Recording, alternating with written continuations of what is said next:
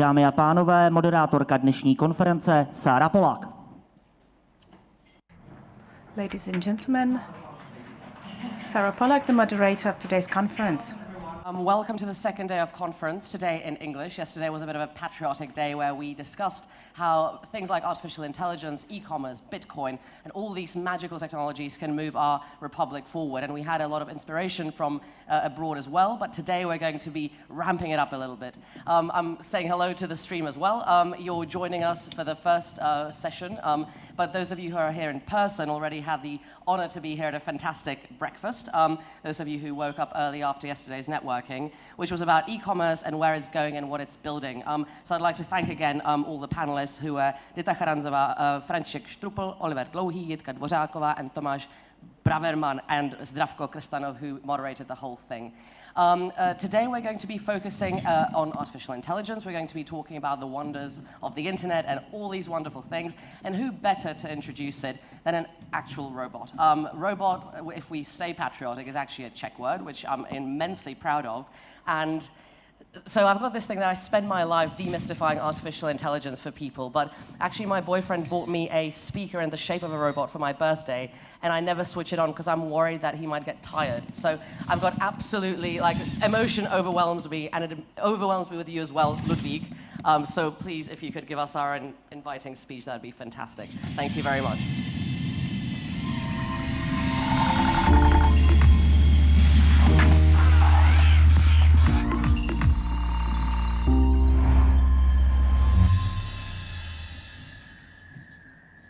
Good morning, everyone. Welcome to the second day of our conference, Digital Czech Republic. My name is Ludvík, and I am a 37,000-piece robot who is going to provide you with a bit of information about today's conference and its importance. If you wonder why I am able to be here and speak to you, well, the answer is easy. The Czech Republic has achieved great development in digitalization and robotics by creating such a cool robot like me. I am pretty sure Karel Čapek would be amazed to see this. Nonetheless, before I begin, I would like to kindly ask you, if anyone accidentally steps on a dice of Lego, you probably know where to return it. I would not want to interrupt the conference with the arrival of the ambulance. Haha. As all of you know, digitalization is one of many aspects that are being deeply discussed in today's world, whereas it provides an incredible advantage of handling things better, faster, and more efficiently. Digitalization serves as a creation of value-producing opportunities, and it can be argued that digital technology changed people's lives. Nowadays, the main focus in the Czech Republic, as well as other European countries, is on technology, infrastructure, and data management. Did you know that Scandinavian nations are ranked the highest according to their adaptability to digital technology and its implementation? I am so glad that we can welcome representatives of these nations, and I am excited to learn from them, as well as from other valued guests. The Digital Czech Republic is being held for the 7th time, which means that previous years have been very successful. Thanks to me being here today, you can see how Czech digitalization is constantly improving and developing. Perhaps one day, I will be able to share with you my own thoughts instead of what I was programmed to say by the Institute's geeks. Haha. Now, today's program will include many exciting topics. We're gonna start with democracy and digital society. It is apparent that liberal democracy has not had the best of years recently, as Western governments have increasingly become targets of cyber and hybrid attacks. The tragic situation in Ukraine and associated cyber threats from Russian hackers are just one example. Another panel will discuss the digital age of education, or, should I say, age of COVID? Not too many areas have experienced such a revolution since the outbreak of the pandemic as education did. And with that, of course, comes eHEALTH, which has also been undergoing a fundamental transformation in recent years. Let me conclude by saying that it is incredible to see that so many distinguished guests from different career fields, countries, public and private sector, politics and academia have gathered here today to discuss these important topics. I wish you a successful conference, and if you'd like to do some networking, find me at the bar. Thank you very much.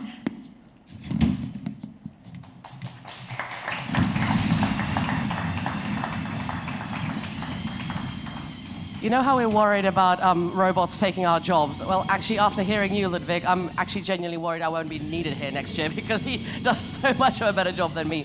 That was Ludvík from the Faculty of Electrical Engineering from the Czech Technical University. They're also the academic partner of today. And while we're talking about partners, I'd also really like to thank again Google and Microsoft who made this entire thing possible. And thank you again, Ludvík. He might wink at you occasionally, so keep your eyes on him.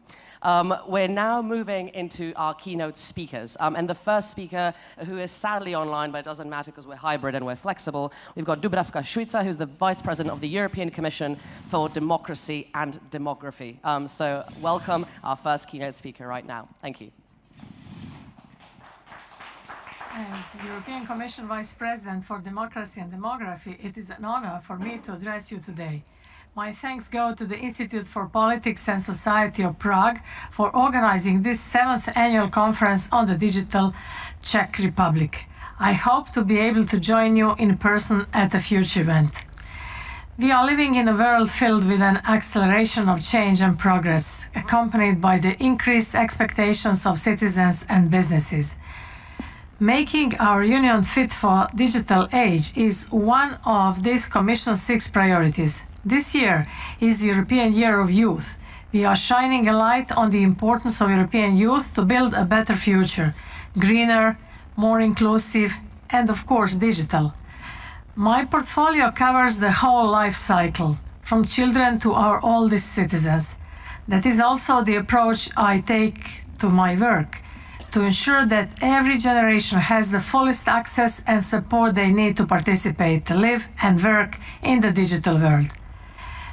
Digitalization represents a crucial opportunity for Czechia, and I commend you on your ambition to be an EU innovation leader by 2030. In particular, in areas such as cybersecurity, artificial intelligence, online platforms, and e-commerce. Continued support for the digitalization of SMEs and the uptake of advanced technologies will boost the digital transformation and the resilience of the EU economy post-COVID-19. In particular, attention should be paid to startup ecosystems, SMEs, and businesses in disadvantaged regions, and especially to female digital entrepreneurs. The digital transformation requires substantially improving cybersecurity. Digital technologies boost productivity and innovation across all sectors of the economy, making our lives easier in everything we do. The COVID-19 crisis has accelerated the European Union's digital transition. We must seize the opportunity resulting from this transition. We have seen how SMEs, restaurants, shops, and all types of businesses started using online tools to continue their business despite lockdowns across all member states. The digital revolution has brought not only new opportunities for our democracies, but also new challenges. More people are getting their information and engaging in the democratic process online. We need to address risks affecting democracy and electoral processes. New technologies should be tools for emancipation, not for manipulation. This is increasingly important given that today the expectations of citizens is to participate in democracy beyond elections, powered, fueled, and enabled by digital tools. We must ensure that the conversation in digital space is respectful and safe. Building an ecosystem of democratic engagement with citizens which is fit for the future is what we in the European Commission work on every day. Today we do it in the context of the largest ever exercise in deliberative democracy, the Conference on the Future of Europe. We have provided citizens across all generations with an inclusive, safe and transparent public space to engage with their democracy. To reach every citizen, from the mountains to the islands, we use a multilingual digital platform. It enabled everyone to access up-to-date information on the conference. Right across the European Union, citizens were following working groups and plenaries live. This was particularly necessary at the beginning of the pandemic, and the citizens stuck with us in this digital environment.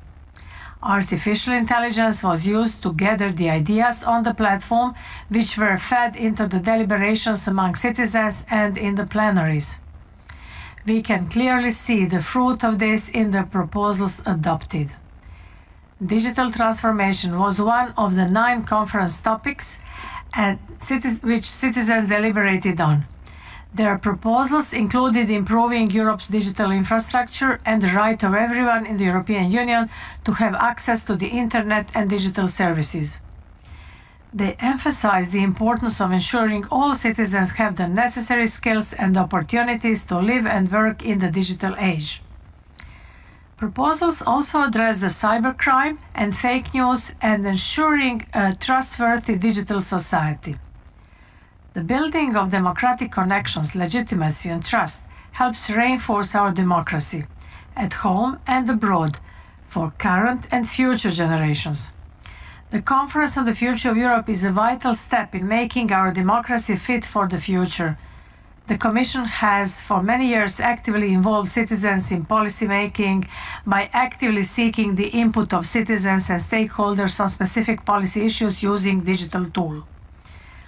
We welcome digital collaboration tools and their potential for increased engagement with citizens that were not possible even a couple of years ago.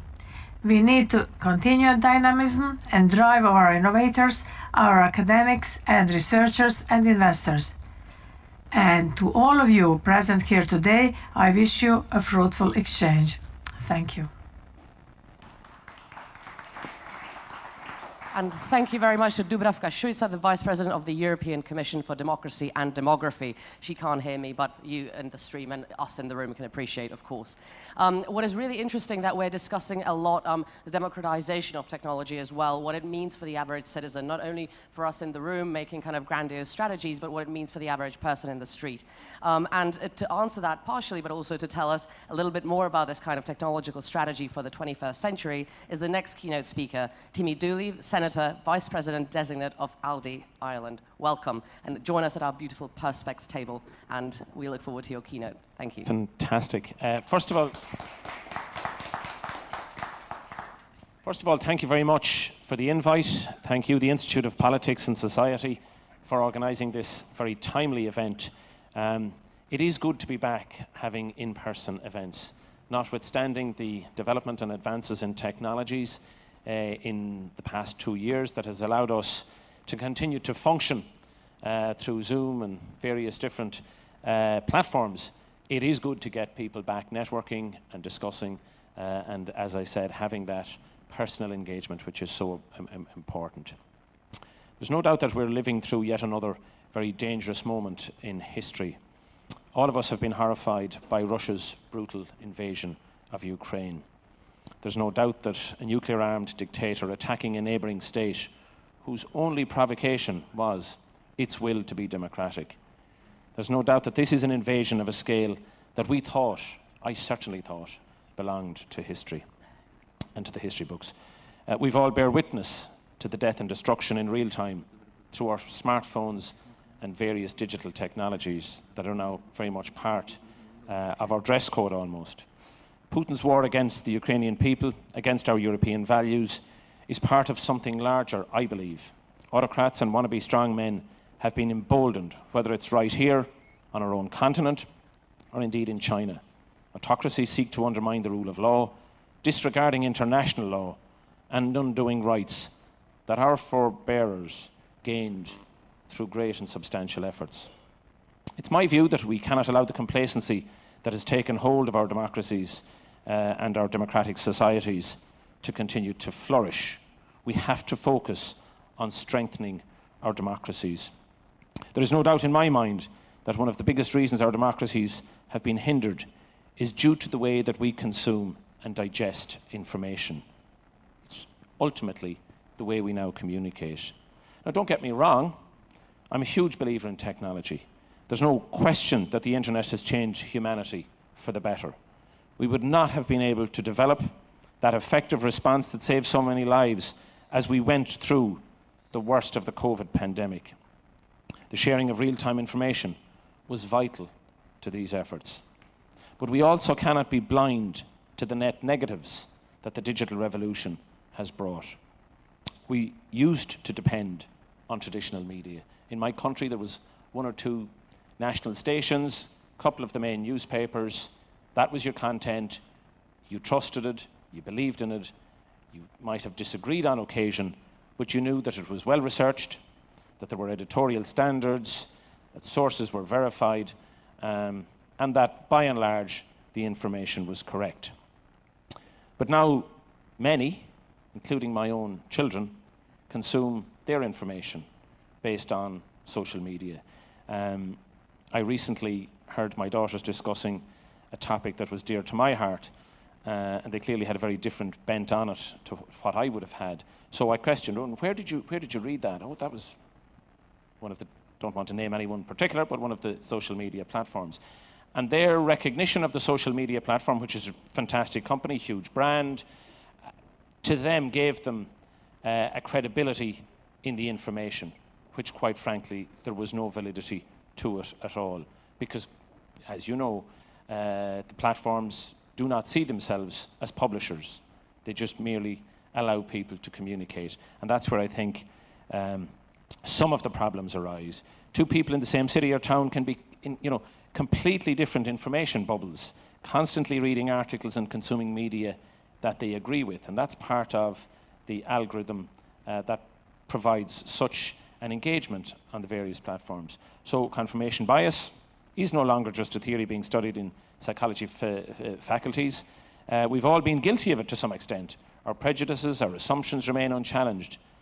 They're really only strengthened. So it's true, we cannot blame all of our society's ills on Facebook or Twitter or any of the other platforms that exist or are emerging.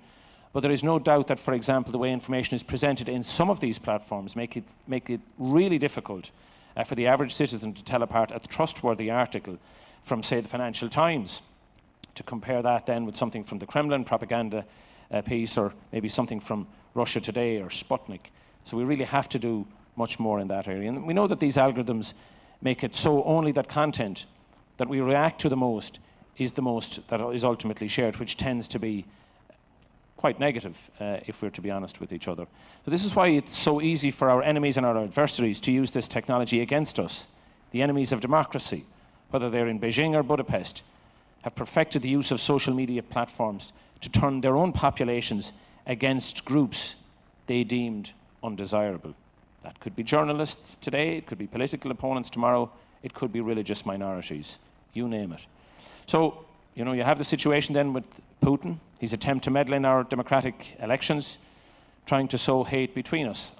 I know all about it, coming as I do from Ireland, and I watched in horror the way in which the Brexit campaign was manipulated on social media.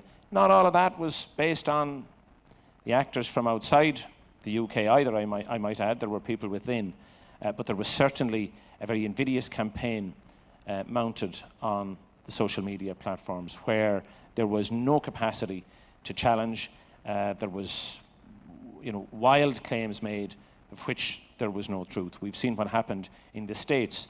I was listening to my national radio station this morning over the internet as I was having my breakfast, and there was a report in one of our national papers about Russia involving itself in the Eurovision through some hacking in an attempt to undermine a Ukrainian contestant. So this is an ongoing war, an ongoing undermining of our democratic institutions, of our principles and our democratic values, and it's being done in a really invidious way.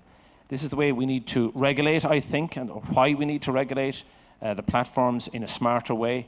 It's not about rolling back, it's about managing better as we move forward. And look, we cannot count on Elon Musk to take care of everything. So I think we've got to do it from a governmental perspective. I know the Digital Services Act, which my friend Dita Shevardnadze, who's a Czech MEP and I think has participated in a session earlier today, has done incredible work on this. It's a great step forward, and I think it will force, not about forcing, it's about encouraging the tech giants, some of which have revenues that are larger than some of countries like Ireland's GDP, to conduct regular assessments of systemic risks such as disinformation and deceptive content. So we've got to work with the tech companies to ensure that they continue to innovate, they continue to grow, they continue to challenge all of us, but at the same time ensuring that the protections are there so that our democracy is not undermined in the way that there's certainly the potential for, and as I have flagged some examples of. You know, there's no turning back from this. Technology is moving ahead and we've got to work with it. So, but it's up to us, for those of us who are in government, up to those in private citizens and indeed the tech industry, and up to those who are not, to make social media platforms a better reflection of the values that we hold so dear.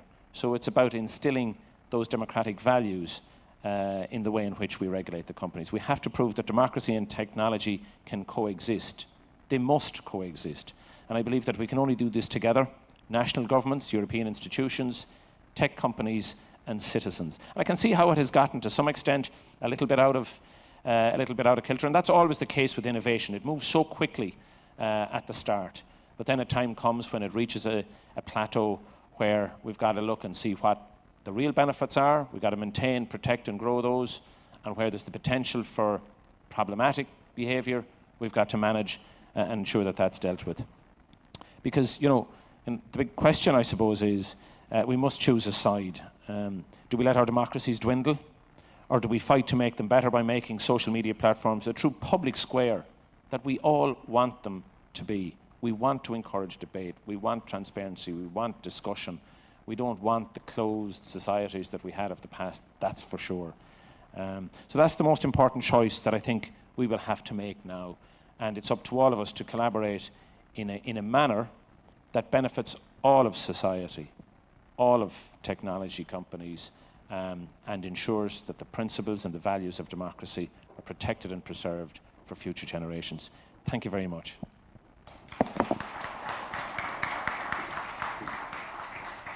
Thank you very much, Timmy Dooley. There's a lot of interesting things popping up about freedom, the freedom of speech, democracy, technology, and I think actually the debate crystallized really nicely when Elon Musk recently decided to buy Twitter, and it's something that's being discussed very passionately, and I think that we'll be hearing a lot more about that topic during the course of today.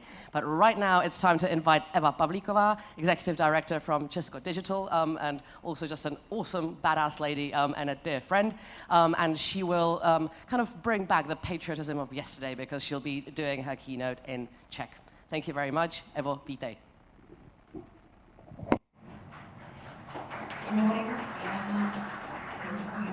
And I hope you enjoy our Czech language.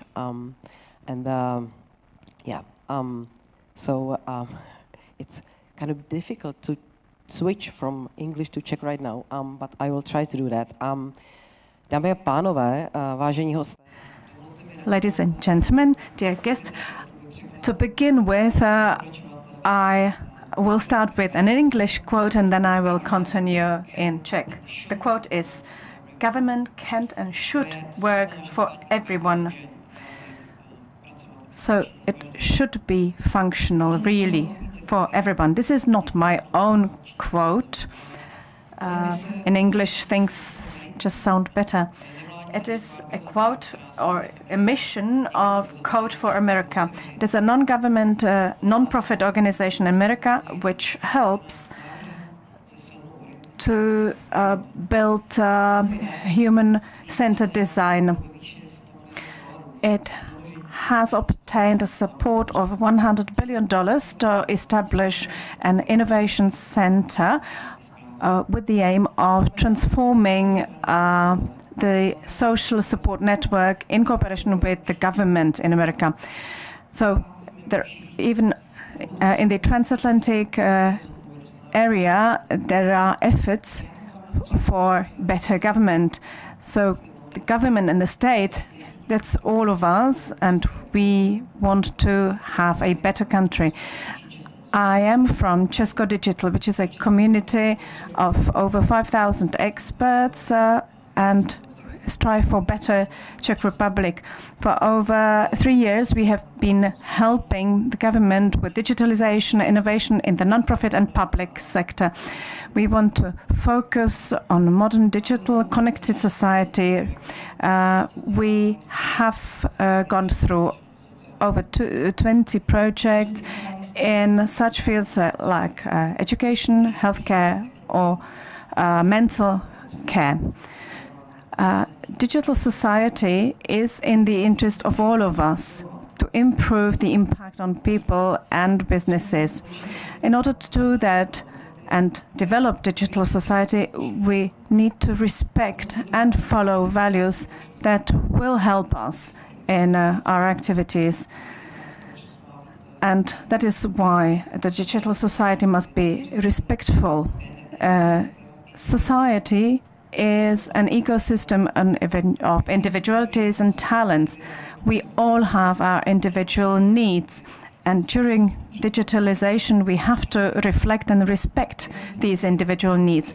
Individuals, businesses and organizations have different backgrounds and experiences, and their various needs must be respected.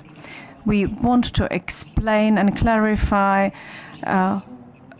the benefits of the digital society, but we have to be ready also for those who do not wish to be that much engaged in the digital society. We also have to reflect the risks of the digital society.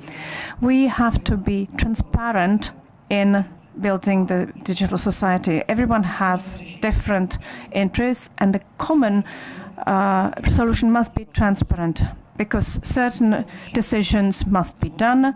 We must be able to retrospectively review the decisions. Each digital society has its risks, and formulating these risks is crucial in order to reflect the needs of all. Building a digital society must be participative. We build the digital society for the people and must be done with the people. This will ensure its value, and it will enhance the trust in the digital society and the state. Digital society must be inclusive, to simply include and involve everyone. Just remember those dozens of thousands of children that have no access to education during the pandemic because they had no computer or internet access. This was compensated to a certain extent by donations from private and non-profit sources, but this will have to be obviously renewed because the needs are developing, and primarily digital society must be about people. Digital society is not only about technologies, but it's about the world that we want to build, how we want to communicate, what we want to establish and build, and what we want to achieve. Technologies can be helpful, and we should not be helping the technology, but vice versa. And if we want to really contribute to a systemic change of the country on its path to a digital society, we need a cross-sectional cooperation, collaboration, regular communication, and therefore I wish us all patience, energy on the path to health and solid democratic society. Thank you. Thank you very much. Speakers were Dubravka, Šuica, Timmy, Dooley, and Pavlíková. It is now time to move swiftly into our first panel, which is Democracy and Digital Society 2.0.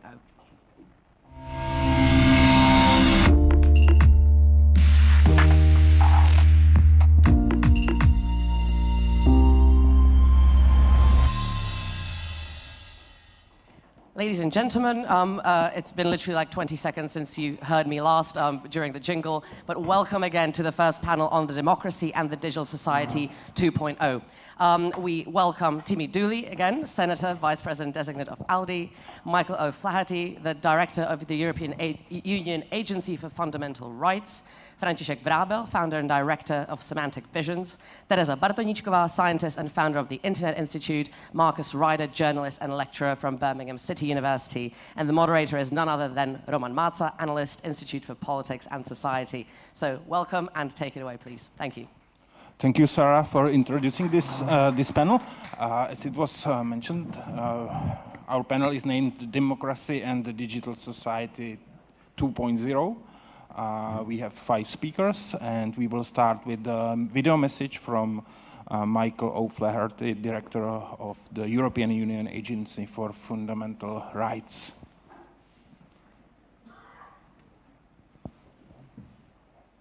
Hello. Thank you so much for inviting me to participate in this conference. I'm sorry that it could only be by means of this video.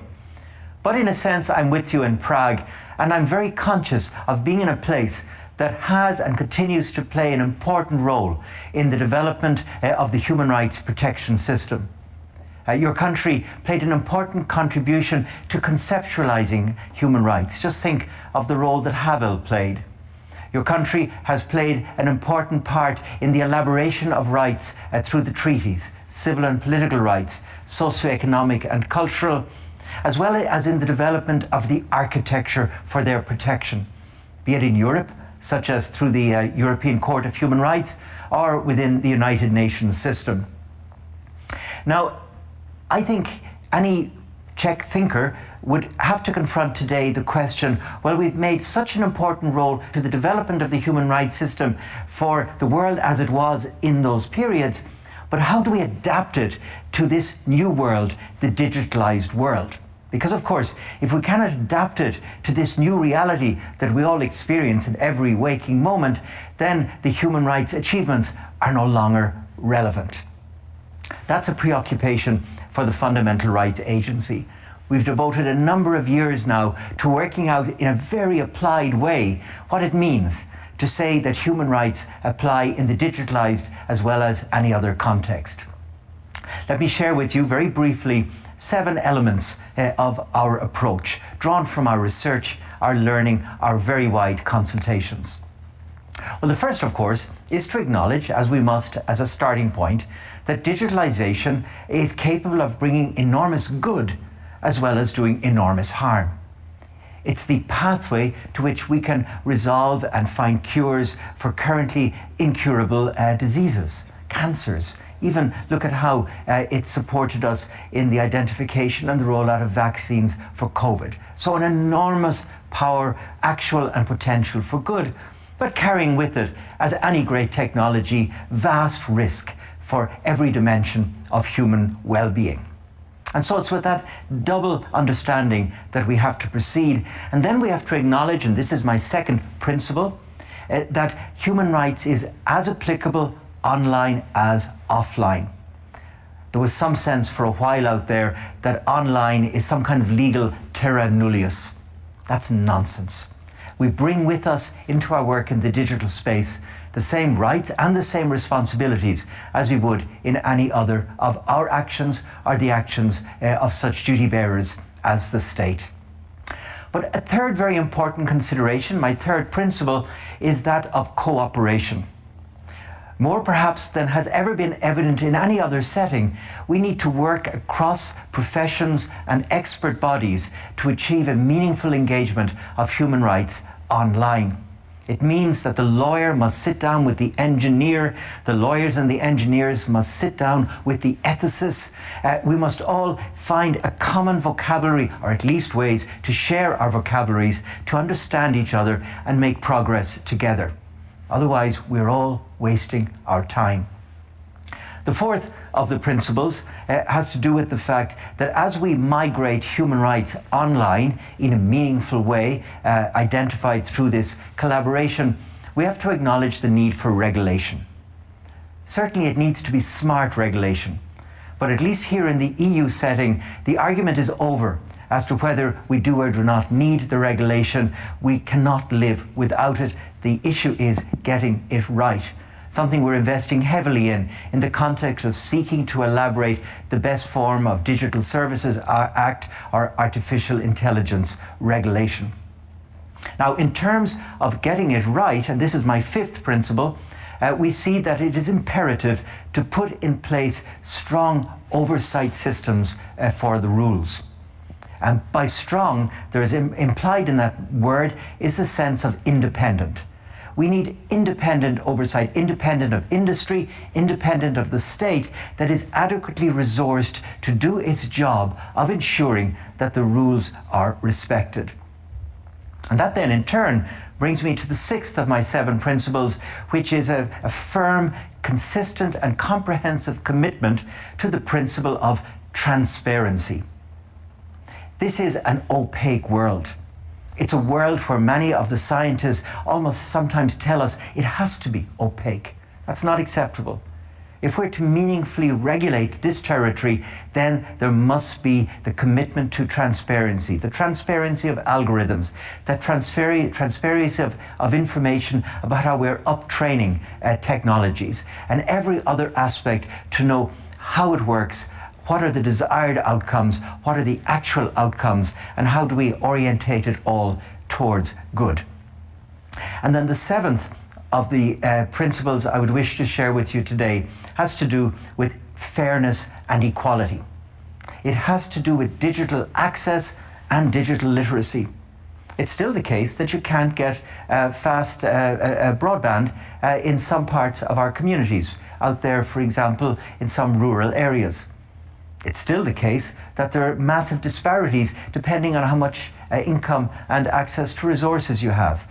Think of those Roma children sent home to distance learn during COVID, who went back home to inadequate accommodation where there was, never mind not a computer, there was no internet signal. And then, of course, there's the issue of literacy, making sure that everybody in our community is sufficiently upskilled to use this transformative technology. So there are my 7 principles. And let me just conclude with one particular issue that's keeping me awake at night right now. And that is disinformation.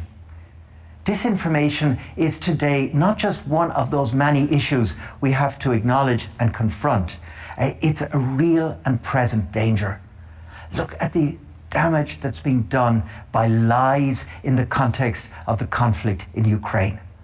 Look at the extent to which false narratives have been planted in people's minds, getting in the way of naming this war for what it is and in identifying the abuses for what they are. And so I'd really encourage you at this conference, dig deep on the issue of disinformation and how we address it from the diversity of our backgrounds and our skill sets. We need it right now. And dear friends, as you confront disinformation and all the other dimensions of the interplay of digitalization and democracy, you can count on the Fundamental Rights Agency. We remain strongly committed and invested to working in this area through our research, our analysis, our development of practical tools. We want to partner with you to build the future of which we, and indeed people like Havel, could be proud. Thank you. So this was Michael O'Flaherty, Director of the European Union Agency for Fundamental Rights. I would like to also inform you about the possibility, so you can ask our speakers through Slido. We have Slido, so write your questions, and I think you will be more than happy to answer all your questions. But now we will stay in Ireland, and I would like to ask you, Mr. Dooley,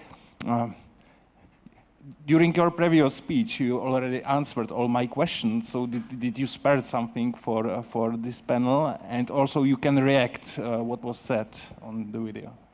Yeah, thanks very much. And listening to Michael, it almost like as if we had compared notes in advance. We hadn't. We have yet to meet. But anyway, so just maybe pick up on the point that he made about the importance of transparency. And I know what he was talking about, the transparency in terms of the algorithms, the transparency in the way in which the companies operate. But I want to take transparency in a somewhat a different direction and look at it in terms of the importance of transparency to democracy, and looking then at media generally, and looking at, as I referred to earlier, but if we're to have a functioning democracy, then you have to have a media that's capable of holding the political leaders, the institutions, and the big tech companies, or the big food companies, or any large company.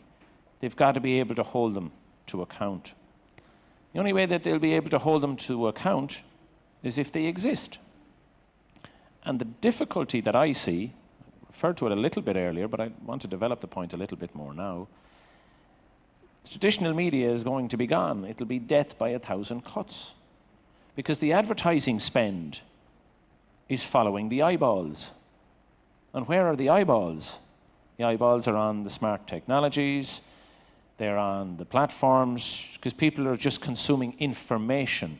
It's not necessarily, and I referred to this earlier, it isn't curated, it's not researched, it can't be validated, but it's information.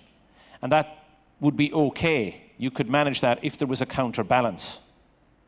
But the counterbalance is evaporating because, quite frankly, traditional media based in relatively small countries, even with large populations, are not able to survive. They're not getting the copy sales anymore because people aren't buying the traditional media in the way that they did in the newspaper stands or whatever. The traditional media companies have grappled with, and I think it's accepted, pretty much failed to develop a new presence on the platforms.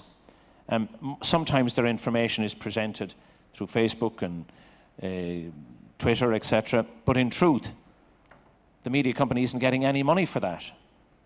They're not getting their advertising revenues anymore. So the real threat is, in my view, the failure of the traditional media to find a business model that allows them to continue to invest in their biggest resource, and their biggest resource is quality journalism. Like, if one of your kids now talked about journalism as a profession, as a career, who amongst us would encourage them to continue? Great from the important work that it is, but would you be able to feed yourself? Would you be able to educate your kids as a journalist of the future? Yes, perhaps for some of the large international 3 or 4 really bigs, if it's the New York Times or the Washington Post, they've got a worldwide audience, that's a go-to.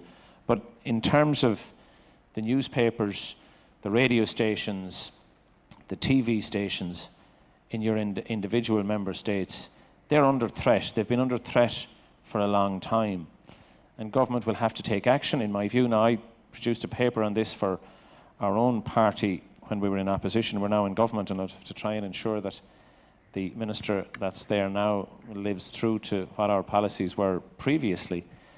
But it was about putting a levy on the advertising spend into the large behemoth digital platforms and using that money to support traditional journalism, assisting them with that transition from their more traditional methods of producing information and trying to capture an audience in a digital environment.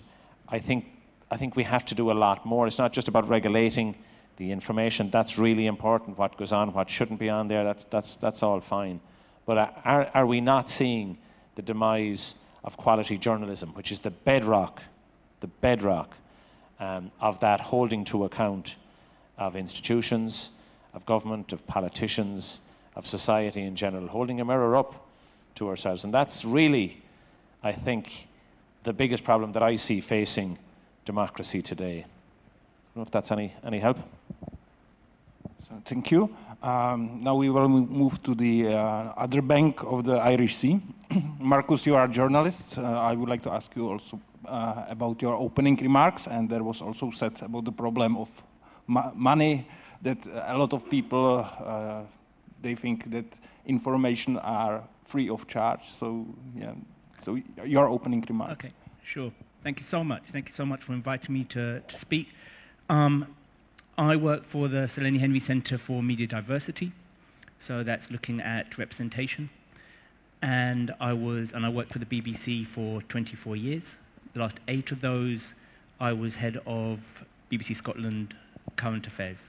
So I looked after all the documentaries which were made about during the referendum for Scottish independence. All right. I fully recognise, being in Europe, that for many people on mainland Europe, that diversity and the political rhetoric that surrounds it is often seen as Anglophone, an Anglophone import from the US and the UK, and not directly relevant to the political realities and culture of the rest of Europe. I get that all the time when I come to Europe. Diversity can be seen as a politically correct agenda, you know, trying to get more women, more disabled people, more ethnic minorities, and only relevant in societies obsessed with so-called identity politics. And I'm fully aware that many people on mainland Europe think that the UK and the US are obsessed with identity politics. Therefore, I don't want to use the word diversity today when we talk, all right? And instead, I want to use a different word, democracy. All right, so we've been talking about Elon Musk. Everybody's talking about Elon Musk. So let me do a quick thought experiment. All right? Most people think that the concentration of power and control of one of the most important mediums in one billionaire is wrong. So here's the thought experiment. What if it was 2 people? What if it was 100 people? What about 1,000? Okay, let's go further. What if it was 1 million? Forget it's just Elon Musk. Let's say it's 1 million people that controlled Twitter. Now, what if it's 1 million white men? 1 million white men who live in Russia. 1 million white men who live in China. So it's not just about the number. It is, for fundamental to democracy, it is about the quality and the people who are actually controlling it. Right? So, and this then has a knock-on effect with democracy, but it also has a knock-on effect with regards to the business models. Right? People love, I've been to these conferences all the time, and people love to talk about the supply problem of disinformation. They're always talking about how there are bots in Russia or other parts of Europe which are spreading this disinformation, that quality journalism is a threat, and they talk about the supply problem. If there was a product, and disinformation is a product, there was also a demand problem. Right? Having worked in Scotland, BBC, I work for the BBC. I think BBC is quality journalism. But it was overly representative of a London-centric agenda. And so the Scottish people, more so than the London people, if people know British geography, I'm sure London and Scotland, that's the least most people know anyway, right? Scottish people were the first to turn away from the BBC. We were constantly getting stories about them picking up disinformation. The supply of disinformation was the same in London and in Scotland. But the demand for disinformation, because people feel that they have been let down by what we call quality journalism, and a large part of that is due to the representation of who is working for those quality journalism, led to a demand problem. Right? So, summing up, unless we can address the demand problem for disinformation, right, we can put all the regulations on the supply. Demand wants a product. Just talk to anybody that's tried to regulate drugs. If there's demand for that, we will constantly be getting disinformation. And part, not exclusively, but part of that demand is fueled by the lack of diversity and representation of the people creating the media. So it all comes together. So this is not about, do we have more disabled people? Do we have more black people? Do we have more Asian people working in it? This is a fundamental issue of how do we create better democracy. Thank you, I understand. And I would like to ask Tereza for her opening speech, or opening remarks. Well, hello, thank you. I didn't prepare any because I presumed there would be a lot of material to react on, and I was right. So I would just like to address both of those speeches in my opening remarks, if I can call it that. Basically, there is a lot of talking about demand problem, supply problem. The principles that we see online today has been here all the history, all our history. They have been here. The only thing that is different now is the amplification of them through technology. So if we would regulate or somehow try to manipulate the demand problem, we would basically try to manipulate human nature. There always was a desire for scandalous news or news that one can relate to. So that's one thing. The other thing with the supply problem, as it was said, is we have human rights. And human rights, they are not online and offline. They just are. We just need to find a way to allow citizens to demand their protection even online. We just don't know how to do that yet, or we didn't figure out the right way to do it yet. Because there is a lot of things that just coincide, go together, you know, like human nature, human rights. And on top of that, we need to realize, and we realize very well, but we need to remind ourselves that the representation of different kind of news, let's say, the representation of objective reality, if we can call it that, it largely depends on the algorithms that fuel private companies. And we cannot, in any way, demand transparency of those algorithms because it's their business secret. We just need to know what we need to protect. And then we can start to lay down boundaries so we can, with those companies, go to that aim that we need to accomplish. So I would like, in my opening remarks, I will close it as that the principles that we deal with today are very, very old. We need to remember multiple principles on top of that, like human rights. We need not to divide them between offline and online human rights. We just need to figure out a way, elegant way, new way, to address them online, because the duty of state is still to protect its citizens. And the democracy is just a tool that we need to use in order to accomplish that. Thank you. Yeah, because a lot of people, they think the online and offline world are completely different worlds. Yeah, but the law is online and offline too. František. Good morning. Thank you for the invitation. I'm the founder and CEO of Semantic Visions. We run an open source intelligence system that collects and analyzes 90% of the world's online news content. And what I'll be telling you today reflects this knowledge or background. Well, I think we should name the problem properly. So the first fundamental problem is that by far the dominant media companies are not regulated by media law or regulation. So this is problem number one. And if we will not solve it, we will just kill media. And in this respect, I would like to mention that or point out that in history, media were considered to protect democracies, and nowadays social media are the biggest threat to democracy. And they are being abused by our adversaries, namely, and by far, mostly, by Russian Federation. So let me come to the second point that I wanted to mention in my open remarks, and that is, in my opinion, the lack of understanding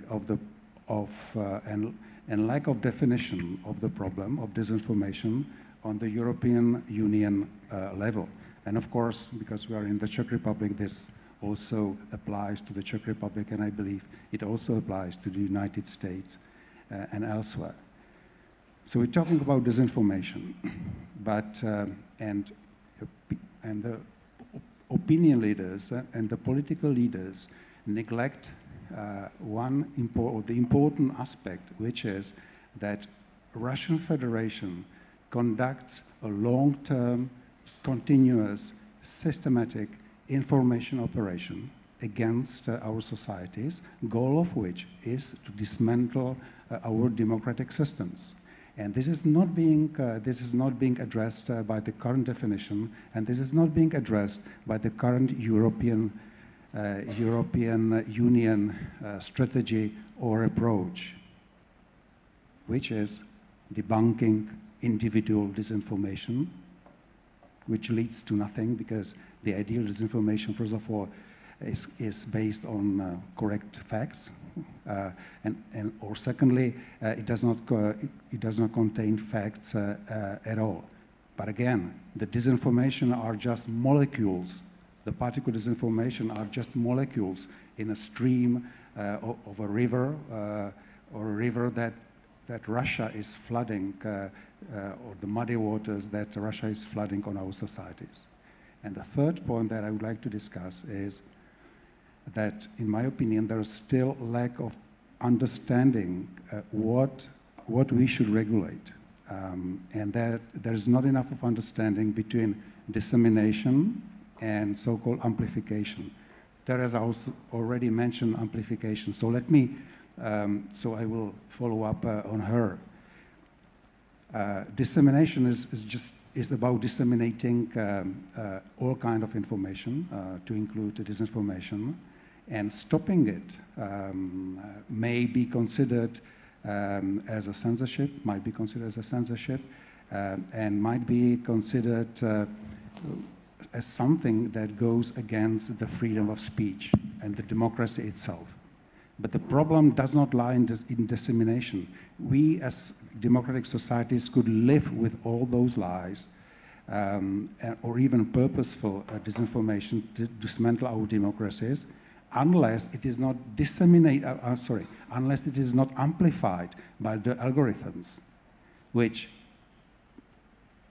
love disinformation, which love the harmful content, which love the content that radicalizes our societies.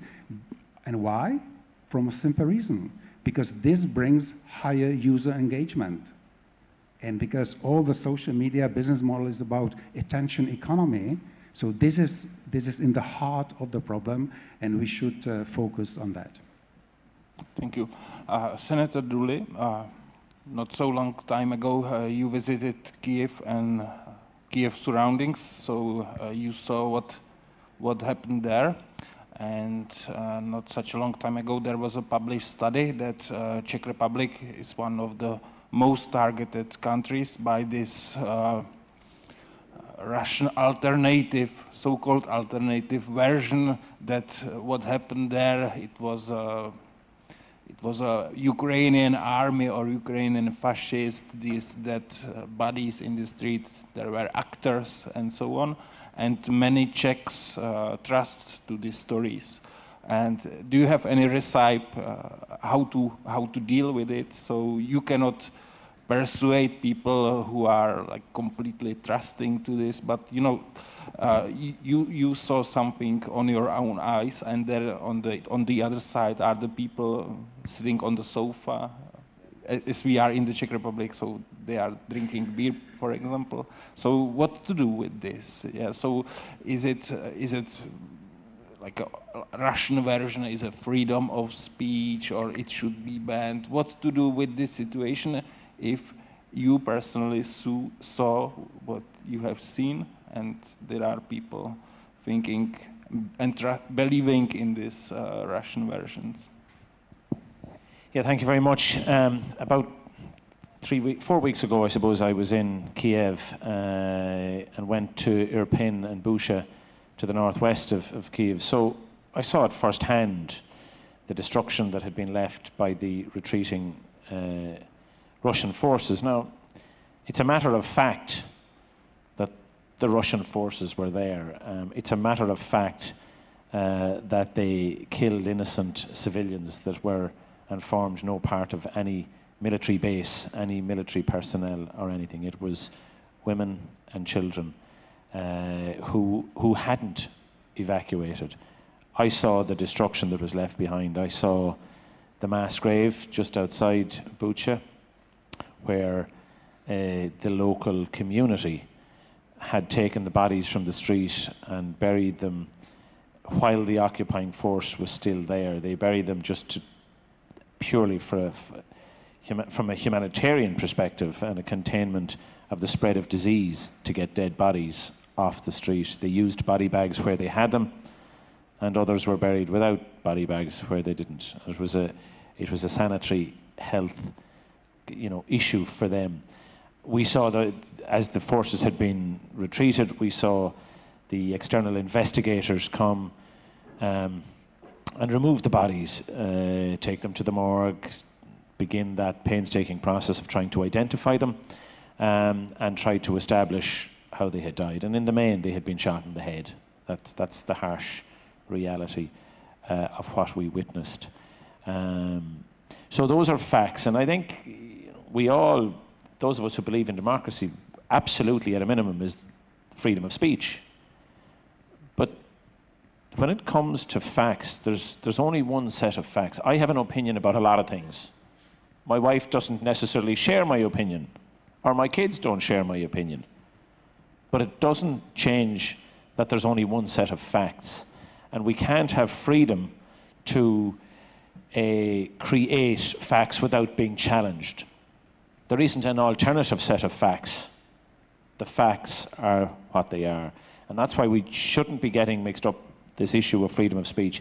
Absolutely, we cannot in any way hinder speech or the freedom of speech. And prior to the internet, plenty of mistruths were shared in our area of the world. It was usually in the pub. It was referred to as pub talk. So people spread disinformation. There has always been a demand for the bad story. Bad news sells to a particular audience. There is always an appetite for something that seems bizarre or weird or is negative towards somebody. That's just how the human mind is programmed. But it doesn't mean that you allow, exactly as the previous speaker said, that you amplify that. It may be there may be a demand for it, and I go back to the point that the previous speaker had made about trying to manage the demand. I'm not so sure that we'll ever be able to take from the human mind the desire to hear something salacious about somebody else, whether it's true or not. That's almost cultural in some respects. But when it's utilized then in a way, when that desire for other information is taken and presented or developed from a mainstream perspective, if you take Russia, where it's seeking to influence an entire country or an entire culture or undermine democracy, well, there's a problem that does need intervention. There are different views and ideas how you might manage that. But in terms of disinformation, absolutely. What happened in Ukraine, what's happening in Ukraine is truthful, it's factual. I'm sure we're not getting all of the truth all of the time. But this is not what has happened in Mariupol or Bucha or Irpin is not or has not been perpetrated by the Ukrainian army on its own people.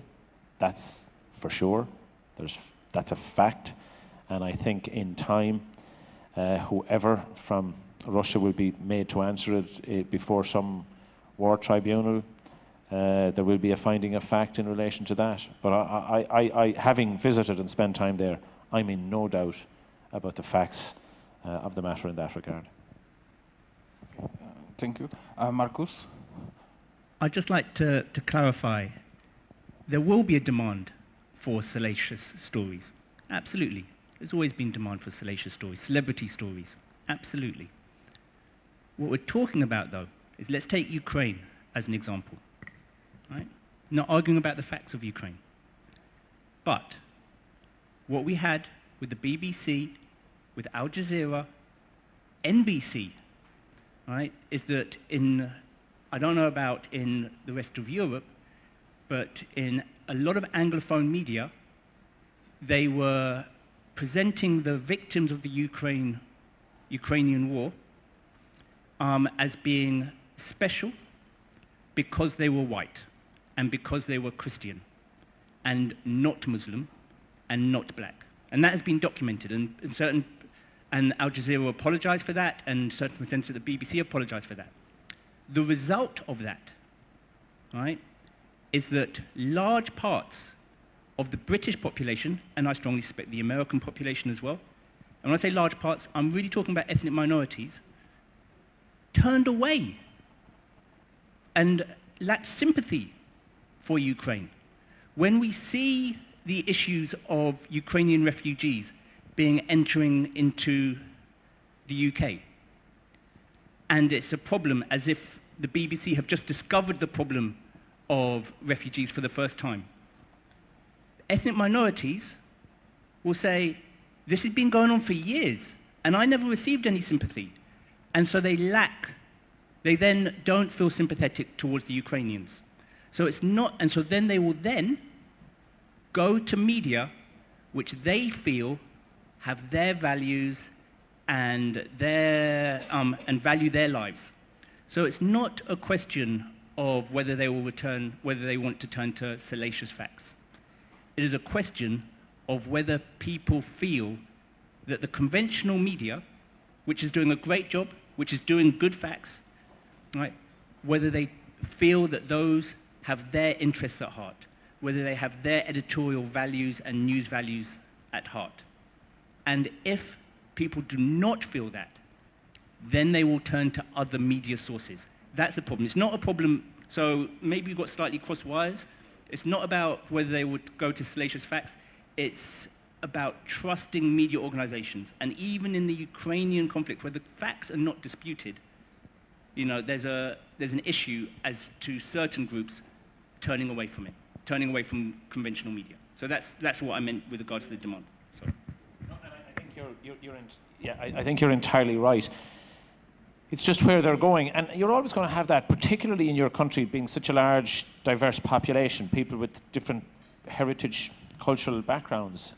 The Irish would have felt like that in the UK at a stage, and they would not necessarily have trusted the BBC on issues that related to the north of Ireland.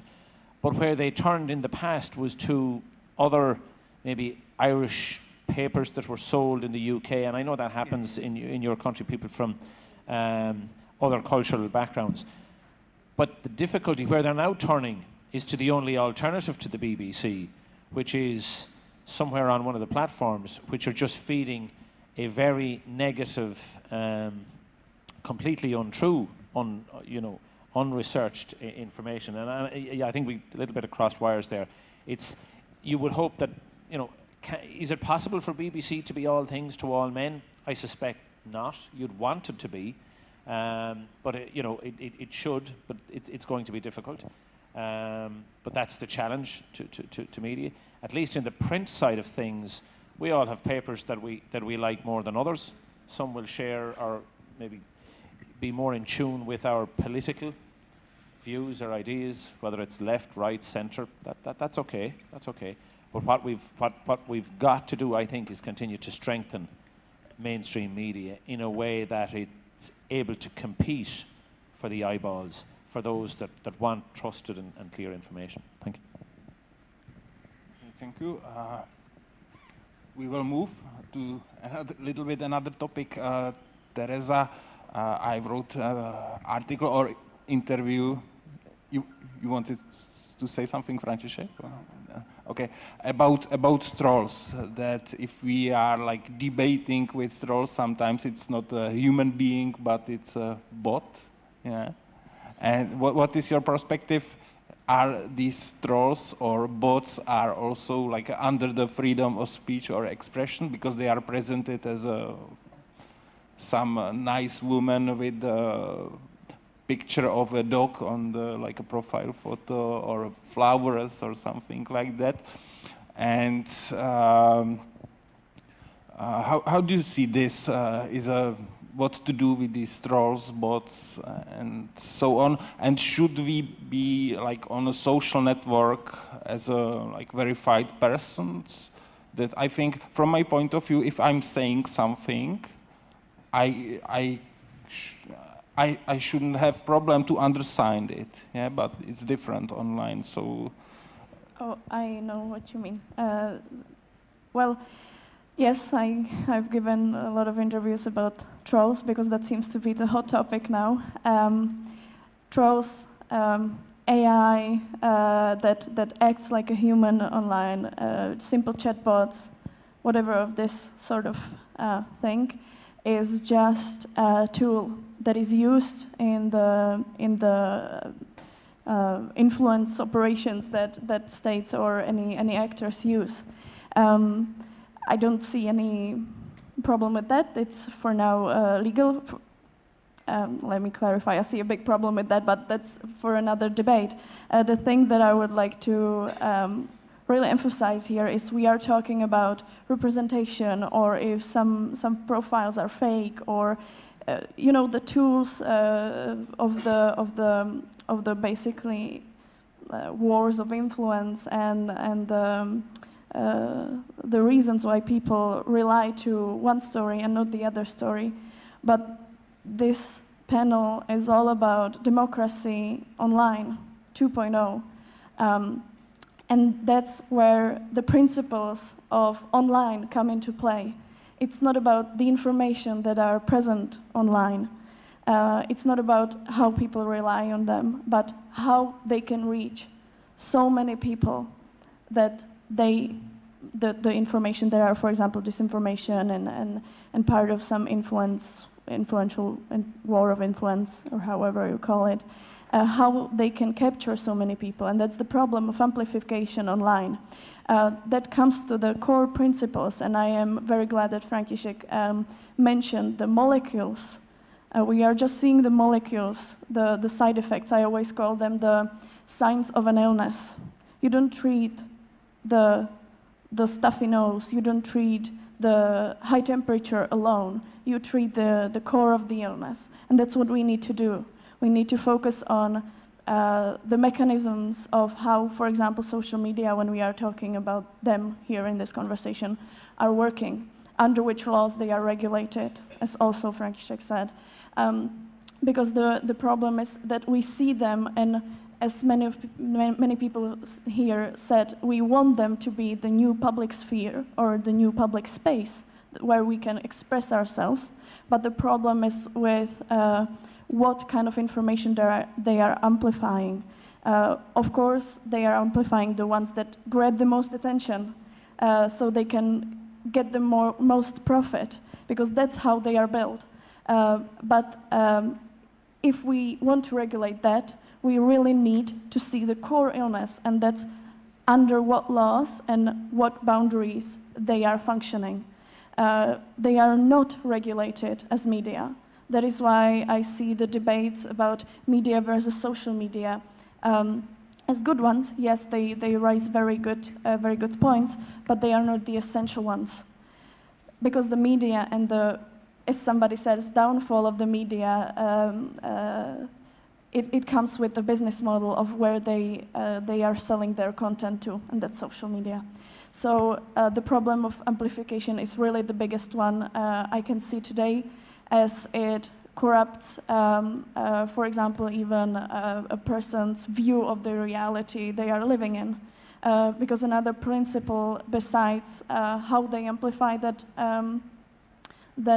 content or how they are sharing stories is the principle of micro-targeting, which is basically really suiting and personalizing this online space on your social media profile to you and you exclusively. There are some other parts that play a role in that, but that's basically the two problems that we need to really focus down on and deal with, debate about before anything else. And František, this contemporary big debate about freedom of speech. Yeah? So if we see some Russia Today or Sputnik and so on, is it a freedom of speech? Because a lot of people are saying that it's only Russian position, it's only Russian opinion. We should compare the information for more sources and to find something between the truth is in the middle. So is it a freedom of speech? Some worker of Sputnik or Russia Today. It's one of the questions in Slido, and also as we saw this banning of Czech so-called alternative pro-Russian websites. So is it also freedom of speech if they are only like forwarding Russian official position? So what? It's one of the questions, as I said, and there is also who and in which way defines what is propaganda, hoax, and fake news, and where is the balance, or where is this border between freedom of speech and what should be banned? So let me focus on the big picture and not to respond to the particulars which block us to see the big picture.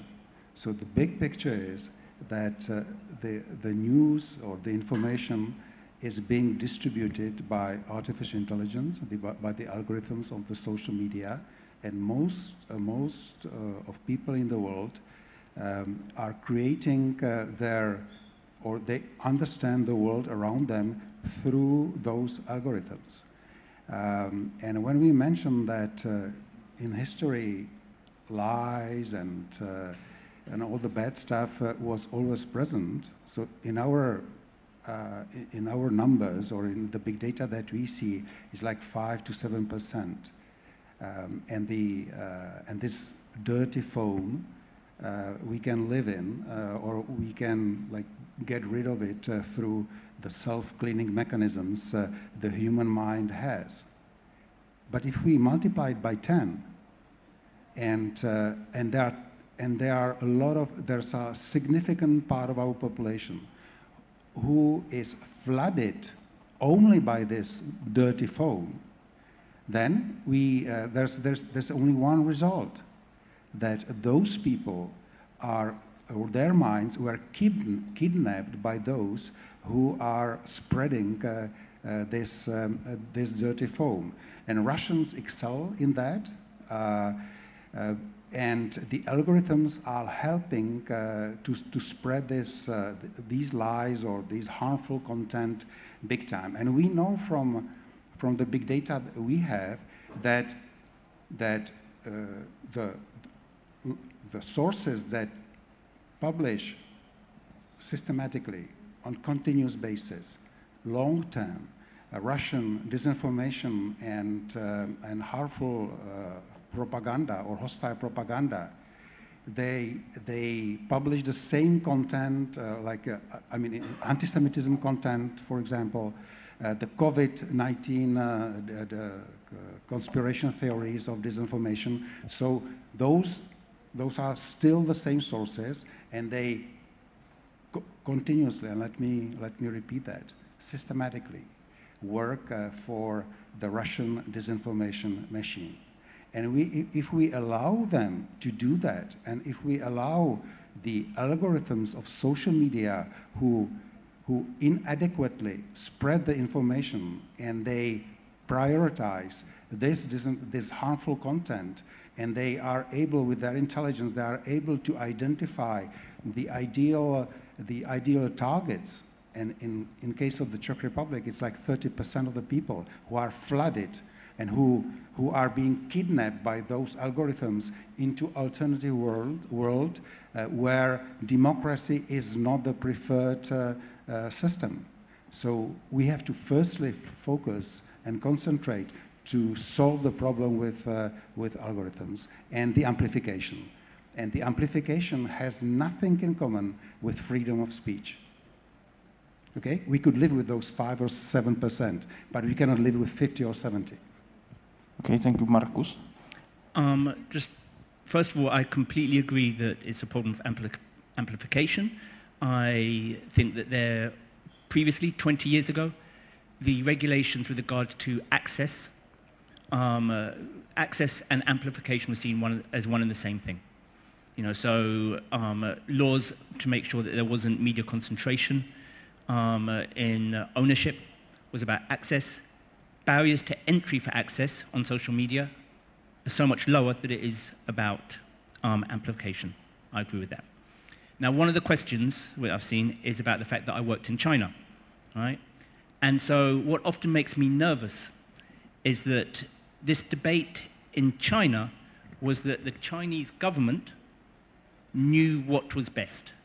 They knew what was best with regards to what should be amplified and what hashtags should be blocked and what hashtags should be downgraded, right? Now, there are two issues with that, right? One, the lack of transparency as to, because some hashtags are going to be promoted, some hashtags are going to be demoted. The lack of transparency is a problem. So I don't have a problem with the principle of promoting or demoting hashtags, right? But the transparency of which ones you promote and which ones you demote is an issue, right? And then the other problem is, and that's linked with the transparency, is when we go beyond deciding what is factual and deciding what is good for society, right? Because then you get yourself very, very quickly into murky water. And so China was not deciding on facts. They were often deciding what is quote unquote good for society. And there is a nervousness that I have, having worked in China, when I hear some people speak in Europe about trying to make sure that we should promote things which are good for society.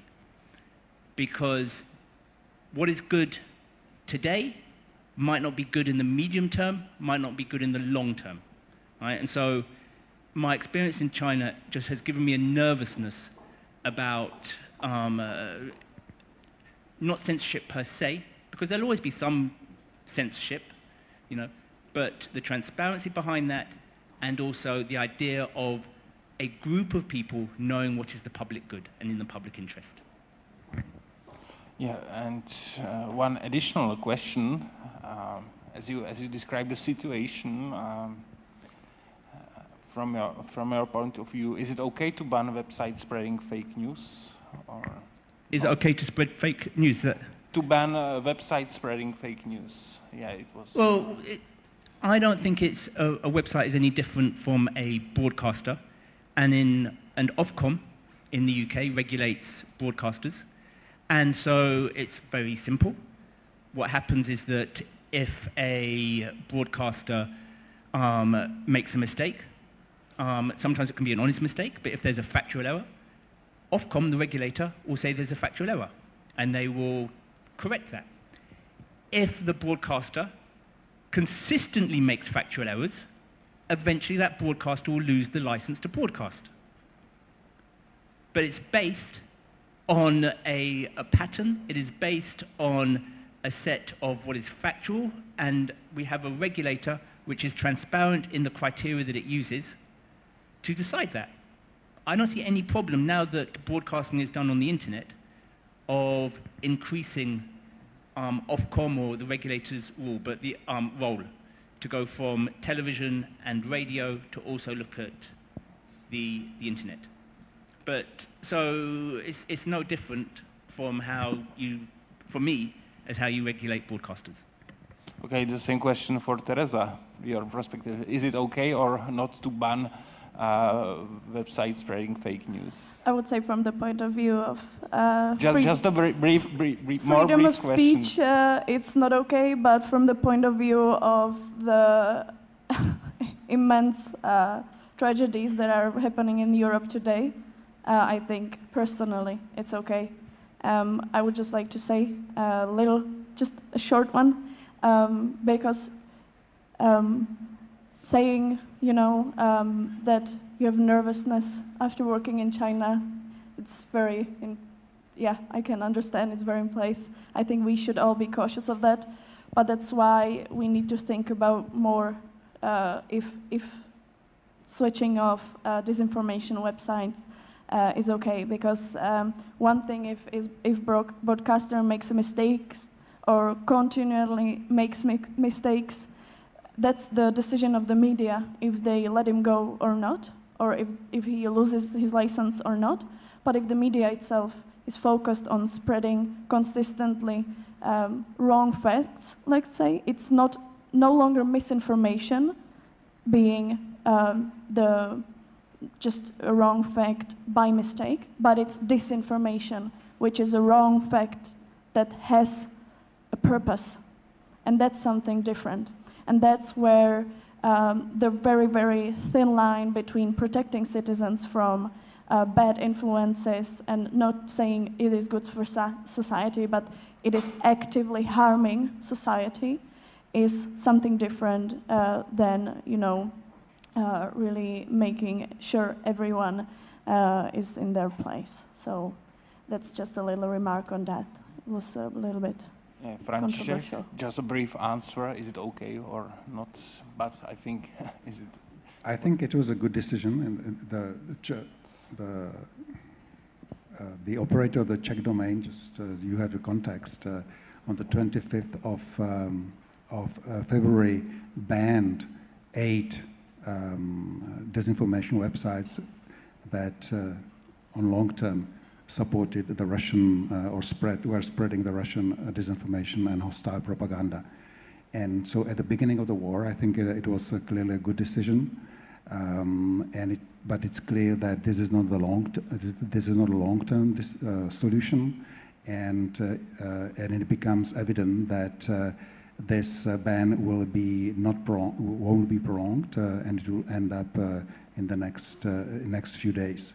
But again, we have to focus on as in military we say, center of gravity, and the center of gravity is the amplification of social media.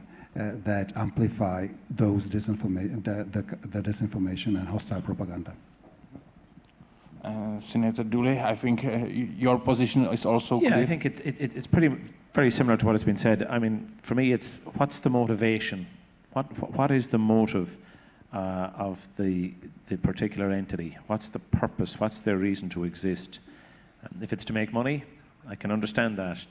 But if it's as an organ of, you know, some other state, if it's a proxy for some other state that seeks to undermine democracy or way of life in a particular country, or targets citizens based on creed, colour or race, then we've got to use all those tools available to us, but you use it sparingly. And I take the point that's very well made about China. We never want to get to a point that we, from a political perspective, that we sit in judgment of how we necessarily think what society can handle at any particular time, or how society should necessarily think that would be a misuse and an overuse of a particular tool.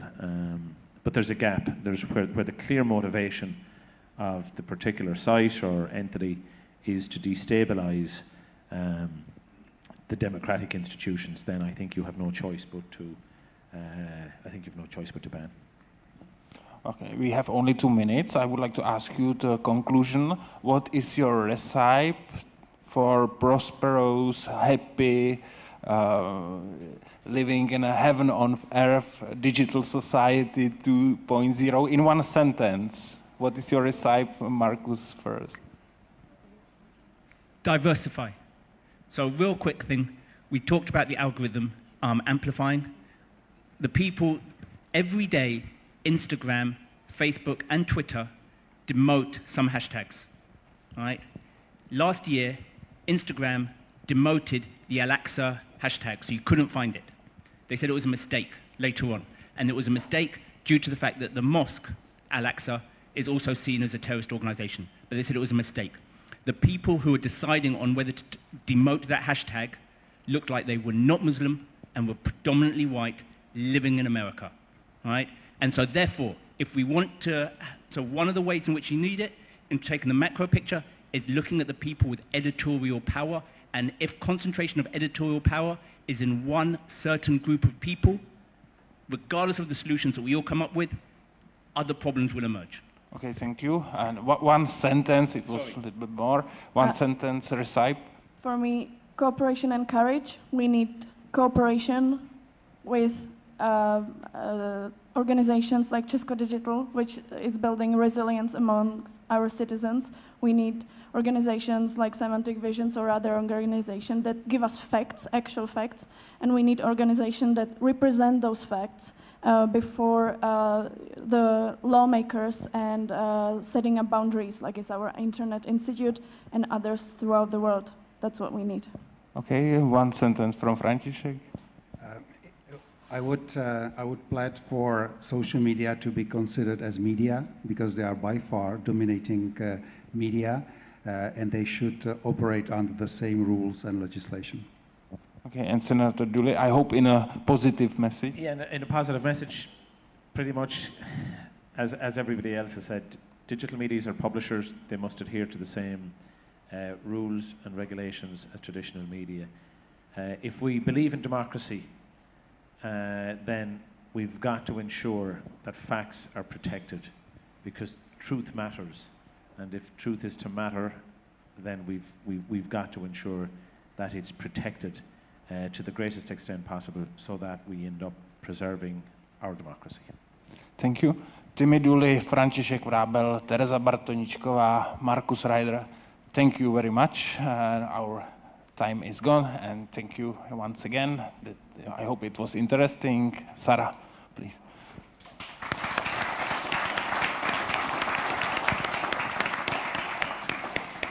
Thank you very much, our panelists, and also thank you to the fantastic moderation from Roman Maca, who's the analyst from the Institute for Politics and Society. And now we're moving swiftly onto the VIP talk.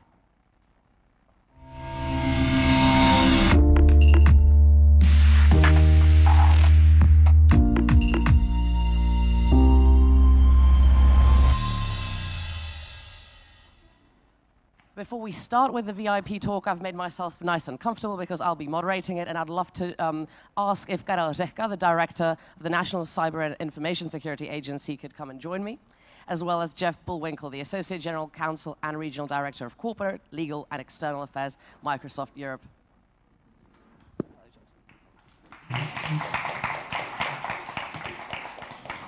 I'd also like to remind you to ask us questions in Slido. You're very welcome to do that, but we've only got 25 minutes, so it'll be a pretty intense VIP talk. And I'd also really like to thank again to our partners, Google and Microsoft, for making this possible. Actually, I think the panel really nicely will kick us off. We discussed a lot about democracy, and actually, as an archaeologist, I can't help myself, because democracy originally was an Athenian principle. Only actually 1 in 4 people are allowed to vote, because unless you're a slave or a foreigner or a woman, you didn't really have the right to have democracy.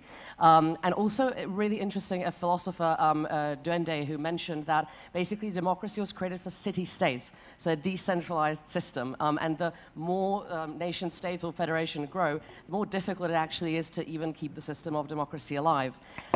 We see or at least like something that I want to research myself as well, that we've spoken about in the last couple of days. We can see technology dramatically changing social structures. There's an erosion of trust between institutions and people.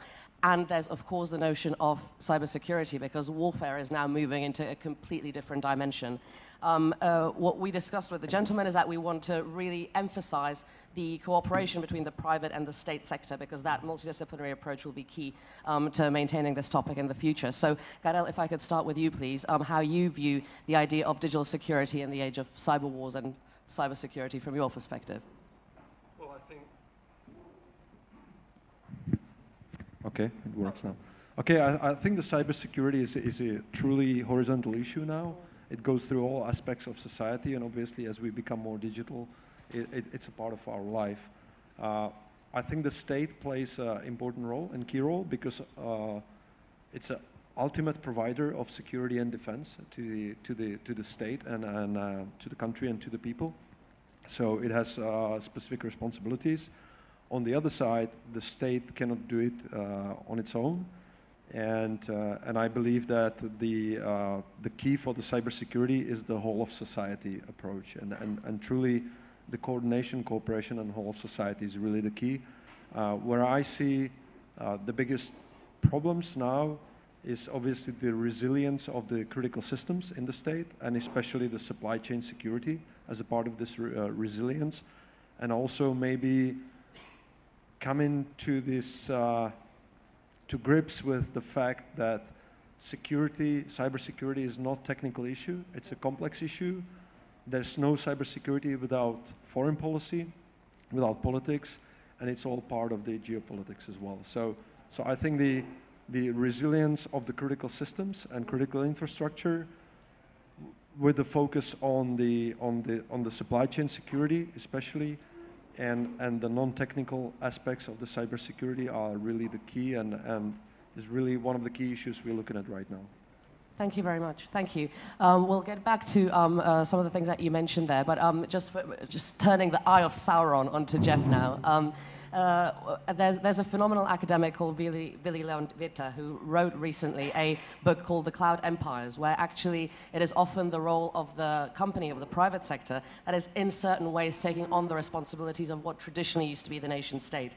That surely has an effect on cybersecurity as well, especially if we consider the rise of services in the cloud, for example. So how do you view it from your perspective, Jeff? Well, thanks, first of all, to the Institute for organizing what I think is a very timely discussion. It's great to be here, and I'd agree entirely with your comments there in terms of the responsibility, really, we have within the technology sector, first and foremost, because after all, we built this stuff that people are using, and so it's incumbent on us as a company, as a sector, to do things that are promoting cybersecurity and data privacy. And so at Microsoft, for instance, as we think about cloud services, everything we do is essentially built on 4 foundational pillars that do relate to the security and privacy of data. One is the notion that effectively data in our servers is not our data. It belongs to our customers. It's their data. There's been some conversation earlier this morning about companies whose business models are based on leveraging data in different ways in advertising. This is not Microsoft's business model, which allows us, I think, to make some choices around data privacy that may be a bit more rigorous. So one is controlling data. The second thing is making sure also that our customers have the ability to identify where their data is being stored. And increasingly, we're finding customers here in Europe want their data to be stored within the European Union. And we have, in fact, done various things and are doing more things to make sure that there is choice to have data stored and processed within the EU. And we have this thing called the EU Data Boundary that is essentially a commitment to do just that. A third thing that we do as a company is around data security, which is investments in encryption. So making sure we have encryption at rest, encryption in transit for data using best-in-breed technologies. And finally, we have a commitment to defend customers' data. And Timmy Dooley was here earlier in Ireland.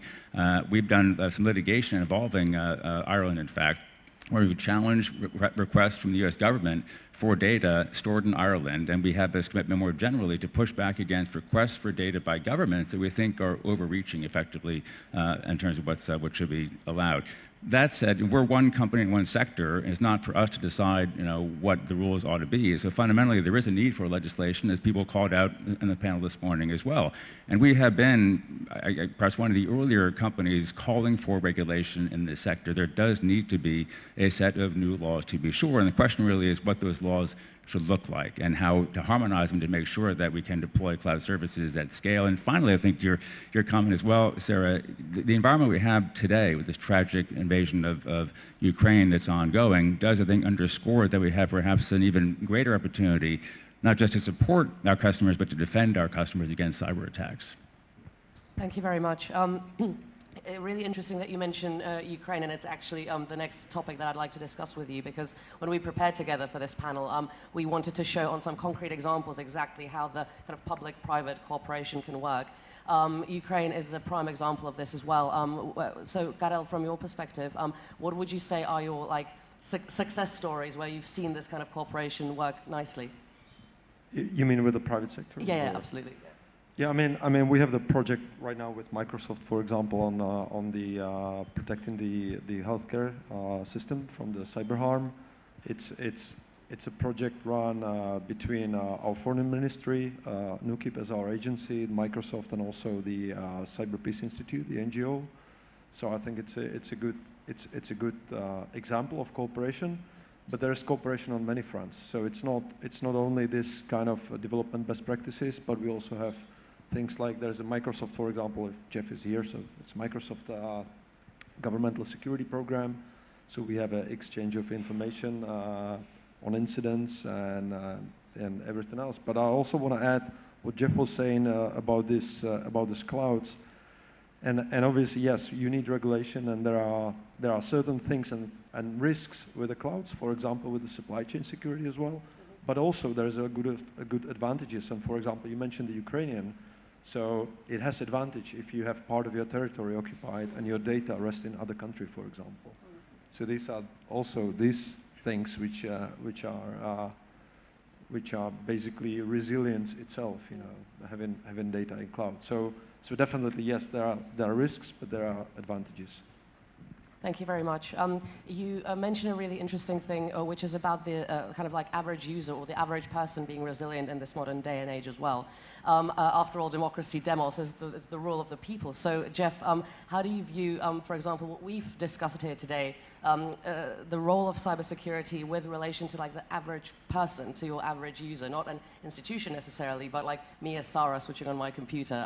Is that something in Microsoft that you concern yourselves with as well, the kind of evangelization and education around these complex issues?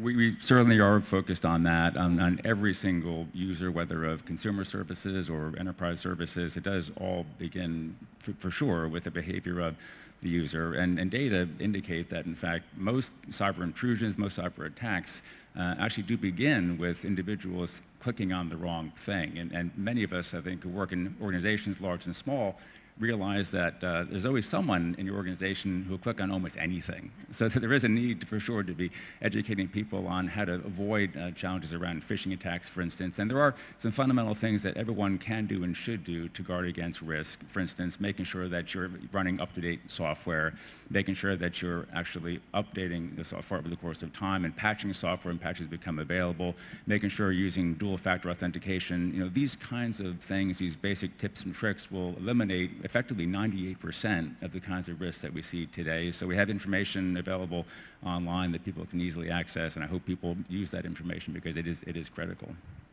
Thank you very much. By the way, I want to remind everyone as well, if you've got some questions, you can ask them on Slido, so please do feel free to pop into the conversation as well. But I've actually got a million questions myself, so I can do the job as well. Karel, you mentioned regulation. We're talking about, when we talk about the cloud empires, these are often institutions that span the entire globe.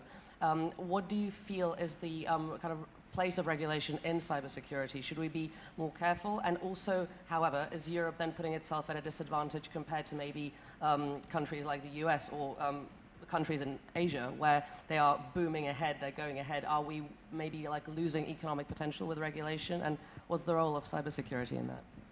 Yeah, I think you need some regulation because you need rules. On the other side,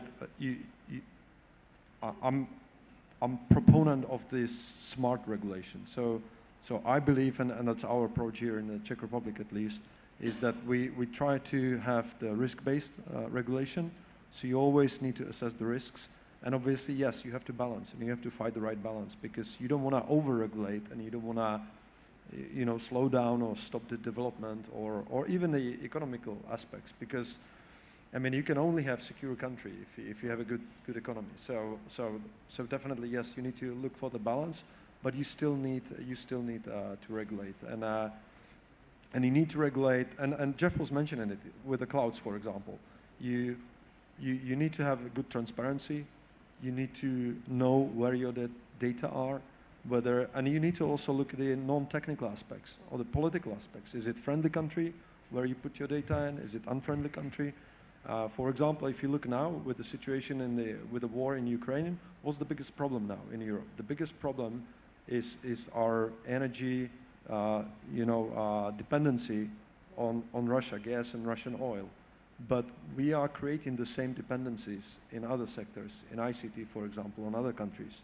So these are all factors you need to kind of you need to regard and you need to take into consideration. But I agree, yes, over-regulation is not good, and I believe we should have risk-based regulation. Thank you very much.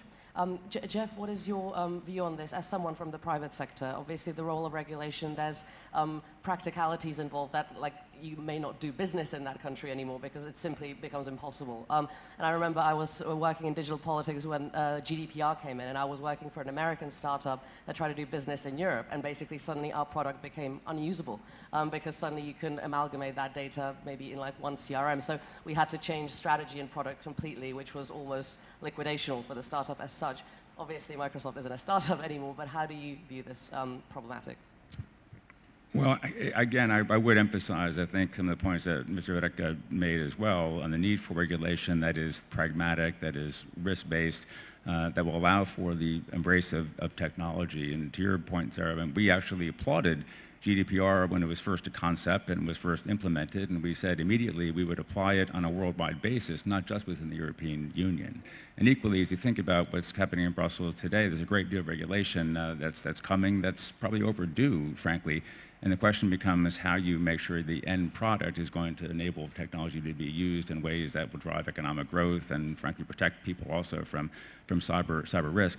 At the risk of embarrassing Mr. Dubravka, I would say that NUKIP, in fact, and the Czech government more broadly have been important leadership voices in playing a very important role within the European Union when it comes to cybersecurity regulations around cloud services more broadly. That's been true for some time. I think it would be even more true, no doubt, when the Czech Republic assumes the presidency at the turn of the half year in July.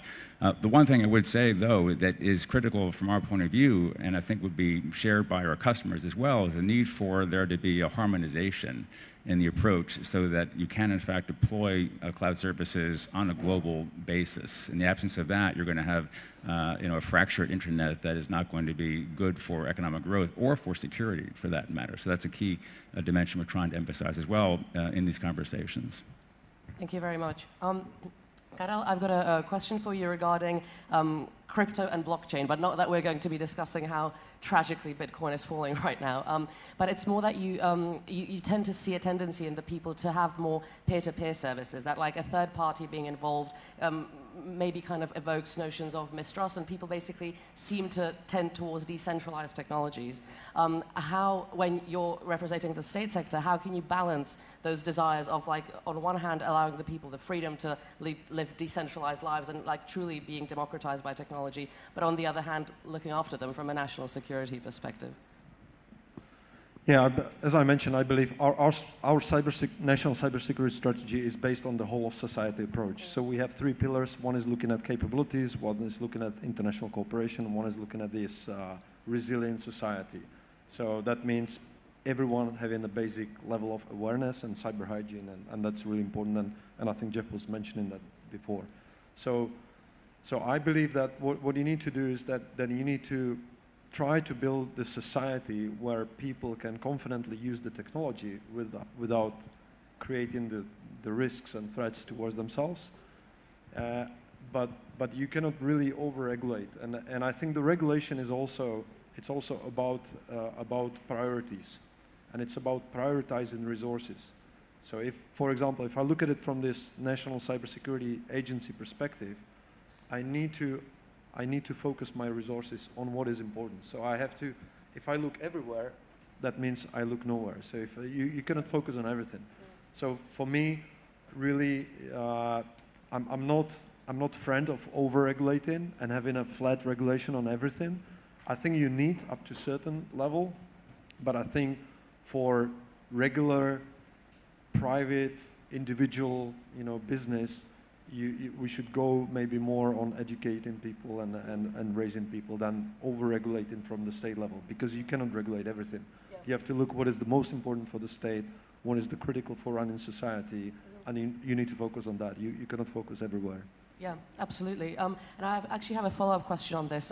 You mentioned in your kind of first answer that cybersecurity is to a certain degree a non-technical thing. What do you mean by that exactly? Because I love that. Well, I mean, it's complex. It is obviously, it is technical ultimately because it's cyberspace and it's technology. But it's not only that. It's also about international law.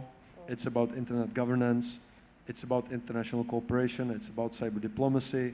It's about convention on crime, cybercrime. So these are all non-technical aspects. But also there's there's the analytical, things. You need non-technical analysts, for example, in cybersecurity. And then you also have to look at the origin of technology, for example. So I mentioned the supply chain security, which is a really big issue. And you can have supply chain attacks through software, hardware, through MSPs. So there may be multiple vectors. And if you look at, for example, when you build in your critical infrastructure, you also have to look at who are the main suppliers, what country they come in from, what is the legal and political system in those countries, and so on. And these are all non-technical aspects. So that's what I meant by non-technical. Thank you very much. And we have a first question from Slido, and it's from Anonymous, which is, by the way, something I would like to discuss as well, the kind of tendency towards anonymity in data. But from Anonymous 2 minutes ago, have your mobile phones been ever hacked? How do you protect your online communication? Jeff, it's a very prosaic question, but I'll start with you. Do you manage your personal cybersecurity as well? I mean, have you ever been hacked, or has there been an attempt? Not that well, attempts perhaps. I'm not aware that I have been hacked, and I hope I have not been hacked. I do follow all the usual rules I mentioned earlier. Then within Microsoft, of course, we have lots of information that get pushed out to people about how to keep devices secure and up to date. Within our own company devices, of course, that's taken care of by Microsoft. We have personal devices frequently, whether it's an Apple phone or an Android phone, and there it's up to us, of course, to update the software on a very regular basis, because they are, in fact, increasingly vectors for attacks of all kinds. Thank you very much. How about you, Karel? Have you ever been hacked? Well, definitely there were attempts, but normally there is a saying that if you ask this question, always people were, or organizations were either hacked or they were hacked and they don't know about it yet. So usually, so I don't know, really, truly. I'm not aware of being hacked. That doesn't mean I wasn't hacked. I know there were attempts. I'm getting phishing emails like everyone else, probably. And for the mobile devices, yes, that's becoming an issue because a lot of the stuff is moving to the mobile devices. We as an organization, we have, again, risk-based approach. So we're not overly tightening these policies. But yes, we also applying some centralized management on security of the mobile devices right now. Can I follow on maybe just another comment on this as well, just to think about this more broadly in terms of how we think about this at Microsoft, which after all has hundreds of millions of customers and users of various services around the globe. And that gives us as a company, let's say, about 20 trillion signals every single day. Many of those signals relate to cybersecurity threats and attacks, whether on our customers or on our own platforms and systems, because we are, after all, a very big target, to be sure. And we invest quite a lot in our own security, obviously. We committed $20 billion over the next 4 years, and probably more beyond that. But with that information, we're able to do quite a lot to alert our customers to what threats are emerging, where they're coming from, how to guard against them, and how to take steps to address them. And here's where, again, I'd perhaps emphasize the importance and the value of cloud services at a global scale, whether from Microsoft or somebody else, as opposed to thinking somehow you're more secure within an on-prem environment. And if I may, sorry for going on too long, sorry, but just to talk about this in relation to Ukraine, because we've been quite active in Ukraine over the past number of weeks and months, really, leading up to the onset of the war and beyond. And that's because of Ukraine being such a huge target for attack by the Russian Federation. And as it happens, Ukraine government has been relying upon their own on-prem services for some time. As tanks were rolling across the border at the start of the war, we became aware at Microsoft of a new kind of malware that was effectively as a wiper malware designed to effectively wipe systems clean, essentially, that was going after critical systems, government agencies, and critical infrastructures in Ukraine. And we got quickly in contact with the right people in the Ukrainian government, as well as other governments across Europe and in the United States, to talk through how best to address this and to ultimately help Ukraine migrate their own services from their on-premises environment, in which they effectively were blind to attacks that were going on even at that moment, to servers and cloud services with infrastructure outside of Ukraine. in the context, again, of European-based infrastructure or global infrastructure that would be ultimately more secure. And since that time, there's been quite a lot of collaboration, cooperation back and forth between Microsoft security experts and key people in the Ukrainian government. And much of this work we have done effectively at no cost to the government of Ukraine, which we think is the right thing for us to be doing, especially at this moment in time when you have democracy under threat as it is. And I think this is an example of the kind of thing we'll see more and more of over the course of time as companies recognize the role they can play constructively to support governments and what ultimately is going to be a global conflict in which we are somehow playing an active part. And if you'll just indulge me one more moment, while we're here in Prague, I also want to just say, so thank you on behalf of the people of Europe and the globe for what the Czech people are doing, in fact, for Ukraine as well. I had the privilege yesterday of meeting with the minister who had actually 2 Ukrainian refugees living in his house, and I appreciate this is a very common occurrence across the Czech Republic and across Europe more generally. And this is just so inspirational for all of us to see, I think, given how important the role is of the Czech government in democracy in this moment in time and over the course of history. So thank you for that. Thank you very much for a very kind and poignant remark. We've got roughly 2 minutes left, so I've got a couple of blitz questions.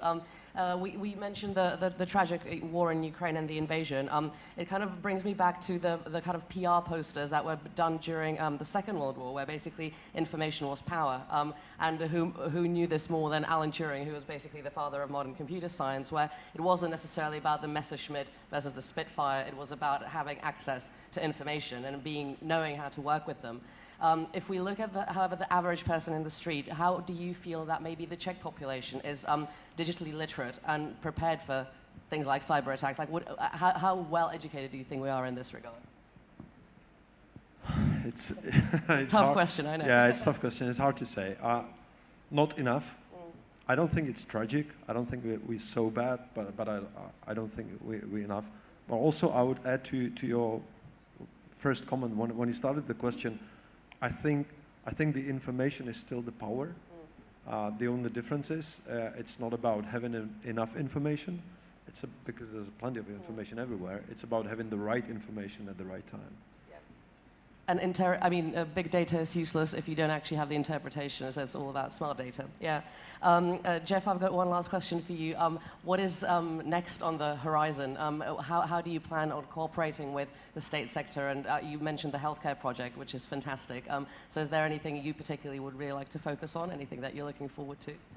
Well, the healthcare project has been fantastic, and we appreciate the support on this. Healthcare data is among the most sensitive data that there are, after all, and so I think that project is going to lead to some recommendations that will be published, we hope, in the coming weeks and months, and excited about that. More broadly, I guess getting back to the situation we have in Ukraine, I think it's just a matter of recognizing that we are at a moment in time where we're watching the first hybrid war unfold. And you have, again, a kinetic war taking place alongside a digital war, where the digital war effectively is well coordinated with the kinetic war as well. And so this is going to, again, emphasize the need for us to think about how we are protecting civilians, the users of computer systems, in times of war, but also in times of peace, because even in times of peace, we've seen that people, infrastructures owned by the private sector, are under attack for political purposes. Thank you very much, gentlemen. I mean, if we can agree on one thing, is that these two gentlemen are an absolutely prime example of how the private and the state sector can cooperate, and what's going to be absolutely vital if we want to achieve a digital Czech Republic or digital anything else. So thank you very much again to Karel Řehka and Jeff Bullwinkle. It has been an absolute pleasure to have you. Thank you. Thank you, sir.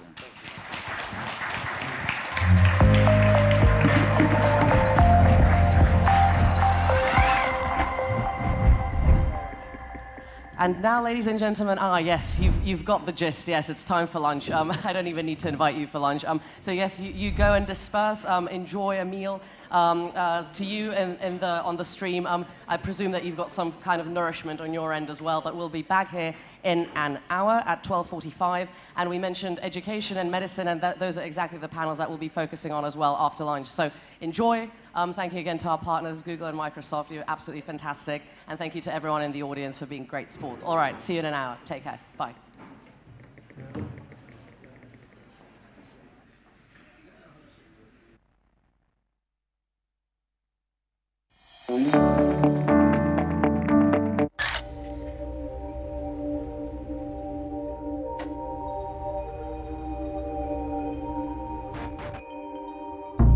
думаю, что наша страна находится в стадии войны, поэтому мы можем много что рассказать общественности, мировой общественности и показать все-таки лицо кибервойны.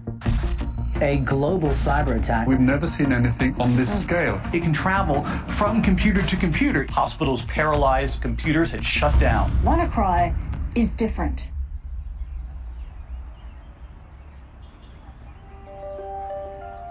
I think WannaCry is a great example of how nation states are impacting businesses and ultimately individuals as well.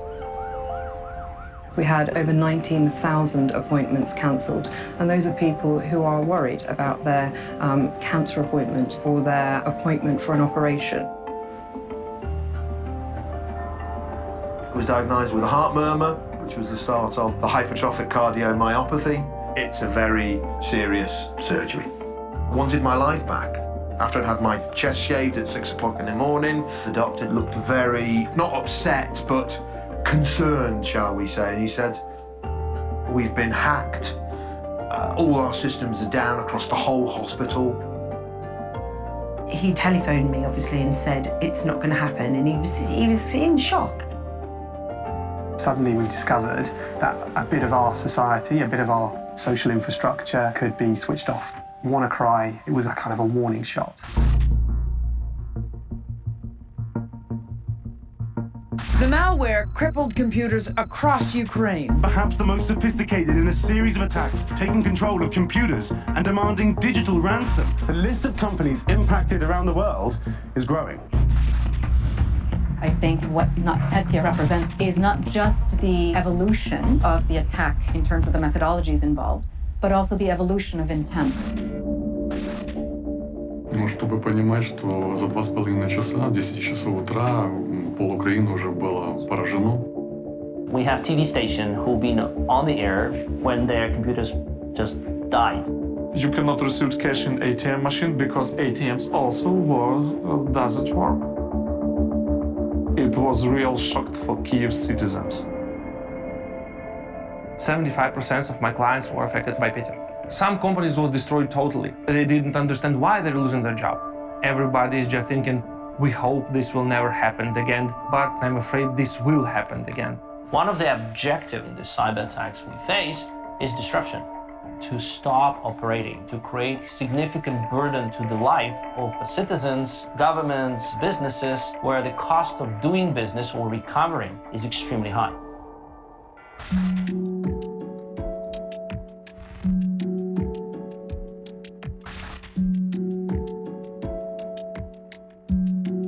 In 2017, a lot was the same. Cyber attacks were happening, they were affecting organisations.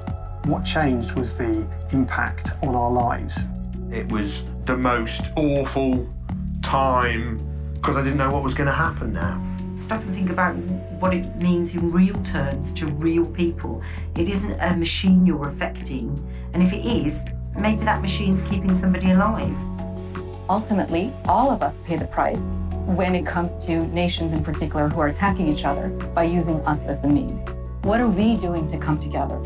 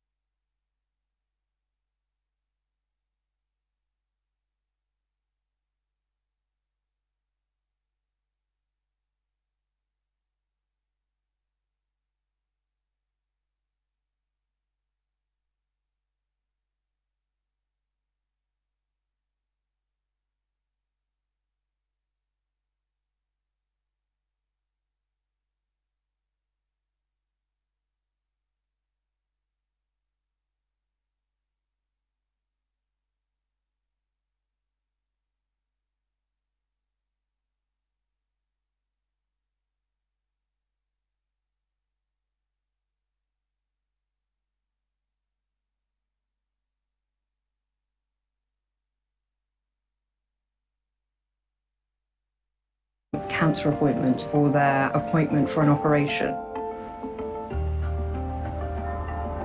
I was diagnosed with a heart murmur, which was the start of the hypertrophic cardiomyopathy. It's a very serious surgery. I wanted my life back. After I'd had my chest shaved at 6 o'clock in the morning, the doctor looked very, not upset, but concerned, shall we say, and he said, "We've been hacked. All our systems are down across the whole hospital." He telephoned me, obviously, and said, "It's not going to happen," and he was in shock. Suddenly we discovered that a bit of our society, a bit of our social infrastructure could be switched off. WannaCry, it was a kind of a warning shot.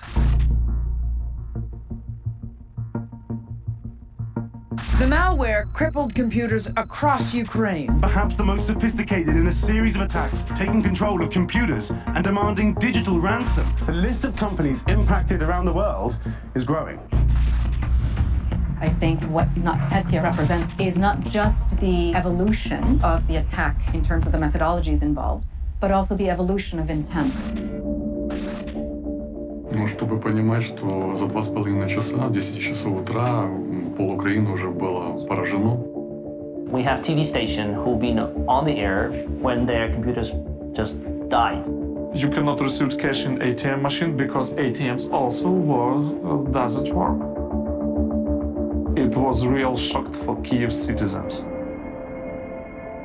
75% of my clients were affected by Peter.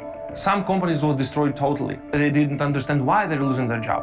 Everybody is just thinking, we hope this will never happen again, but I'm afraid this will happen again. One of the objectives in the cyber attacks we face is disruption. To stop operating, to create significant burden to the life of citizens, governments, businesses, where the cost of doing business or recovering is extremely high.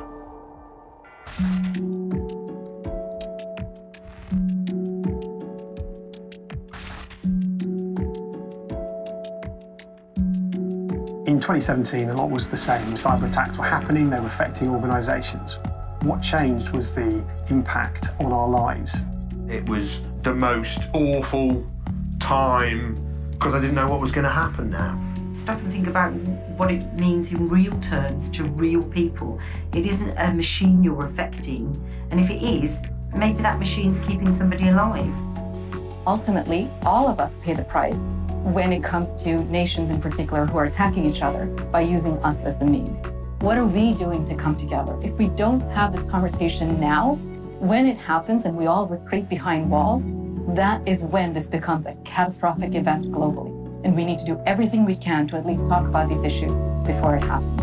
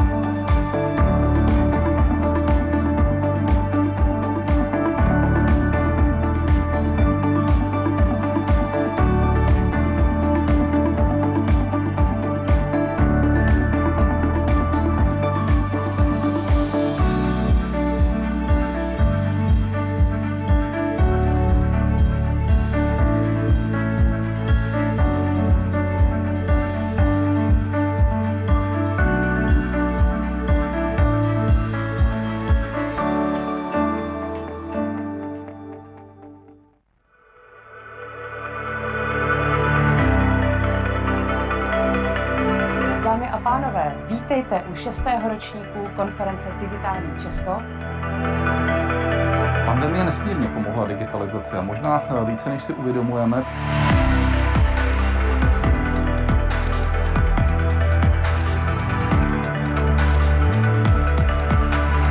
Vliv koronavirové pandemie na vliv digitálních služeb, tak my jako Česká národní banka to v té oblasti, kterou my sledujeme, úplně nepozorujeme. My stále vidíme nárůst hotovosti, pokud se bavíme o platebním styku.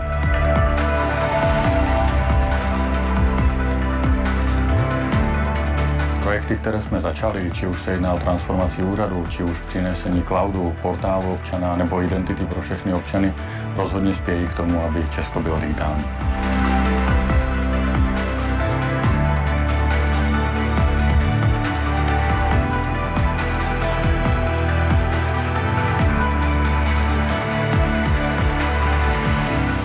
Z mého pohledu máme teď jedinečnou příležitost tu tragédii covidu využít k něčemu pozitivnímu a to by právě měl být přechod k elektronickému zdravotnictví.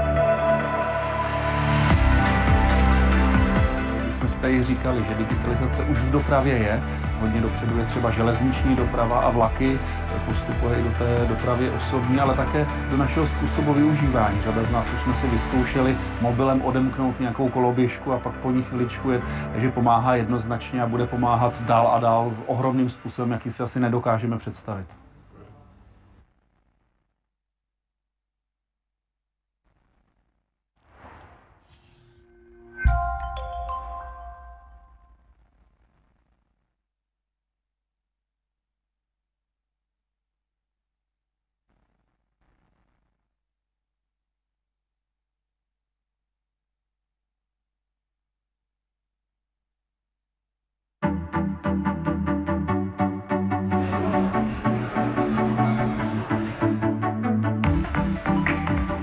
Vítám vás na velkém finále robosoutěže 2021.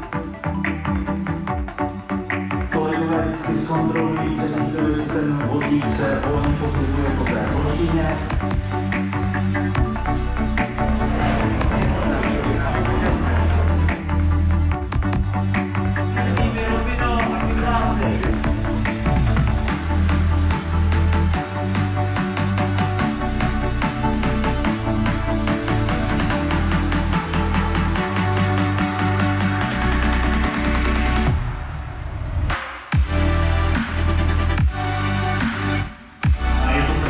Vidět tady z druhé strany, protože není tak dávno, že jsem ve třetím ročníku byl na vašem místě a slyšel jsem tady za vysoké školy.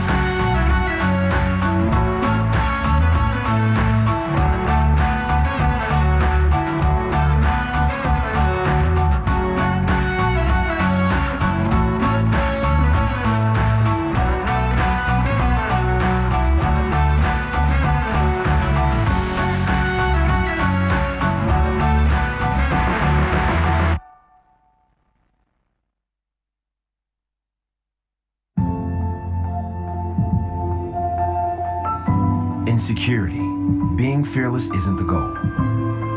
The goal is where fearless can take you. Your organization, innovation, growth, focusing on your mission. The threat of a breach does scare me. But to me, security is life. Do you live your life wondering around what if, or do you think about what's possible? Fearless means taking a comprehensive approach across security, compliance, and identity. Integration to protect every device and platform, using threat intelligence across clouds. We're changing our mindset, but now more and more we use cloud technologies to protect, to raise the security bar. Fearless means finding confidence through best-in-class solutions, being able to simplify and still strengthen. I strongly believe that security is a shared responsibility. It's not just on me, it's not just on the InfoSec team, it's not just on the physical security team. All the elements are intertwined. Because we don't just believe in being fearless. We believe in helping you put fearless to work.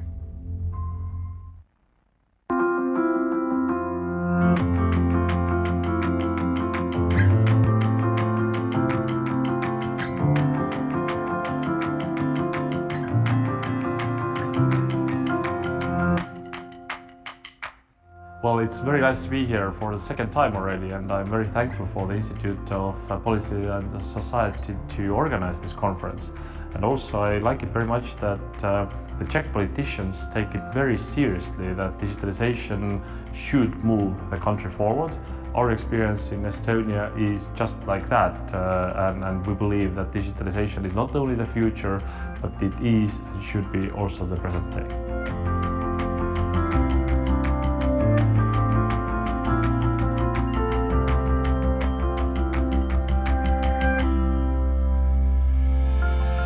Je to hodně zajímavá konference Digitální Česko, 4. ročník, a vlastně jak její název napovídá, tak vlastně my se snažíme úplně to samé, to znamená udělat z Česka digitální Česko. A tady je platforma, na které se potkává hodně lidí, hodně se mluví o plánech a cílech, hodně se mluví o propojení toho soukromého světa se státní správou, jak bychom měli vlastně fungovat. Je tady evropský rozměr, takisto součástí naší koncepce Digitální Česko. To znamená velice přínosné, hodně na jednom místě možnost potkat různé lidi, kteří mají na to různý názor.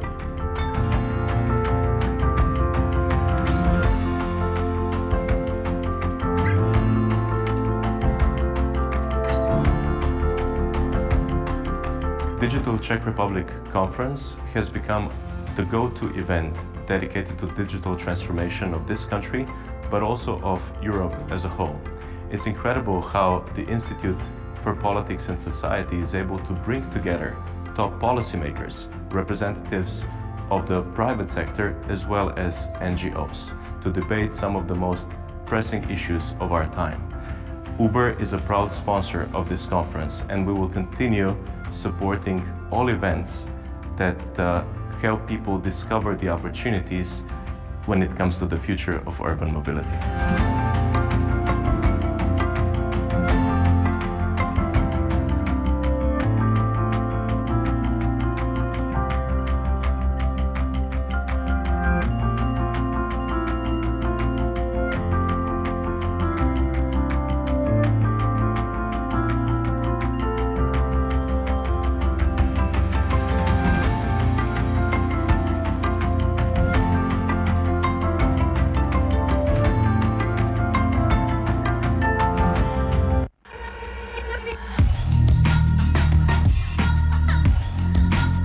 Tak já mám z toho letošního ročníku radost, protože přichází po takové té covidové pauze. Je tady na nějakých 150 vystavených projektů a mám pocit, že je tady relativně plno. Co se týká účasti ČVUT, nebo konkrétně FELu, my jsme vlastně oficiálně jako ČVUT takovým odborným partnerem festivalu. Je tady vystavená formule, roboti, Lego robosoutěž, je tady toho, nebo Teslův transformátor, takže z toho mám taky radost.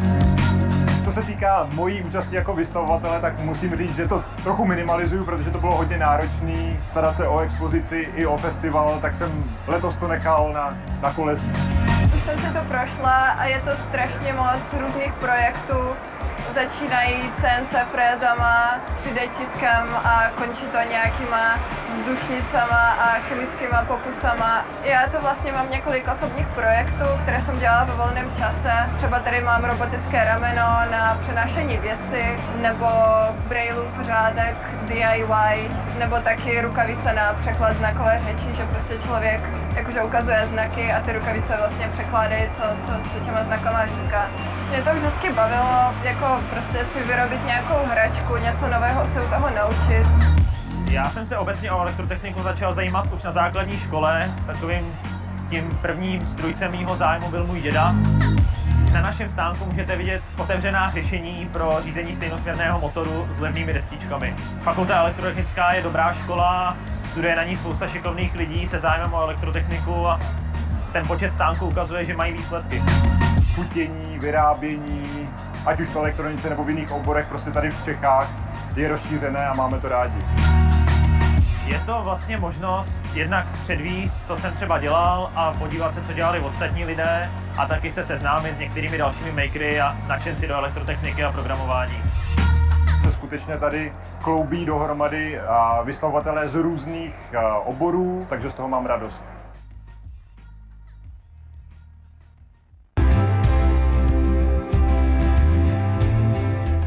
Je dobré, že jsme tuhle konferenci, tuhle tradici před 5 lety založili, protože si myslím, že má před sebou velkou budoucnost a vidím každý rok posun, krůček po krůčku právě v celkové digitalizaci i v těch konkrétních sektorech.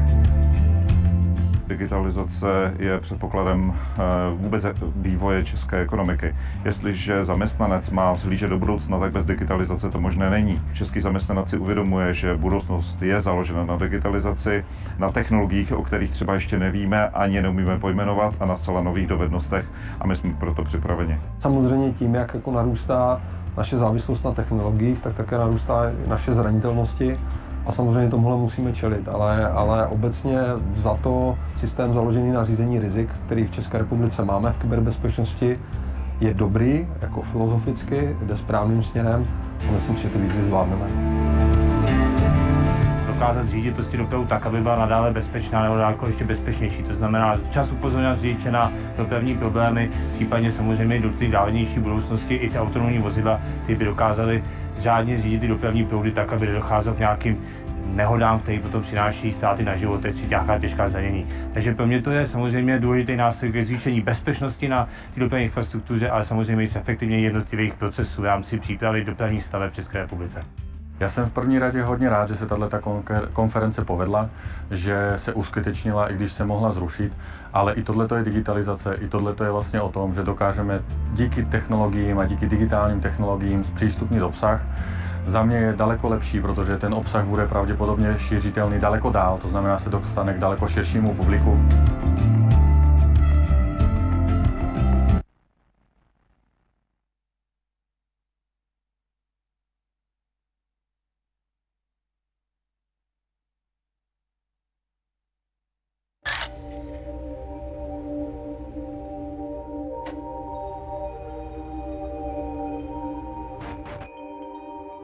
Я думаю, что наша страна находится в стадии войны, поэтому мы можем много что рассказать общественности, мировой общественности и показать все-таки лицо кибервойны.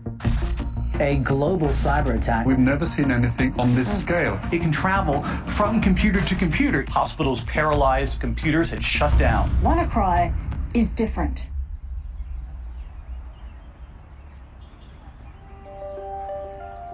I think WannaCry is a great example of how nation states are impacting businesses and ultimately individuals as well.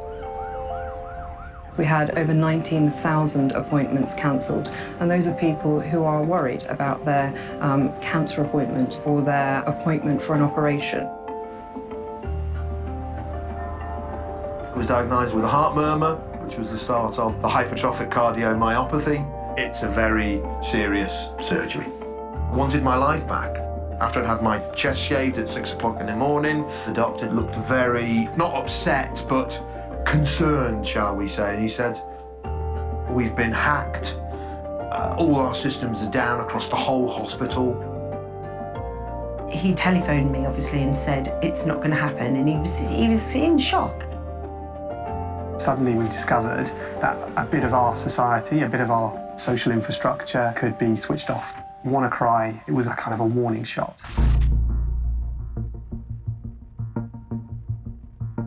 The malware crippled computers across Ukraine. Perhaps the most sophisticated in a series of attacks, taking control of computers and demanding digital ransom. The list of companies impacted around the world is growing.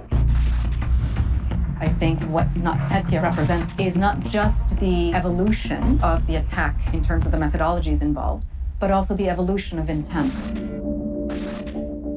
Ну, чтобы понимать, что за 2,5 часа, 10 часов утра, пол Украины уже было поражено.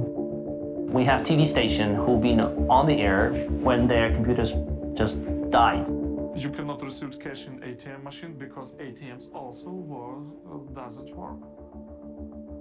It was real shock for Kyiv citizens. 75% of my clients were affected by Petya. Some companies will destroy totally. Ladies and gentlemen, we'll be beginning in 10 minutes, 12:45 with our another slot. So please join us as you possibly can. Eat your food, have a lot of fun, but 10 minutes is really the limit. Looking forward to seeing you here. Take care. Thank you. Significant burden to the life of citizens, governments, businesses, where the cost of doing business or recovering is extremely high.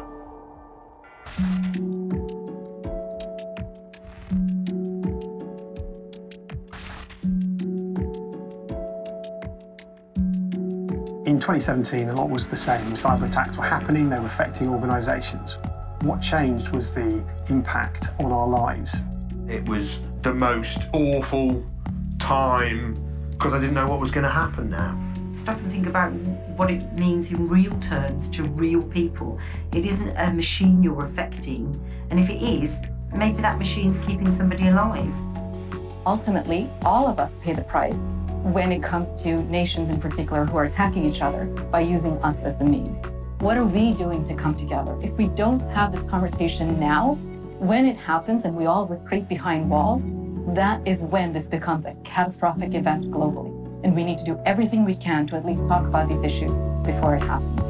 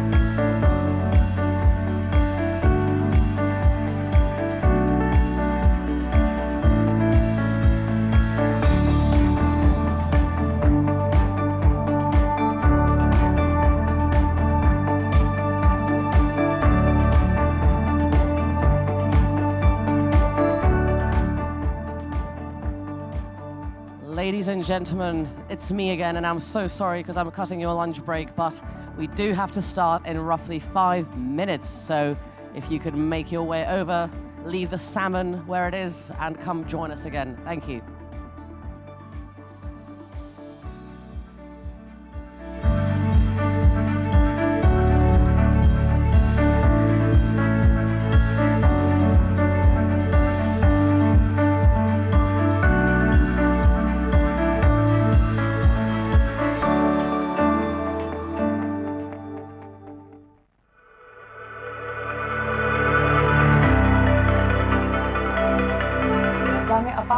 Vítejte u 6. ročníku konference Digitální Česko. Pandemie nesmírně pomohla digitalizaci a možná více, než si uvědomujeme.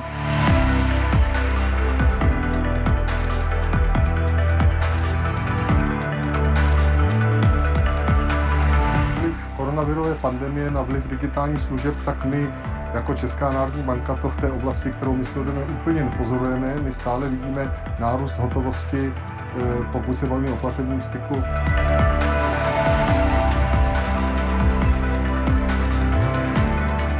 Projekty, které jsme začali, či už se jedná o transformaci úřadu, či už přinesení cloudu, portálu občana nebo identity pro všechny občany, rozhodně spějí k tomu, aby Česko bylo digitální.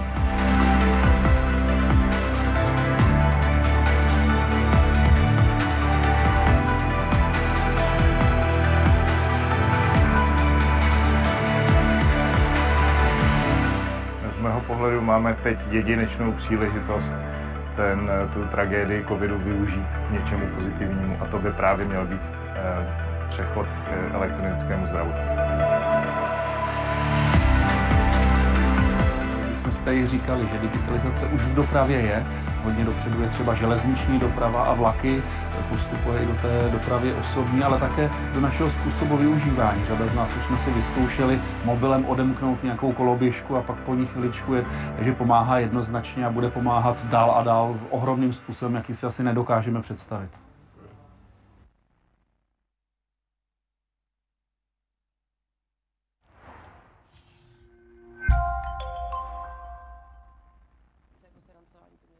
Zabije. 3 minutes, ladies and gentlemen. I feel like I'm at an auction for like Sotheby's or Claridge's. But please do join us. There's still only a few people in the audience, and I know that you don't want to miss this because you're all very excited for the next panel. So please come along. Thank you. Vítám vás na velkém finále robosoutěže 2021. Kolegové vždycky zkontrolují, jestli ten vozík se volně pohybuje po té plošině.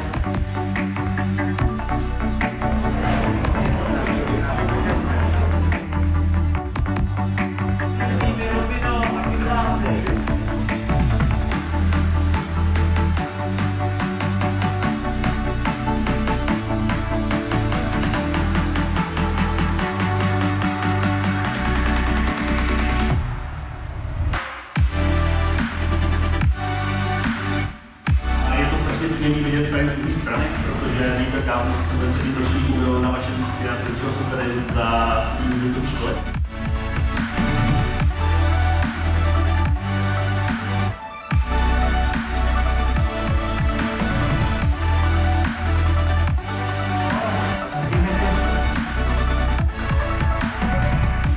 Passengers boarding the Digital Age of Education panel, this is your last call.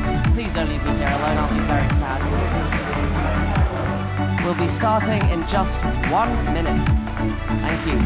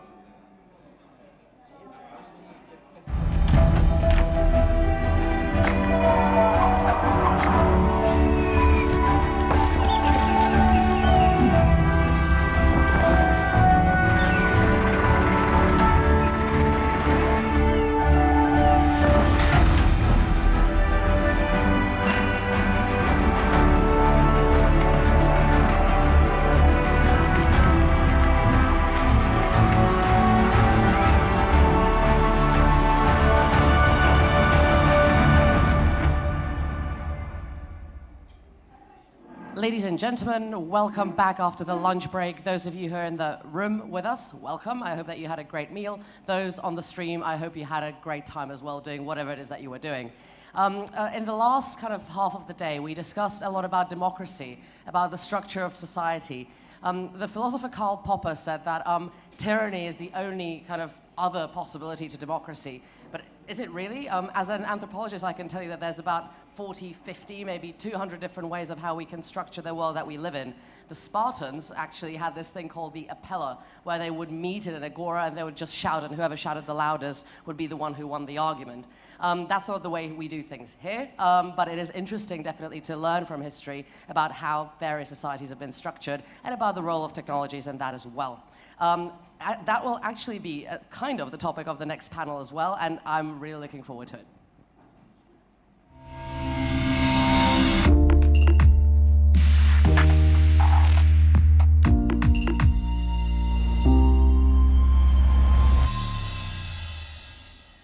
Ladies and gentlemen, it's an absolute pleasure to invite you to the next panel, which is the digital age of education. Few areas have experienced such a revolution since the outbreak of both COVID, but also, of course, tragedies such as the war in the Ukraine. Technologies are being used to educate ourselves in different ways. The democratization of the spread of information is spreading as well. And to discuss it here are the following speakers. Ivo Vondrag, the governor of the Moravian Silesian region, member of parliament, Chamber of Deputies of the Parliament of the Czech Republic. Welcome. Mina Kelha, the director general of the Finnish National Agency for Education. Wojciech Petráček, rector of the Czech Technical University in Prague. Barbara Bunova, the co-founder of Czechitas, vice dean of Masaryk University. And Petr Jonák, the member of the Board of Directors and the Confederation of Industry and Transport. And to moderate it is no one else but Bohumil Kartos from the Prague Innovation Institute, who I'm really happy to see after a long time as well. Good to see you. Thank you for joining me on stage and enjoy the panel. Thank you. Over to you, Bob.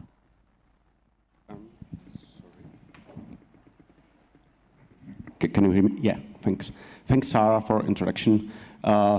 Digital age and education in digital age. This is a frame of our next debate, and this is a frame of our collective observation on it.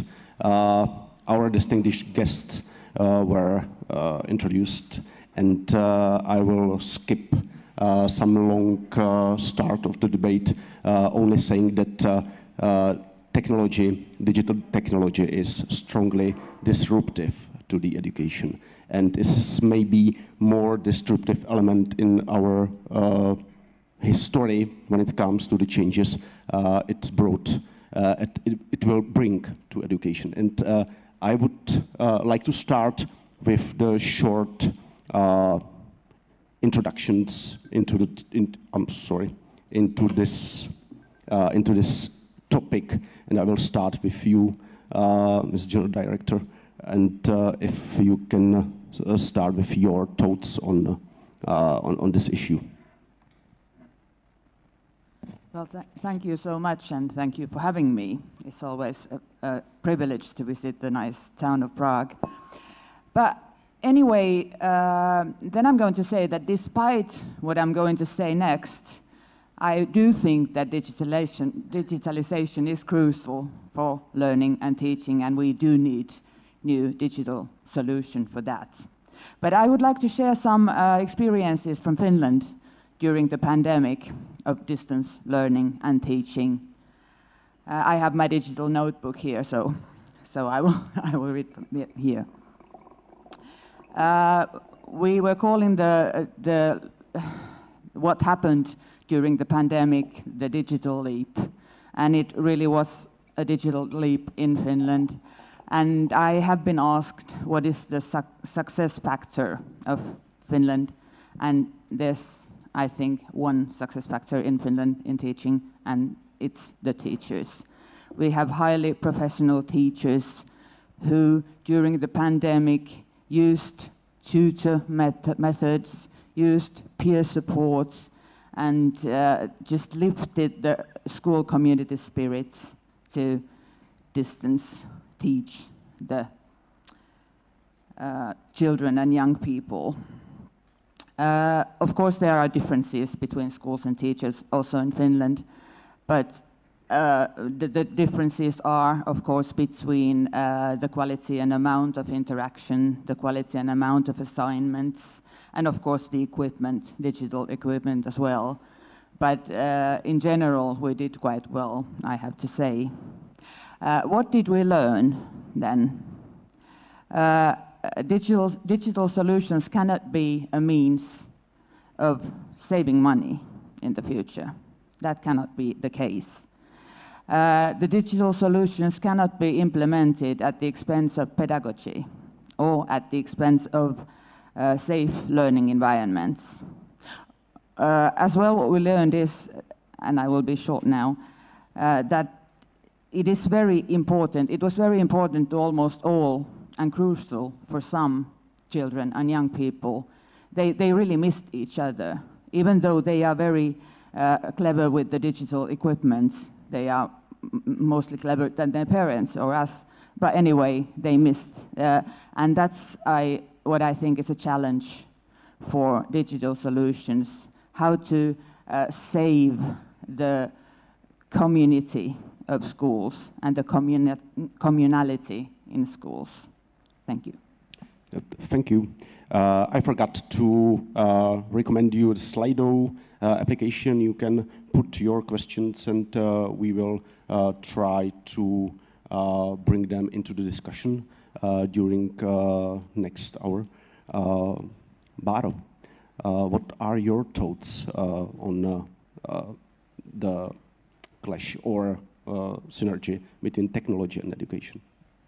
So I would say, for me, one thing that is very surprising, and I'm trying to get to the root of it, is that what we see is that learning technology is one of the most democratic thing you can ever imagine, like learning it, because you don't really need any special equipment. The knowledge is out there.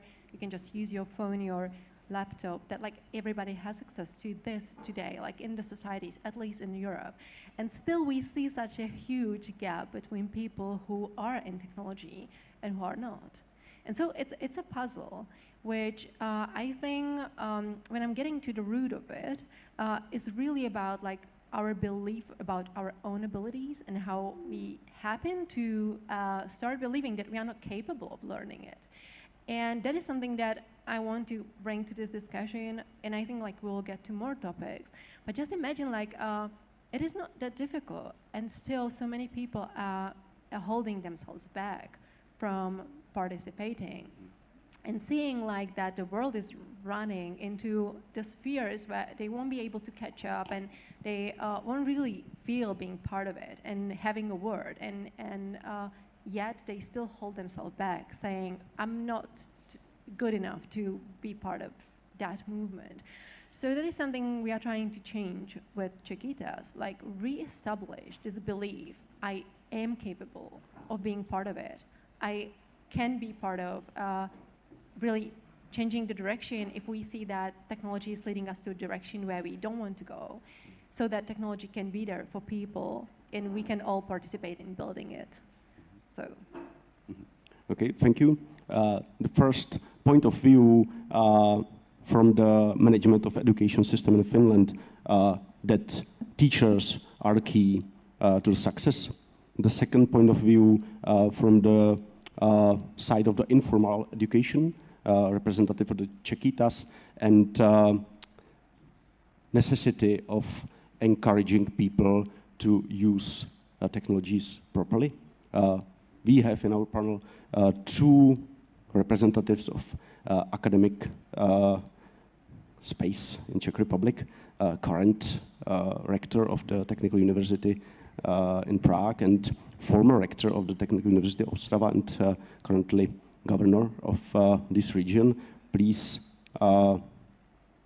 gentlemen, Mr. Petráček, what do you think about the technology? Because you are in the position of somebody who is should be a leader, academic leader, scientific leader in this field. So, what is your point of view on this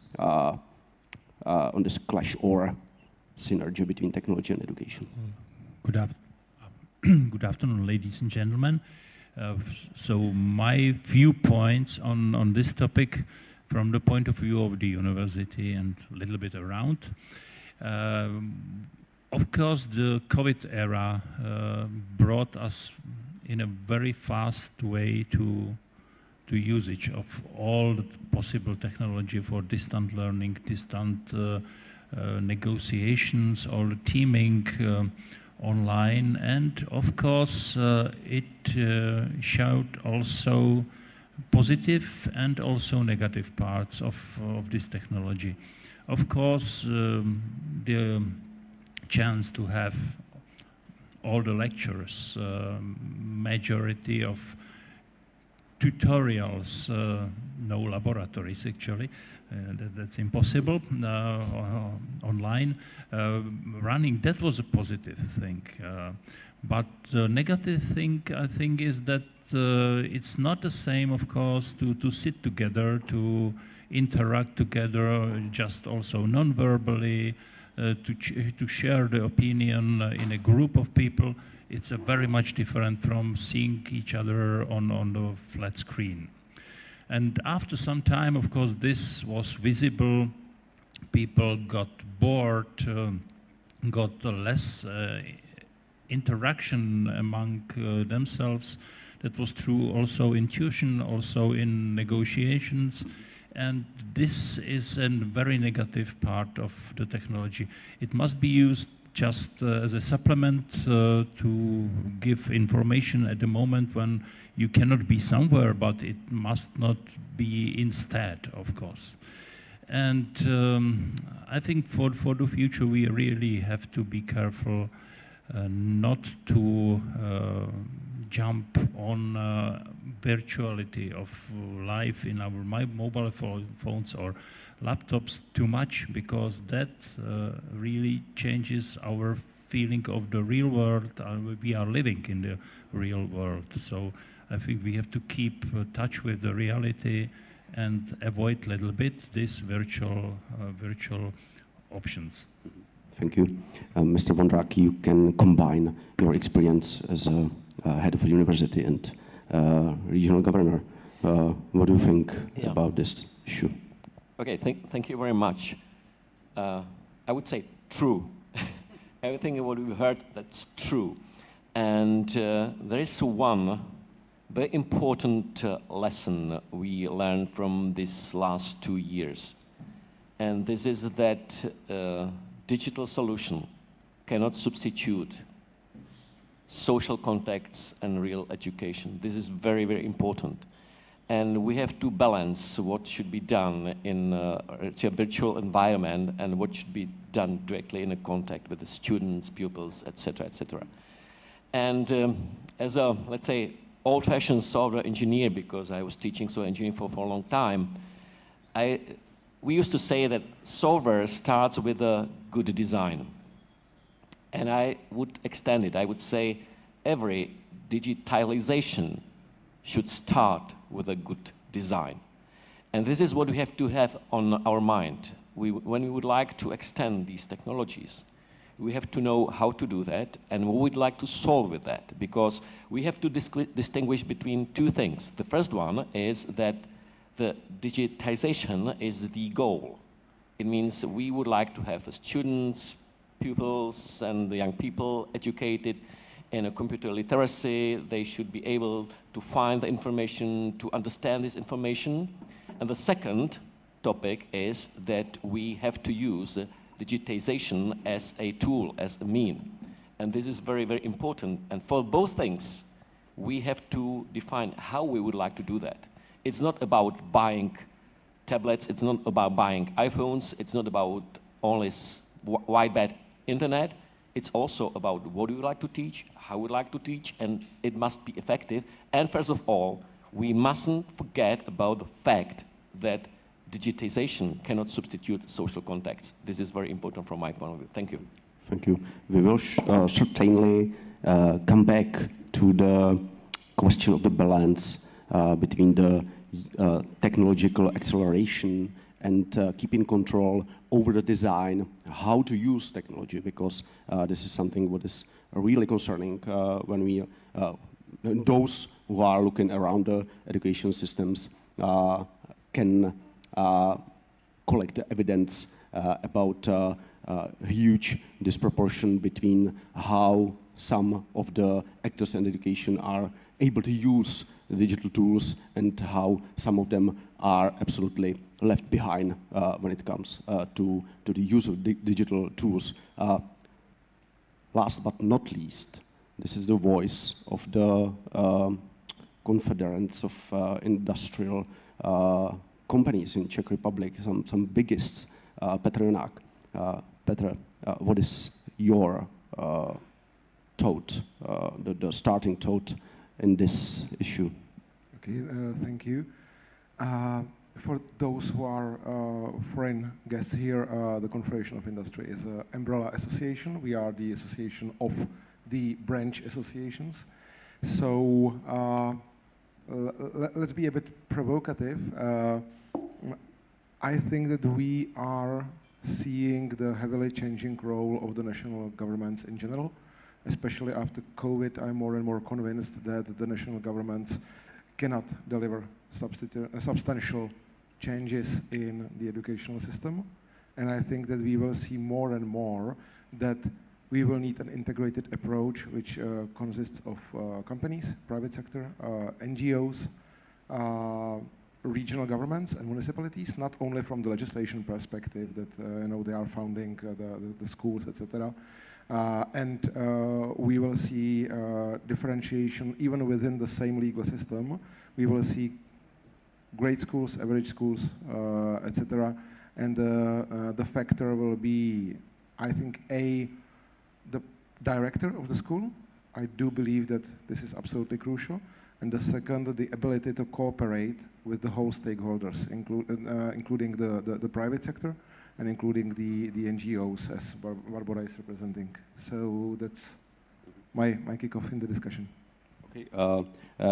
As I mentioned before and announced, let's come back to the first, maybe for me, most important question, this balance between the use of the digital tools and some goals we need to state, to see what the digital tools should help to.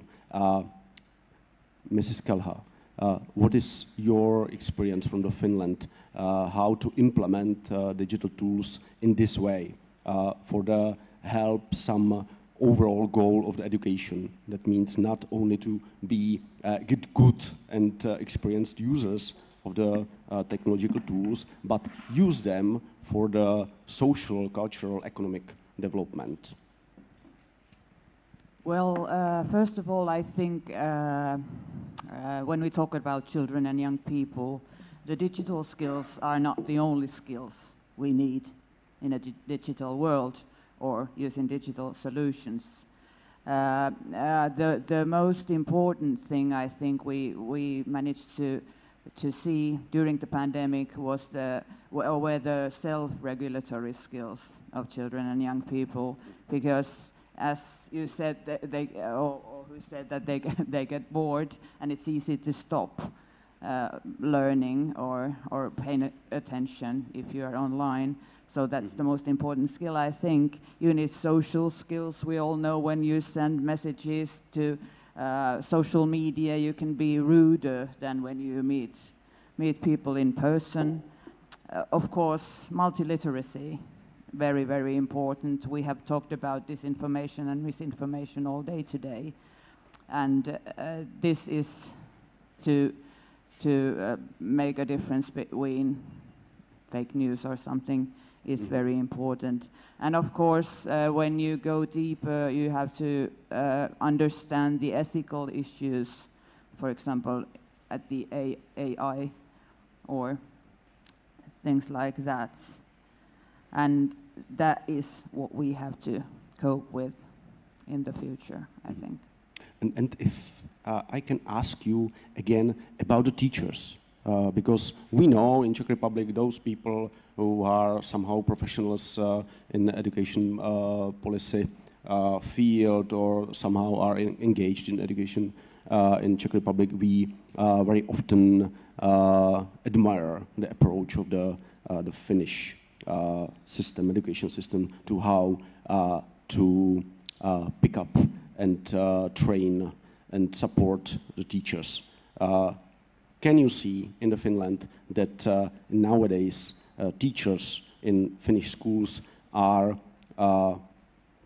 ready enough to permanently adopt a new technological accelerations, new technological upgrades?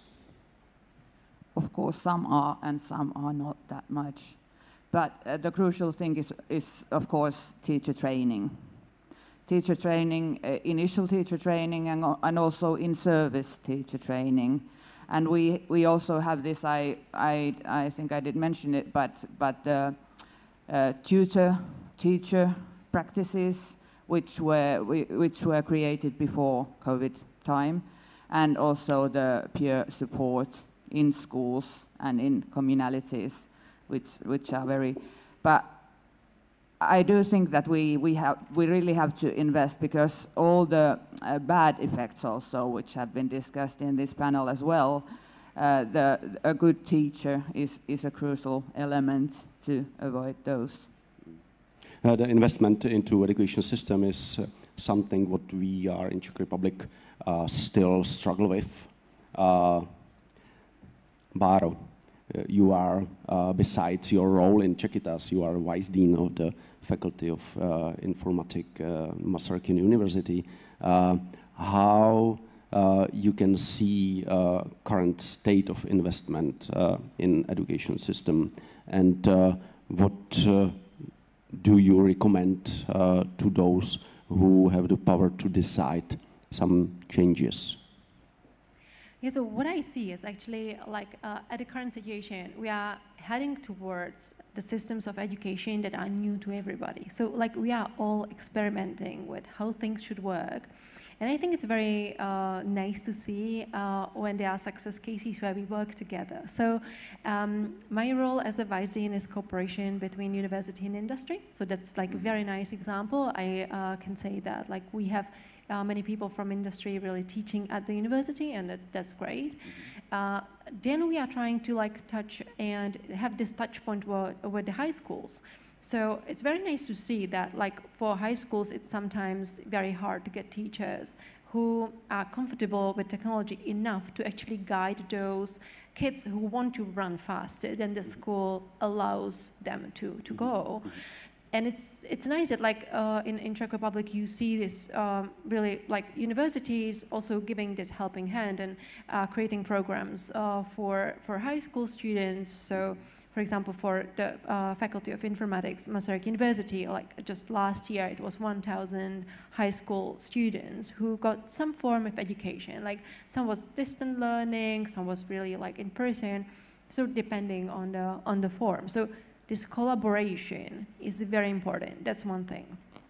Then I would say that when we look at the actual schools, like high schools and elementary schools, for those teachers, it's really unprecedented situation, teaching something that they did not learn as pupils themselves. So, you know, like that's a mind shift. And let's acknowledge that, like that's hard.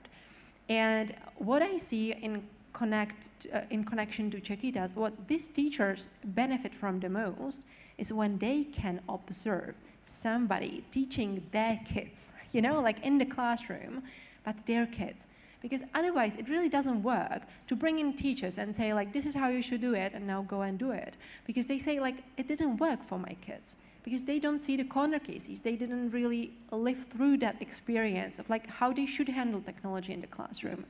So in Čekytas, what we do in some programs is that like we bring the classroom, but the teacher as well. And then there are people from companies really trying to bring that education to the kids.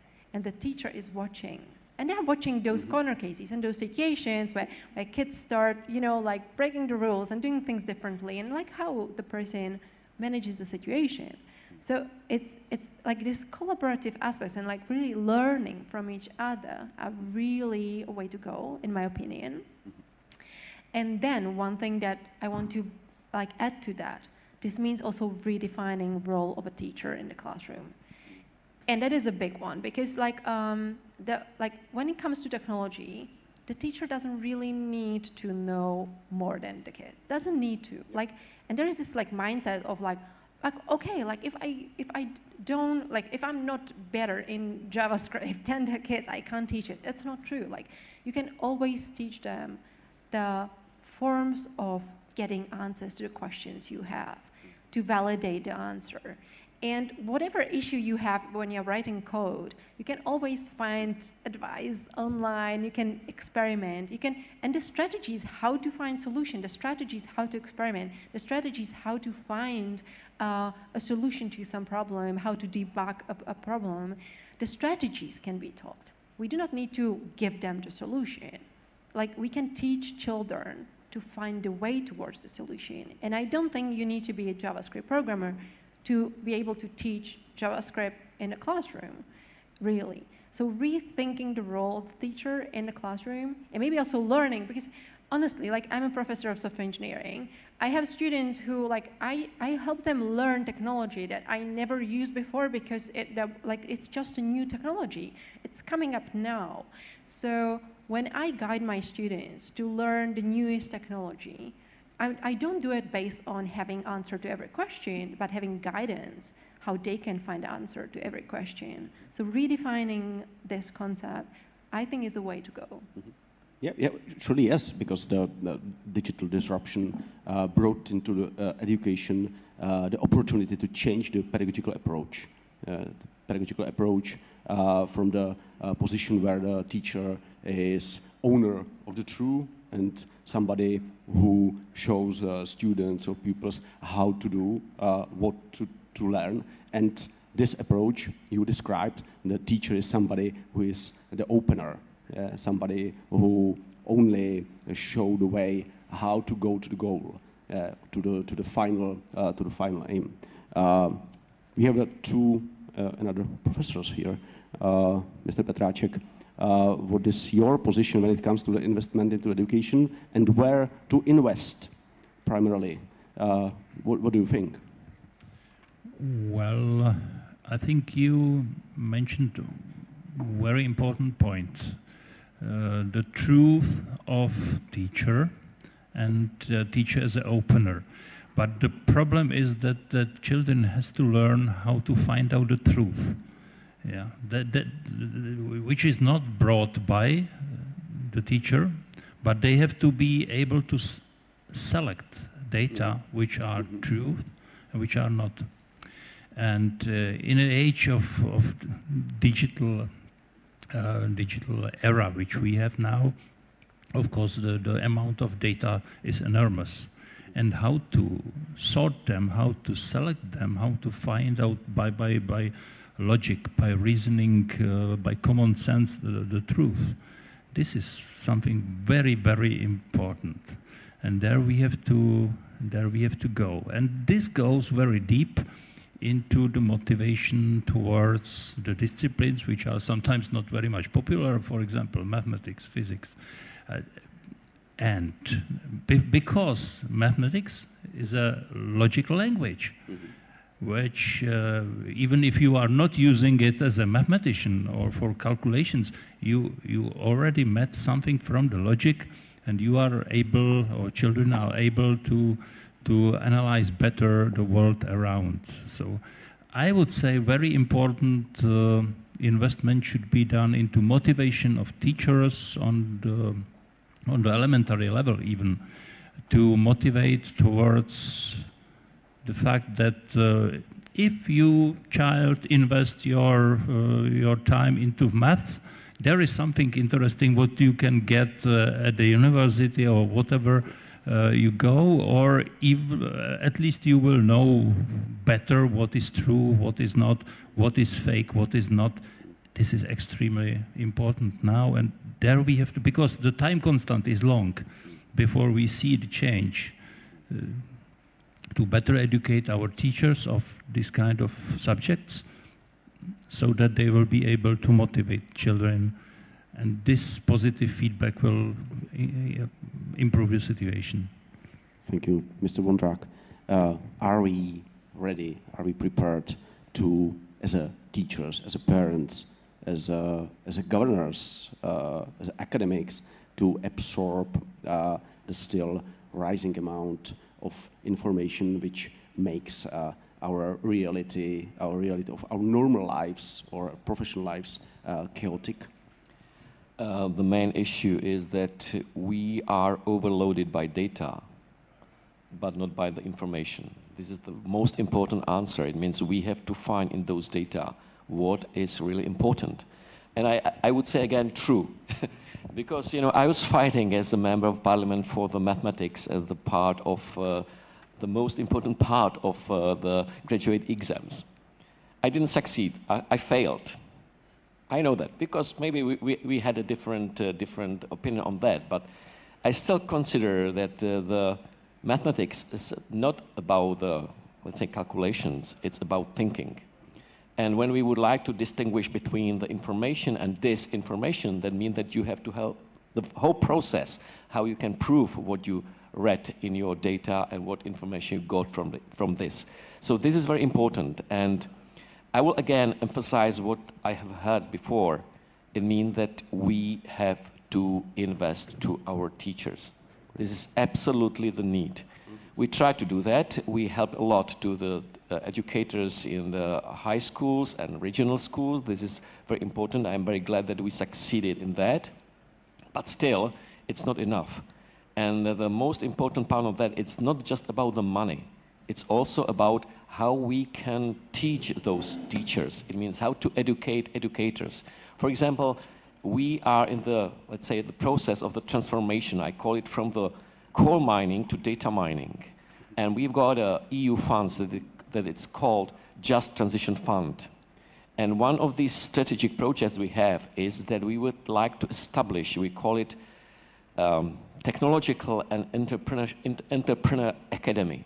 And we would like to teach our teachers how to teach pupils and students to use new technologies, and also, of course, how to use them for their own entrepreneurship. This is something what I consider as very important. So from this point of view, it is most crucial part of everything, to educate teacher to be able to absorb all these new things that we have around.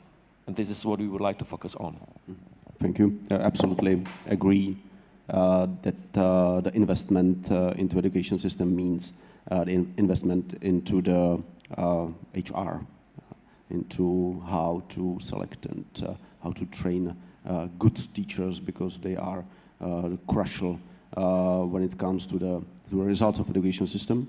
We know it, but I still see that we are not able to overcome some historic barriers which we have in Czech Republic in opposition to the situation in Finland or Estonia and another really progressive countries.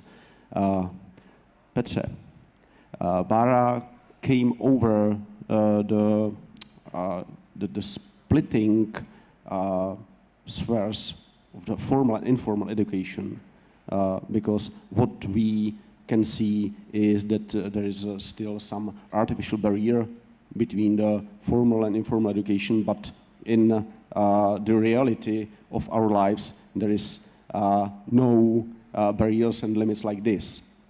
How industries in Czech Republic can help to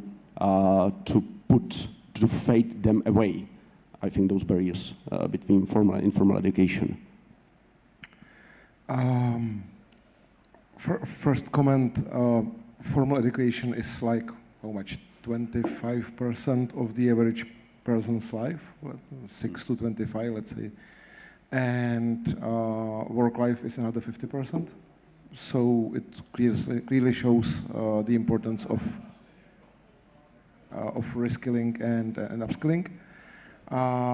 And that will become more and more important. In terms of formal education, I see positive trends in Czech Republic, clearly visible. On the level of universities, it's the growing role of companies in participating in accreditation of the programs, growing mutual cooperations within each and every university in the country, I do believe.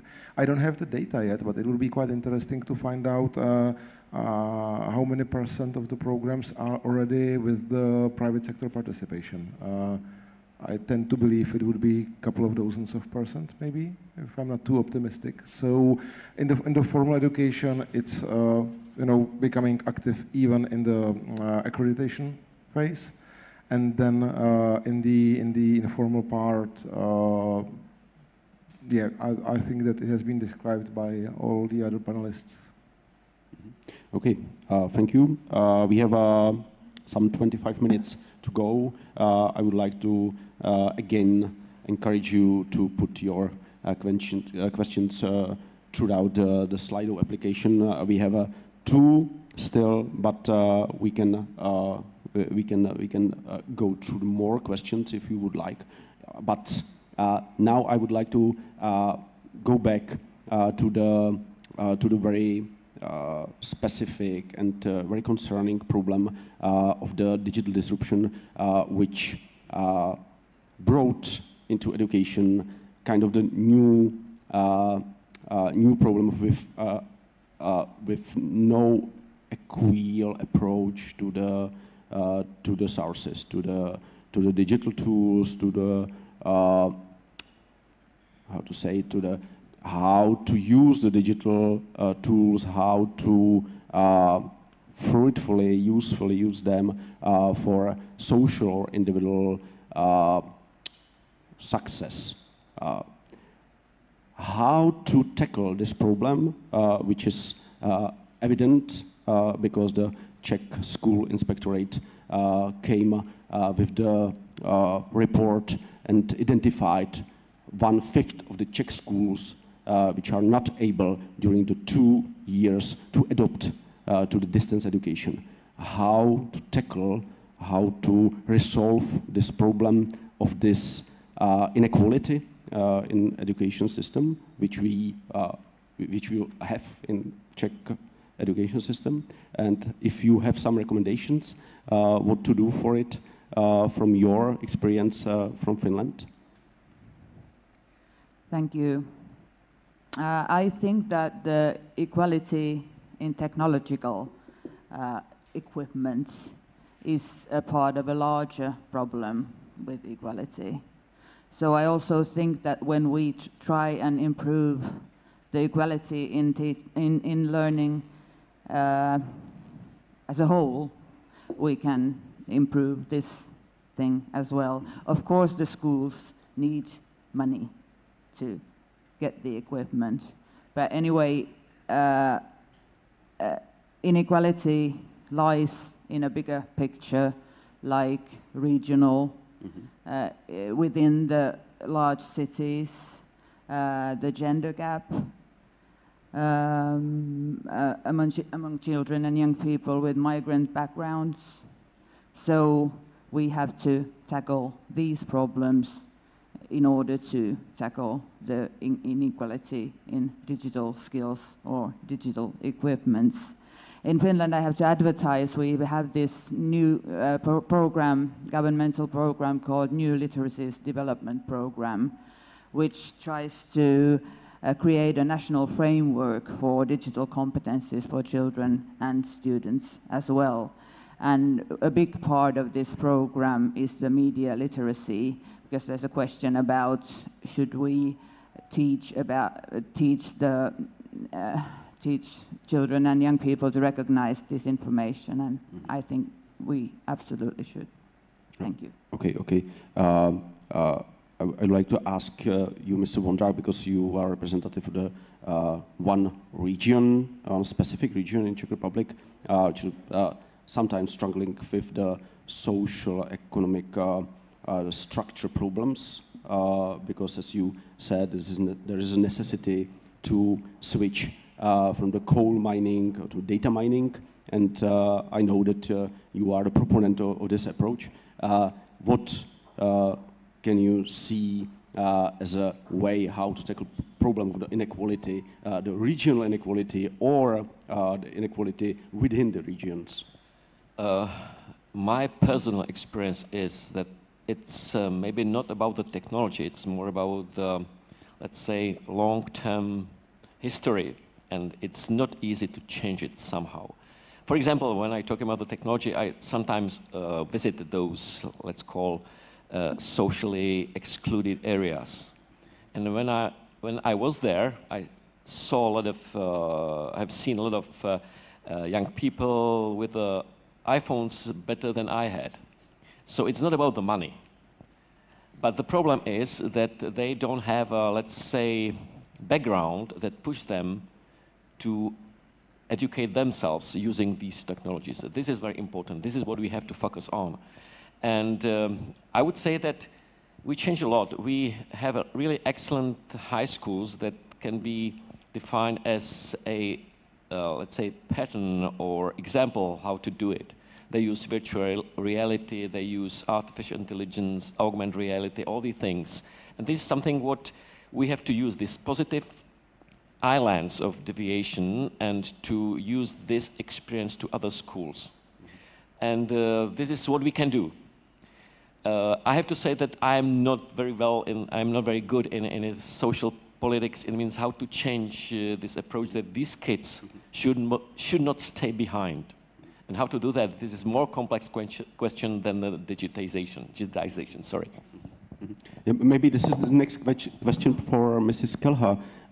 How to use the education system to help those children coming from the socio-economic very weak families or communities, how to help them use their potential and how to let them grow, because we can see between the Finnish and Czech education system a really big difference in this, because the reproduction of education in Czech Republic goes from the families. If you have parents with the university degree in Czech Republic, there is a high probability that you as a child will have also, you will gain the university degree. And in opposite way, parents with the basic education reproduce this status for their children. In Finland, the situation is quite different. How to support this change? Well, it is not totally different. We have hereditary education as well. But I do think the first solution is money. We just changed our legislation so that we give more money to those schools which are in those areas where there are more problems, or so the money is the first solution. I think the second solution is to make all the children feel good about themselves in schools. It is harder than it sounds, but really take into account the different social backgrounds, the different genders, the different anything to make them feel good. And that's the solution for that is adults. We also have in Finland this pilot to tackle the dropping out from schools, and that's we are trying to do it like that besides the teachers, we just have adults to be with the children. If they stay at home and don't appear to school, the adults go to get them, and this is one solution for that. Mr. Petráček, do you have some tips how to leverage the efficiency of money pouring into the education system into the quality? How to leverage it in this way? You described previously that we need to introduce young people and children mathematics as a kind of the language, how to motivate excellent students to use it for their own groove during the education, how to do it, how to help Czech education system? Well, I think the money is a part of the problem, but it's not the key. The key are values, and key are in families, and key are in a value of education and in a motivation that when you will be educated, you can do more interesting things and much more options are there. And it's not so difficult if I help you now. That should say the teacher or someone who does the children groups, some technical exercises with them, even at the basic schools. And this kind of motivation will help to those who maybe are disadvantaged in families.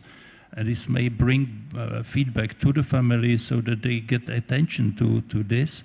So maybe this is very efficient way. Well, even without, not really without, but it's not a matter of money. It's a matter of change of values. So there we have to focus, I would say. Okay, Petr, you would like to add something to this question? Yes. From my perspective, to achieve something what we may call digital inclusion, there are two key areas. One is accessibility, and the second is affordability. I will start with the latter one, the affordability, when it's simply some families cannot afford devices or service, connectivity. And I can share my personal experience because I'm working for a mobile operator. And in the COVID, we all, not only us, all operators in Czech Republic, tried to help. And we offered basic schools 20,000 SIM cards with free data, so they can immediately offer, and we offered it to the directors of the basic schools because they know best who is needed, which children, which kids are in the biggest need. And they immediately took all the 20,000 SIM cards or vouchers. Guess how many were activated?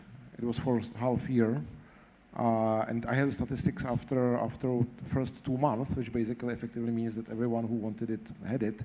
It was 3,000 out of 20,000.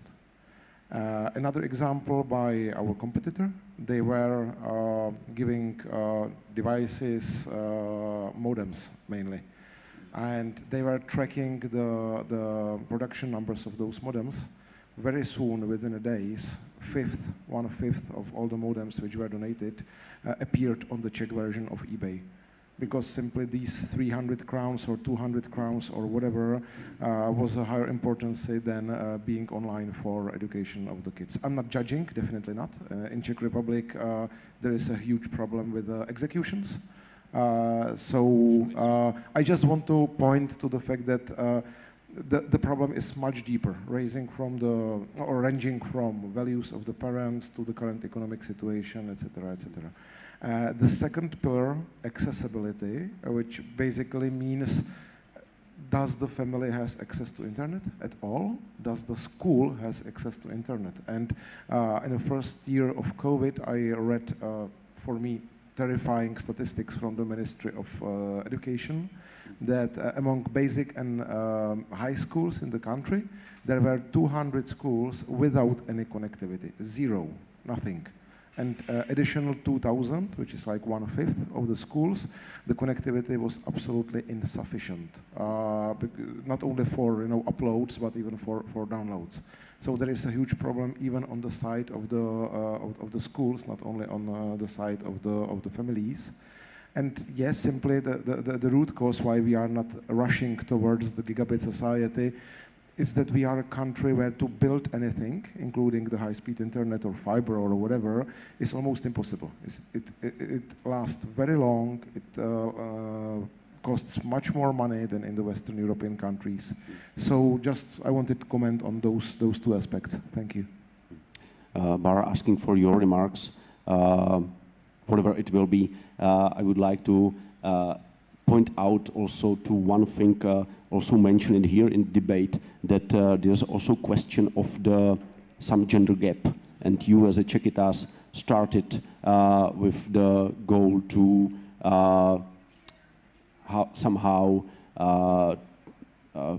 eliminate the gender gap when it comes to some specific training, the training of coding, of digital design and so on.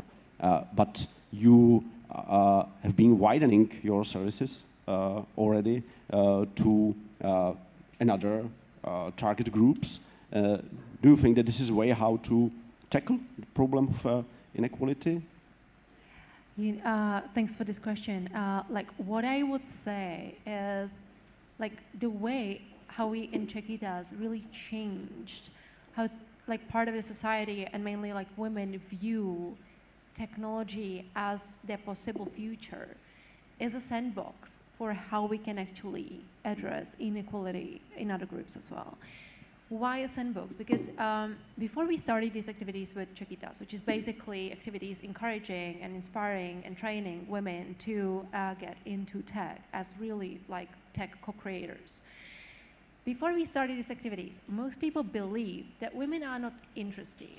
That was the motto that we heard again and again. They said like, why do you like try to get women into technology? They are not interested. They don't want to do that. If they wanted, they would already be there.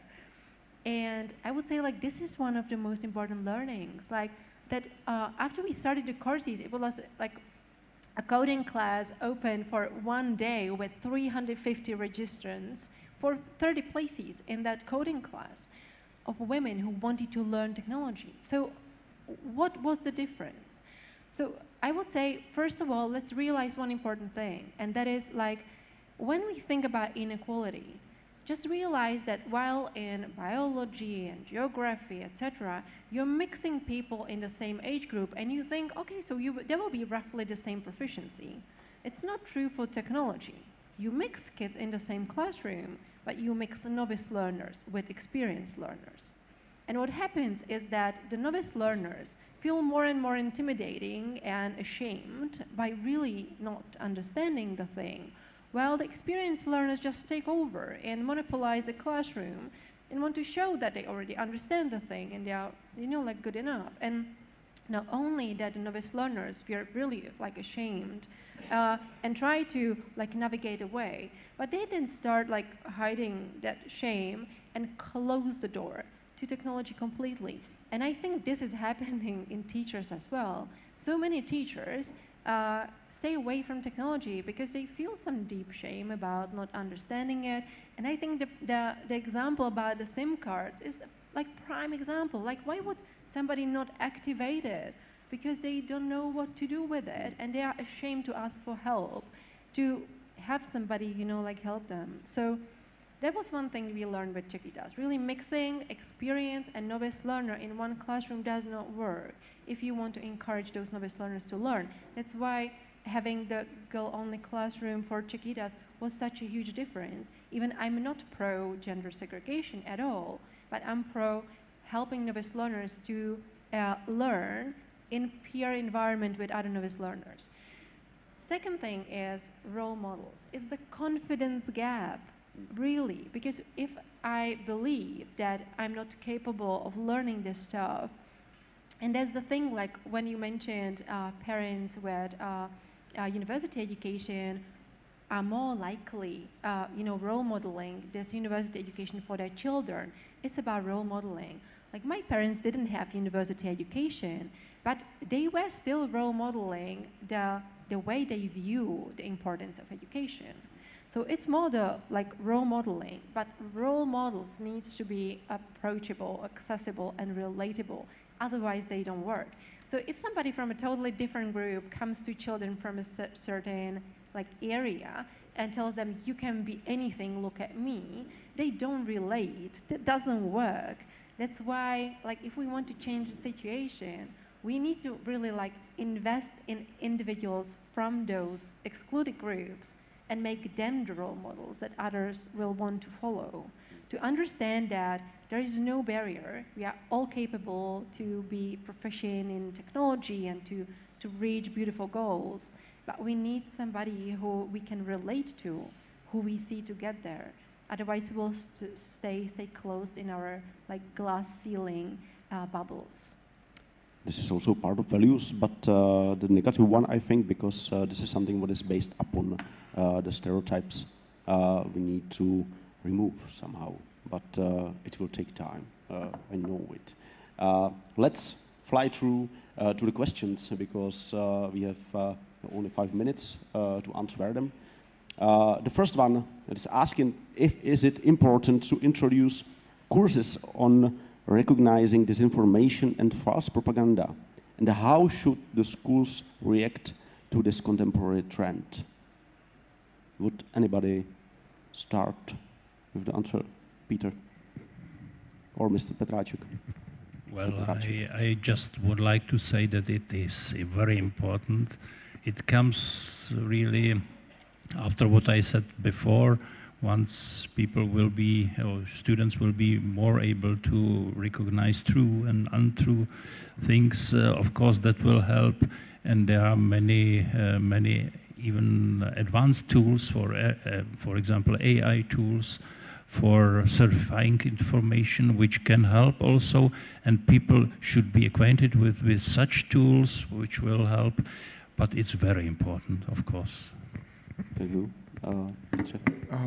Yeah, it's important, and not only for the students, but also for the teachers.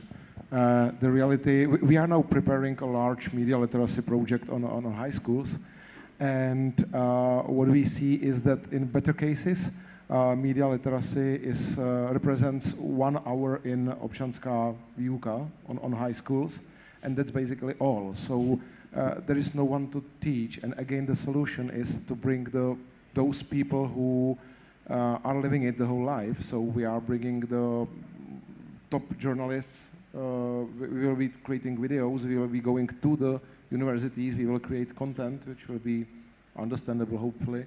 And the second comment, media literacy, from my perspective, is much larger than fight against fake news.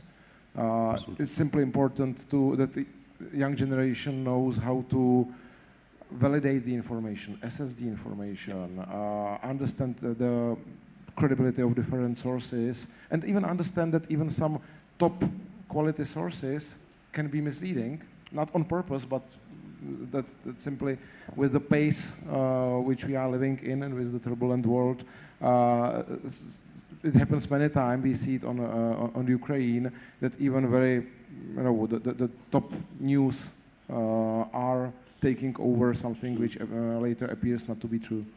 Perfectly expressed, Mr. Vrábel. Just a short sentence. I think that the critical thinking should be involved in all subjects, not just one. And this is very important. It means people should teach it, and we have to educate again those teachers, because sometimes it's not easy to find teachers that can be very good in that. Thank you. I agree. Yeah. I agree. I think I answered this already. Okay, and tell us maybe a little bit more about how it is implemented in the curriculum in the Finnish schools, because you touched it already, that you try to increase the media literacy via formal education. What is those important elements of it, or principles of media literacy education? What are the most important principles of the media literacy education? I think the most important is to learn about the misinformation in social media. I think it has been very clear in today's conversations and panels that that's the crucial thing. Okay, thank you. Last question, and very important, is touching mental health, because our experience from the COVID era is that isolation of the students caused by COVID has shown an increase in suicidal behavior and the depression among the students. Shouldn't remote education be rather limited? What do you think? You, as a heads of universities. So if I may, we really had a sad experience during the COVID time several times, and we fought against this by building a student television. Actually, the channel which gave platform for students to see each other, to see their music, to see interesting things, just to get them more in contact when they were locked in their rooms. And I hope that helped. The other part of the question was whether we should, due to that, limit amount of online distant education. Of course, in that critical time, one has to teach in a distant form, and the other means how to help, I think, are important. So one cannot, unfortunately, interconnect these two facts. It is also subject of the optimal balance, Mr. Vondra. I would say that the best thing you can see is the classroom with a motivated educator or lecturer and with the motivated students. And this is my answer. It means I understand that we cannot avoid those online-based courses, but later or sooner, they all have to meet. I think this is very important. The social part of that is something what makes a difference between a good education and bad education. This is my opinion. Okay, Báro. And I want to actually add one more viewpoint to this from the opposite side, that, and that's what we discovered with Čekytas, that actually this opportunity of online education combined with in-person education is making education much more inclusive. To people who just like, they must get up super early to get to school. They must, and you know, like we don't realize that for some people, whether they are children or they are like adults in this informal education, they must invest much more than others to get the education in the classroom. And there are inequalities that we don't realize. So also from the thing of kind of like psychological self-being, like well-being, I saw those voices from the other side, like kids who actually for the first time really felt comfortable in education when they were in distant learning, and now they feel anxiety returning to in-person education. So it's interesting that like maybe searching for effective combination of the two modes is really something that is the inclusive way to go. But finding really like smart solutions, and I like that start like with software, we need to start with good design. This was reactive, you know, like the way we switched to online was really reactive. Now we have time to breathe and think about the design, how this could work. Great. Mrs. Kelleher, would you like to add something to the issue of mental health? Yes, just recently the health authorities in Finland were asked what they would have done differently during the pandemic, and they answered that they wouldn't have closed the schools and the children's hobbies. Mm-hmm. And I think that's a good answer, and we should look up with that. Time is gone. Time for closing remarks. I would like to ask you to be really brief, 1 or 2 sentences. We can start with Peter, or not?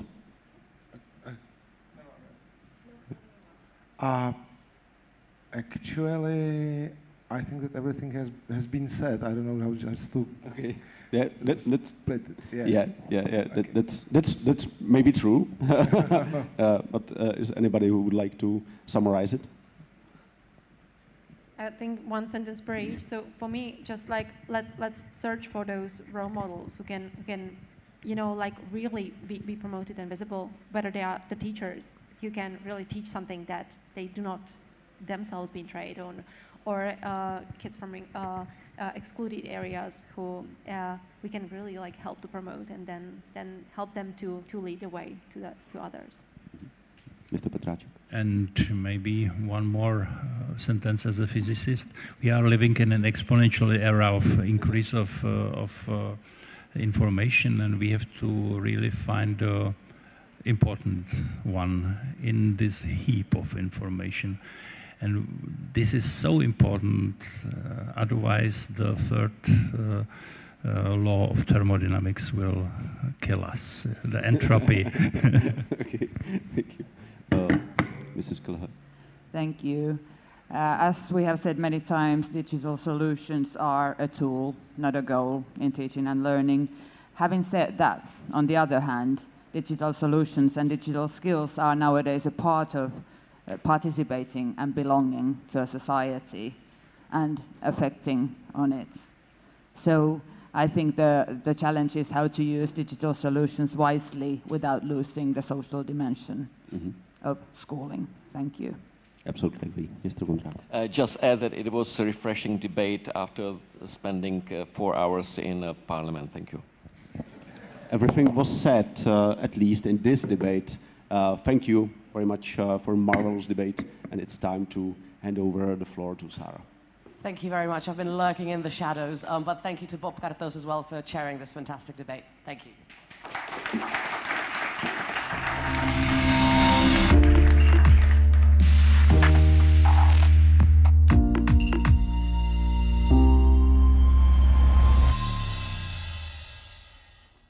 And ladies and gentlemen, it's actually a very sad part of the day because it's the last panel. So everyone, if you're having salmon or bread somewhere, come and join us because it is the last panel on eHealth.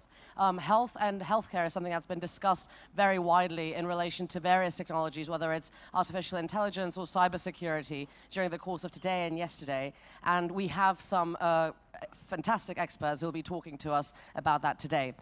They are Tanel Kiik, the Minister of Health and Labour, Government of the Republic of Estonia, Morten Elbæk Petersen, the Director of Sundhed from Denmark, Martin Zeman, the Director of IT and Computerization of Health, Ministry of Health, Veronika Oudova, the Ambassador for the European Innovation Council, and Jiří Pecina, the first Vice Chairman, Alliance for Telemedicine, Digitization of Health and Social Services. And the moderator of today is Tomáš Doležal, the Director of Institute for Health Economics and the co-founder of Medevio. If I could ask all of you please to come and join me on stage, that'd be fantastic. And everyone can clap as well. Yeah, come on, let's give them a bit of support, yes. Yeah. And just very briefly to introduce the panel, the healthcare sector has been undergoing a fundamental transformation around the world in recent years, and the health system is improving. The main benefits of digitizing healthcare include improving prevention, diagnosis, treatment or monitoring of patients' healthcare and lifestyle. And more on that, we'll hear that from our panelists. So it's over to you, Tomáš. Thank you very much.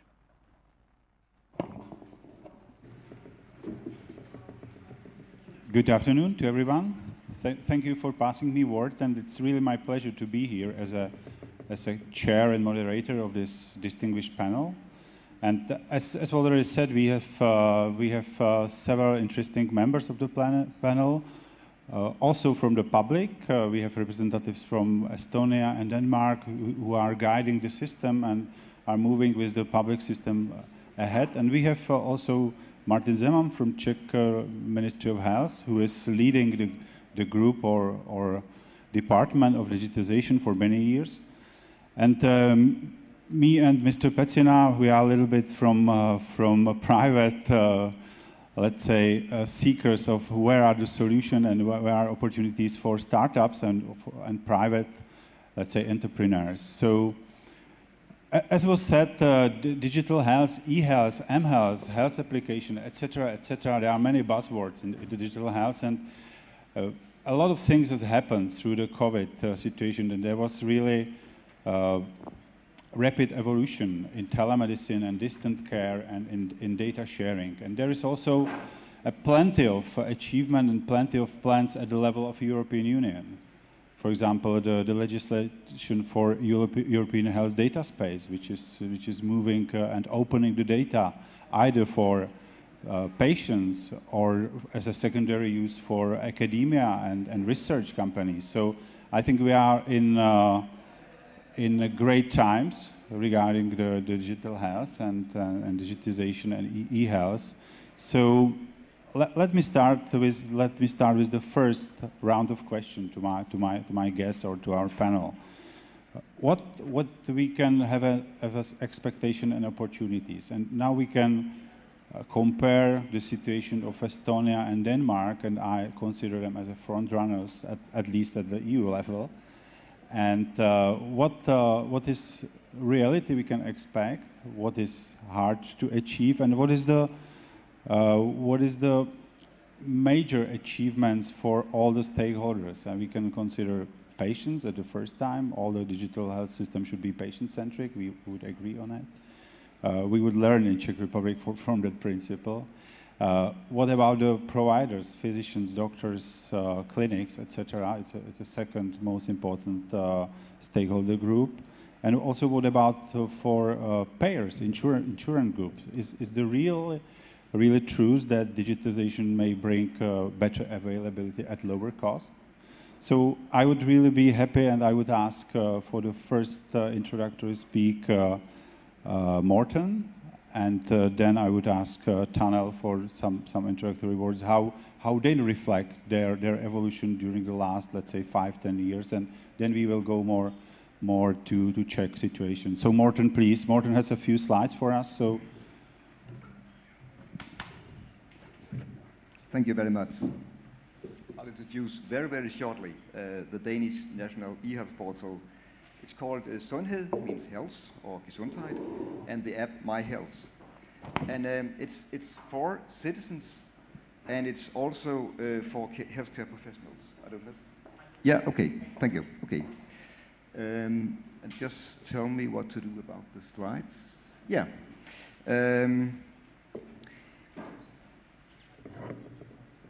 Okay, thank you very much.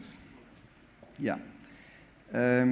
Hopefully, you will have some inspiration from Denmark, where the portal has actually been online for 20 years now. And the overall purpose with Sundhed is to save time, support patient empowerment, and also offer workflow improvement for the healthcare professionals. So citizens can actually access their own EHR notes. They have medicine overview, they have vaccination lab responses, and especially that with the lab responses became very, very important during the COVID-19 pandemic and led to quickly development of among a lot of other things, also the Corona passport, which was very important in Denmark reopening the society. As citizen, you can also give authorization, it's a quite new thing, to relatives or other trusted persons to access your personal records, which improves improves empowerment. Think about helping your old parents. You can also have access to your data of your minor children, also for improved empowerment. Health professionals are provided with the possibility to access patient health data from other systems and across sector boundaries. So Sundhed is also a sort of national EHR solution covering all citizens, all healthcare professionals, and every single healthcare organization in Denmark. So we integrate from more than 170 different sources and look up and display all the existing data. So data is collected and stored in local and regional EHR system databases, but they are not at Sundhed. We only integrate, we display, and we reuse. A year ago, we launched the Danish Corona passport in My Health, and it really played a crucial role in reopening the society. And a service that in many ways was a result of an accelerated developing process on the top of what we already had, and exploiting the advantages within the technical infrastructure and the digital building blocks that was already present in the Danish society. And that is the way Sundhed was developed since 2002, and I will come back to that in the panel discussion very soon. No big bang, only incremental development in small steps, and always with the users, the citizens in the center, asking them again and again what to do. So the Danish IT infrastructure is in accordance with the national strategies designed to support data sharing and collaborating across the sectors. And I'm sure that's exactly that is a driver for Denmark as a leader, according to this DAISY index released by the European Commission. Last slide here. In Denmark, we have developed an advanced security model which allows all citizens to access public digital services across the sectors. And when you talk about digital health in Denmark, we also talk about, and that's important, the culture of trust. Danes widely trust the public sector and the handling of their data. And Danes have experienced the advantages in using public digital health service, how it empowers and makes everyday life easier. So they expect us to have all those kind of services. And they also expect to be involved in designing those user-friendly solutions. So at the moment we have established a user panel with 2,600 citizens and healthcare professionals, asking them every time we are making changes in Sundhed, every time we are making a new campaign. Okay, that was very short. It was only 3 minutes, so thank you very much. Great, thank you. Thank you. Yeah. So it just kick off for the discussion, and I will also ask Tanel for his introductory speech. What was the traits of success or worth to know from Estonian experience?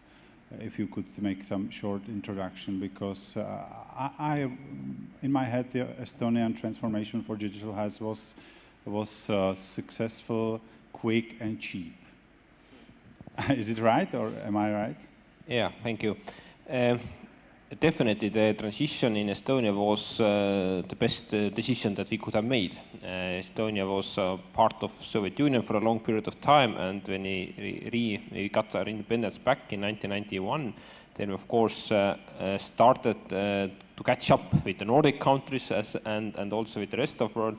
And we had the possibility to also maybe learn from the mistakes that have been made before. That, for example, for us, banking systems and also tax declaration and all sorts of stuff were online very fast, and it was the logical way to do it. And this is also why our population is quite, let's say, e-friendly, and they have also very high expectations for the state. For different services, for different home pages, for different, is it in health policy, in education policy, that you expect everything to be available online. And we also have e-elections as well in Estonia. Right now you can do it in the cell phones, and we're working to do it, right now do it with your laptop, for example, but we're working that it could be also possible to do it with your cell phone. For example, you can be traveling in Czech and vote in a 5 minutes with your phone if you are elections coming. And this sort of, I think, mindset that the entrepreneurs always carry is right now quite widely shared with the population, and this is important, that people expect to have high-tech, latest possible solutions, and expect it to be online, expect it to be safe, secure, easily accessible. And we are doing our best to fill the expectations of the people, and of course, if possible, then even do better, because people maybe don't really always know what are, for example, the technical solutions can be, but the state must do its best for the best ideas of entrepreneurs and IT experts in state to be actually carried out and made available to everybody as fast as possible, because in IT world and in building e-health and other e-services, it's always very competitive, and you're always running against time. That solutions that are up to date today will be old-fashioned in 5 or 10 years. So if you waste time on arguing and building up some solutions that were maybe good in three years' times, then by the time you make it available, it will be already outdated. One additional question, taking into account the patient experience, and every successful digital system should be e-health friendly and patient-centric. Are you able to somehow measure if, thanks to the access to health data, to very short waiting times for digital interaction, are the patient more empowered or more, let's say, can you measure, for example, the health literacy or all these things thanks to access to digital care? Yes and no. In Estonia, we put, I would say, too little to health in general. In Estonia, we put about 5% of GDP in health, and plus about 2% is the people's own expense. The average in Europe is actually about 9 to 10%. It's around 10% in Nordic countries.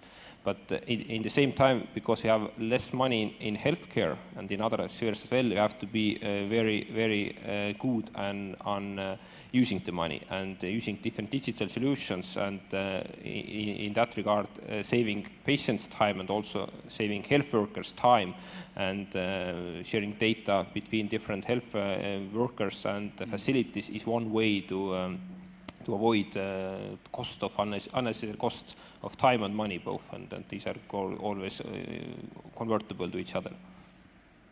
So it means that digitalization is the way to higher efficiency and yeah, I would say that without the e-health solutions we have for the hospitals, for the patients, it would not be possible to provide needed healthcare services with the amount of money that we have. And so, but I still say that we need, of course, extra money. As a health minister, I couldn't say anything else.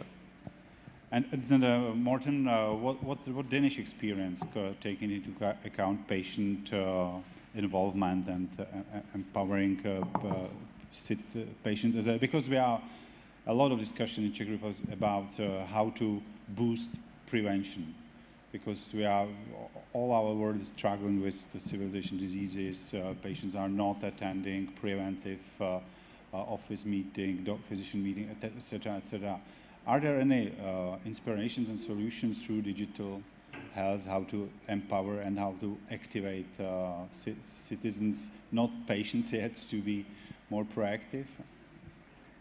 I think that one part of the answer is that we in Denmark have the exactly same situation as in Czech, because also here we have so much focus on treatment and not on prevention. So we also want to change that. But on the other hand, we have a big potential with having e-health, because e-health is also a process of democratization. You equal the doctor and the patient, and you empower the patient to be prepared before the visit at the hospital. But also, you give a possibility to learn from what you did in the past, and to change your way of living and change your way of behaving to act preventively. And I think that the corona situation was the best example ever of prevention. Suddenly, we had shown laboratory data for 14 years in Denmark, and people could look them up after have been to a laboratory. Now they were pushed into their faces as if they were positive or not. And if they were positive, they should stay home, they should not do whatever. So for the first time, we could really quickly react and reopen the society due to a prevention action. And it was made only on e-health. Let's move to Martin Zeman. He is a man with long-term experience at Ministry of Health, dealing with all these digitization processes, remembering a lot of ministries in the front of the office. So if you would try to wrap up or summarize, where are the major obstacles in Czech healthcare digital transformation? Is it money? Is it lack of vision? Is it, let's say, conservatism of providers, patient inactivity? I know it's not an easy question, but who else than you should respond? From my point of view, it's really not an easy question, because I am some years at the ministry, and before this time I was in hospitals, and it was totally different view for me from the hospital and from the healthcare system than from the ministry. Now I see that from one direction we get a lot of money from European funds, for example. From the other direction we get first eHealth Act. We are establishing at the second time the National eHealth Center. We have the money, we have people, we know what we want, and we are now a new organization of eHealth activities at the ministry.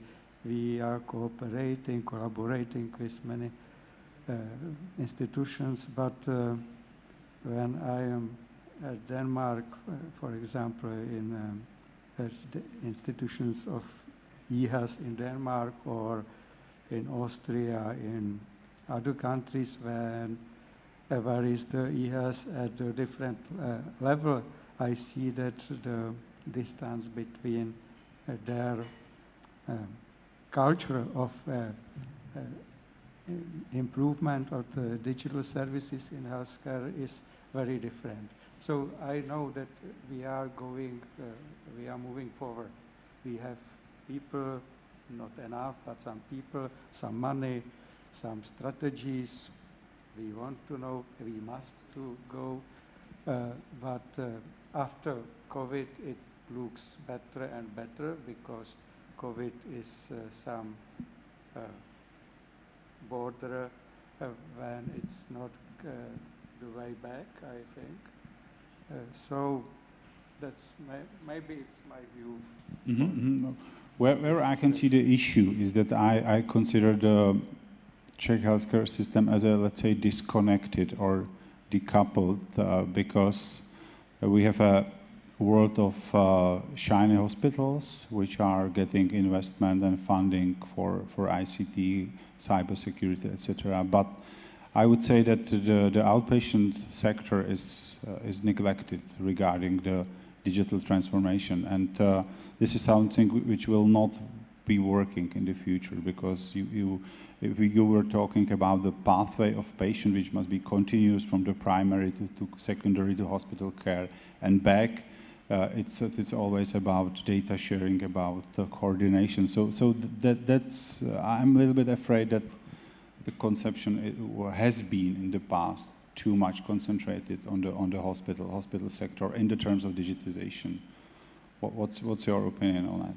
Of course, I'm looking for the healthcare reform to follow it, but where is the reform to move patients outside hospitals? Yeah, it's a right point. I think we all are a little bit lacking the overarching conception of healthcare development, and it must not be disconnected. I'm moving to Jiří. Jiří is one of the really first entrepreneurs in the digital health, founding telemedicine platform 5 years ago already? Six. Time flies, yeah. So trying to change the system from the outside, trying to bring close to patients really good digital experience. What's your view looking back and looking forward? We have heard two major issues we are dealing with in the Czech Republic from the other side, that our four speakers. In Denmark, we have heard that people really believe the system, that they have a good experience and they trust. We had here some 15 years ago a project called IZIP, and that damaged digital transformation in the Czech Republic for foreseeable future because we lost the trust. I'm here as the owner and founder of the company called MediHub, which means Medical Digital Hub, and on the other hand, the vice chairman of Alliance for Telemedicine and Digitizing Social Services, as well as president for cybersecurity of International Association for Telemedicine. The thing is, we have started as a MediHub, the same as you with Medavia, which heads off. We have started from the other way. We went to the hospitals, to healthcare providers. We asked the ministry what we can do, what are the limits, and we first delivered working system. Masaryk Memorial Institute in Brno, which is the largest oncological institution in Central and Eastern Europe, has already adopted our system 3 years ago, and they're helping us develop the system. So far, we can say that the patients, which range between the age of 18 and 77, are very well adapted to the software. And the breakpoint was that we did it for free. We delivered first. We delivered the software first. And after, we are trying to find in one big smiley family in Alliance for Telemedicine, the solution how to actually get paid by saving money in the system, saving money, making not just healing the people, but also guiding them through process. A lot of things, let's say in diabetes, could be held so people will not end up in hospital. And only thing what they can do is to get educated, get some educational videos, lifestyle advices, and measure their blood sugar level at least once in a month. Well, unfortunately, we have over 2 million patients with diabetes type 2 in the Czech Republic, and we know that they are not measuring their blood sugar level constantly, that we are just basically curing them to not die. And this is the way where we can save the money. But on the other hand, what we have heard, that there is not enough money, but they're investing. They invested already. We're looking for funds in the Czech Republic. Well, I would say it like this. How old is your phone? Who has here cell phone older than 6 years? Nobody. Okay. How old is your car? Who has a car older than 10 years? You do? Hands off. Who has here a car older than 30 years? Or cell phone? Yet, Czech hospitals are running on a software which is more than 30 years old. Some of the providers, some of the vendors are already really investing in a digitizing software. They're able to digitize processes, they're able to digitize data, they're prepared to be interconnected within other systems, but they're not doing it. How do you do it? Do you have a special law that healthcare software providers have to be interconnectable with the other healthcare softwares? Do you have something like that? Like, do you have the API? Open API? Yeah. Actually, in Estonia, we also have similar problems that not all the health organizations, different info systems are interoperable, but we have some so-called state-provided systems that you have to be interoperable with. For example, digital registry. That means that you can have a central database when I have to have access to all the different hospitals and different service providers. I can search for a slot to visit the doctor, for example. So all the different info systems have to make themselves operable with that. I believe you have something like that as well, right? Well, I will just finish the point. No problem. Yeah, you have it. Yeah, okay. I think we have something in between because we are really using the market. All those data sources out there at hospitals, GP sector, municipalities, they can buy whatever they want and use the market and the innovation of the market. That's very important. At the same time, we have an institution called Medcom, and they are having some standards, not the international one, but some kind of standards which you have to look at to be part of this system. And those on the market think it's a good idea. Then they are secure to be on the market. And it's a good idea because we can share data. I will use the worst healthcare solution in the world, which is United States. But they have one article which says that all healthcare systems does to have an open API. And the Deputy Minister of Healthcare, Mr. Policar, said one wonderful world where everyone in a software business will sign. We don't need digitization of the Czech healthcare. We need open APIization. We just need to force the current vendors to open the APIs to the newcomers, to other systems, to each other. And if the government will do this just short, and the simplest sentence possible, you will have digitization of the Czech healthcare system within 2 years, because there finally is going to come big companies, international companies, even the smaller startups, they're going to get standing chance to get patients into the hospitals, information from the patients by a secure way, MDR solutions and things like that. Until we're going to have this little sentence in the law, we just have ourselves academic discussion. It will never happen. Fully agree, and we have touched by your speech one important part of the story. What is the ideal interaction or interference between publicly driven backbone healthcare digitization system, which I think at the EU level countries always stays under the control because it's a issue of private data. We have biggest hospitals run by state, etc. And what is the the best mix between the public-driven and the quick, flexible private system? One is open API and interoperability, which enables to connect different digital health solution, the digital prescription, as we can see in Germany, etc. So do you have in Estonia or Denmark answer for that question? Or are you also struggling with how to find the best mixture of it?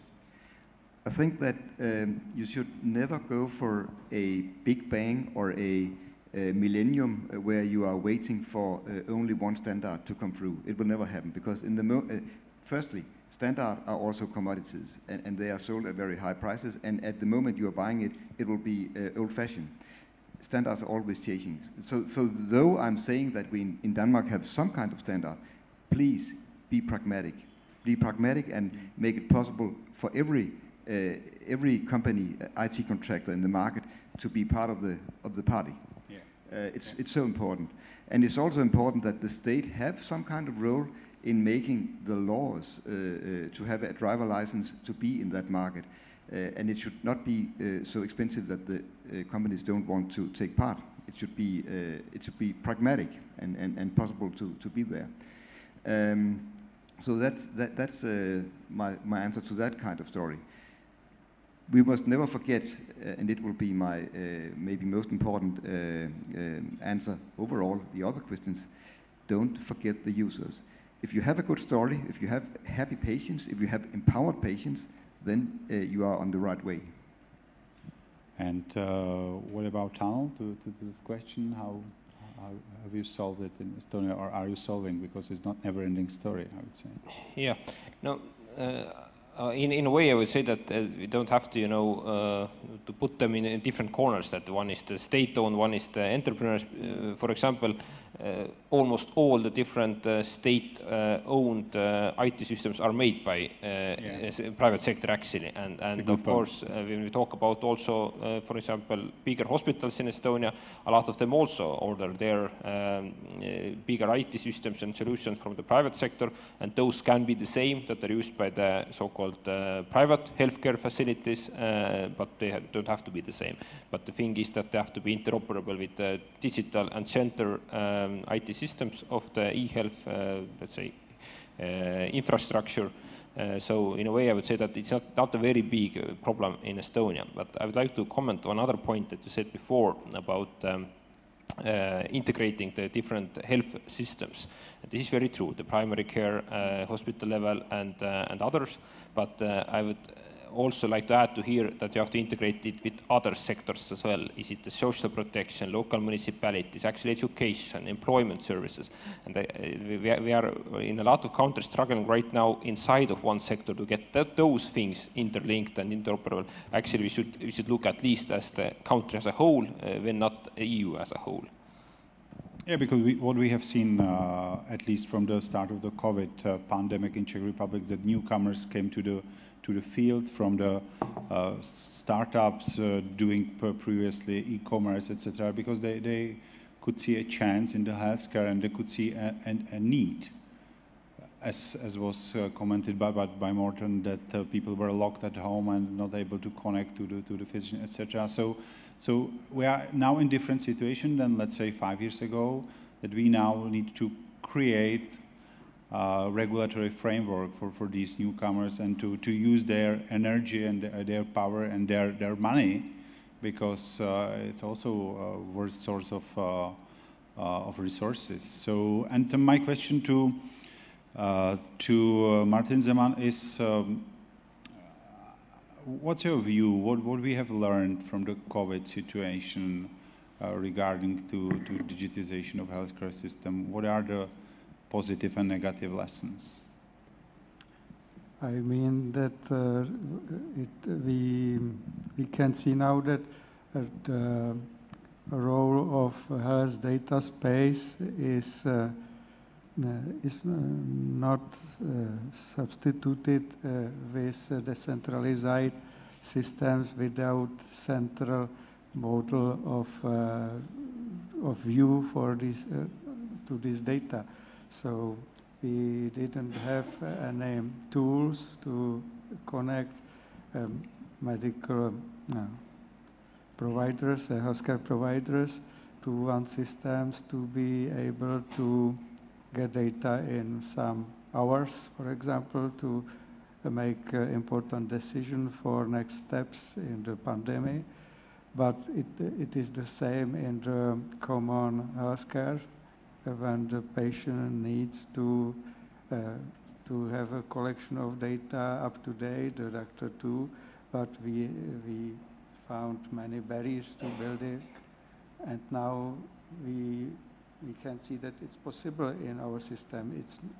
We thought before pandemic that it's not possible because we are totally different than other countries. We have different system of ownership of healthcare providers and insurance and the role of regions, etc., etc. But pandemic is only one, and the need to have one view on all system, to all data from the one patient perspective, from the healthcare system perspective, from the state perspective. Now we see it. So the architecture of future steps will be different, I feel. Now.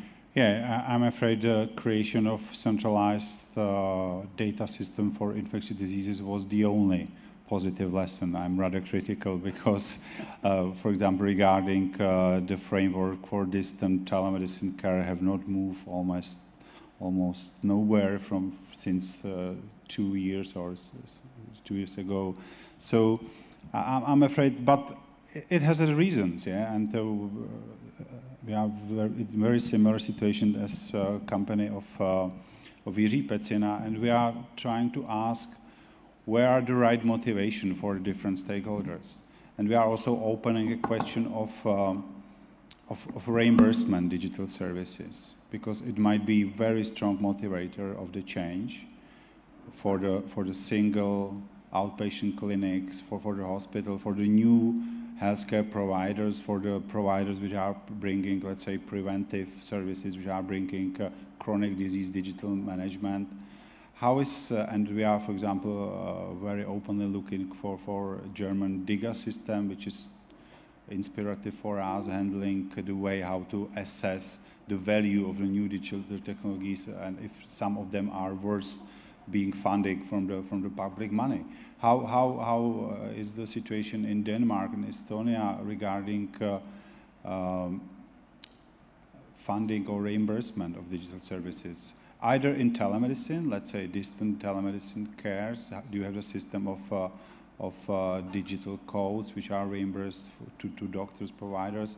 And what about the new digital application, digital solution which are, for example, guiding the patients through the system, which are increasing adherence to the therapies, etc.? Do you have, how it's working in this field in Denmark, Morten? I think we are very similar in many ways to Czech, and I think we can compare and learn from each other, because the healthcare sector in Denmark are mainly public finance. So the public have the possibility, the government have the possibility to make the frames as they have done. But it's also important to mention that when we have a waiting list in the hospital sector, then we also have a private sector helping us getting rid of those waiting lists. And we have our GP system is actually private GPs, but they have all their funding. It's the same, yeah. Yeah. And we have a lot of specialist doctors also private on private basis, but actually they are having their funds at the bottom from the taxpayers. So that's why we can have some dynamism and some innovation also in the healthcare sector. But we have to remember that the raw material in digitalization is data. And somebody has to be motivated in the everyday work of using those data.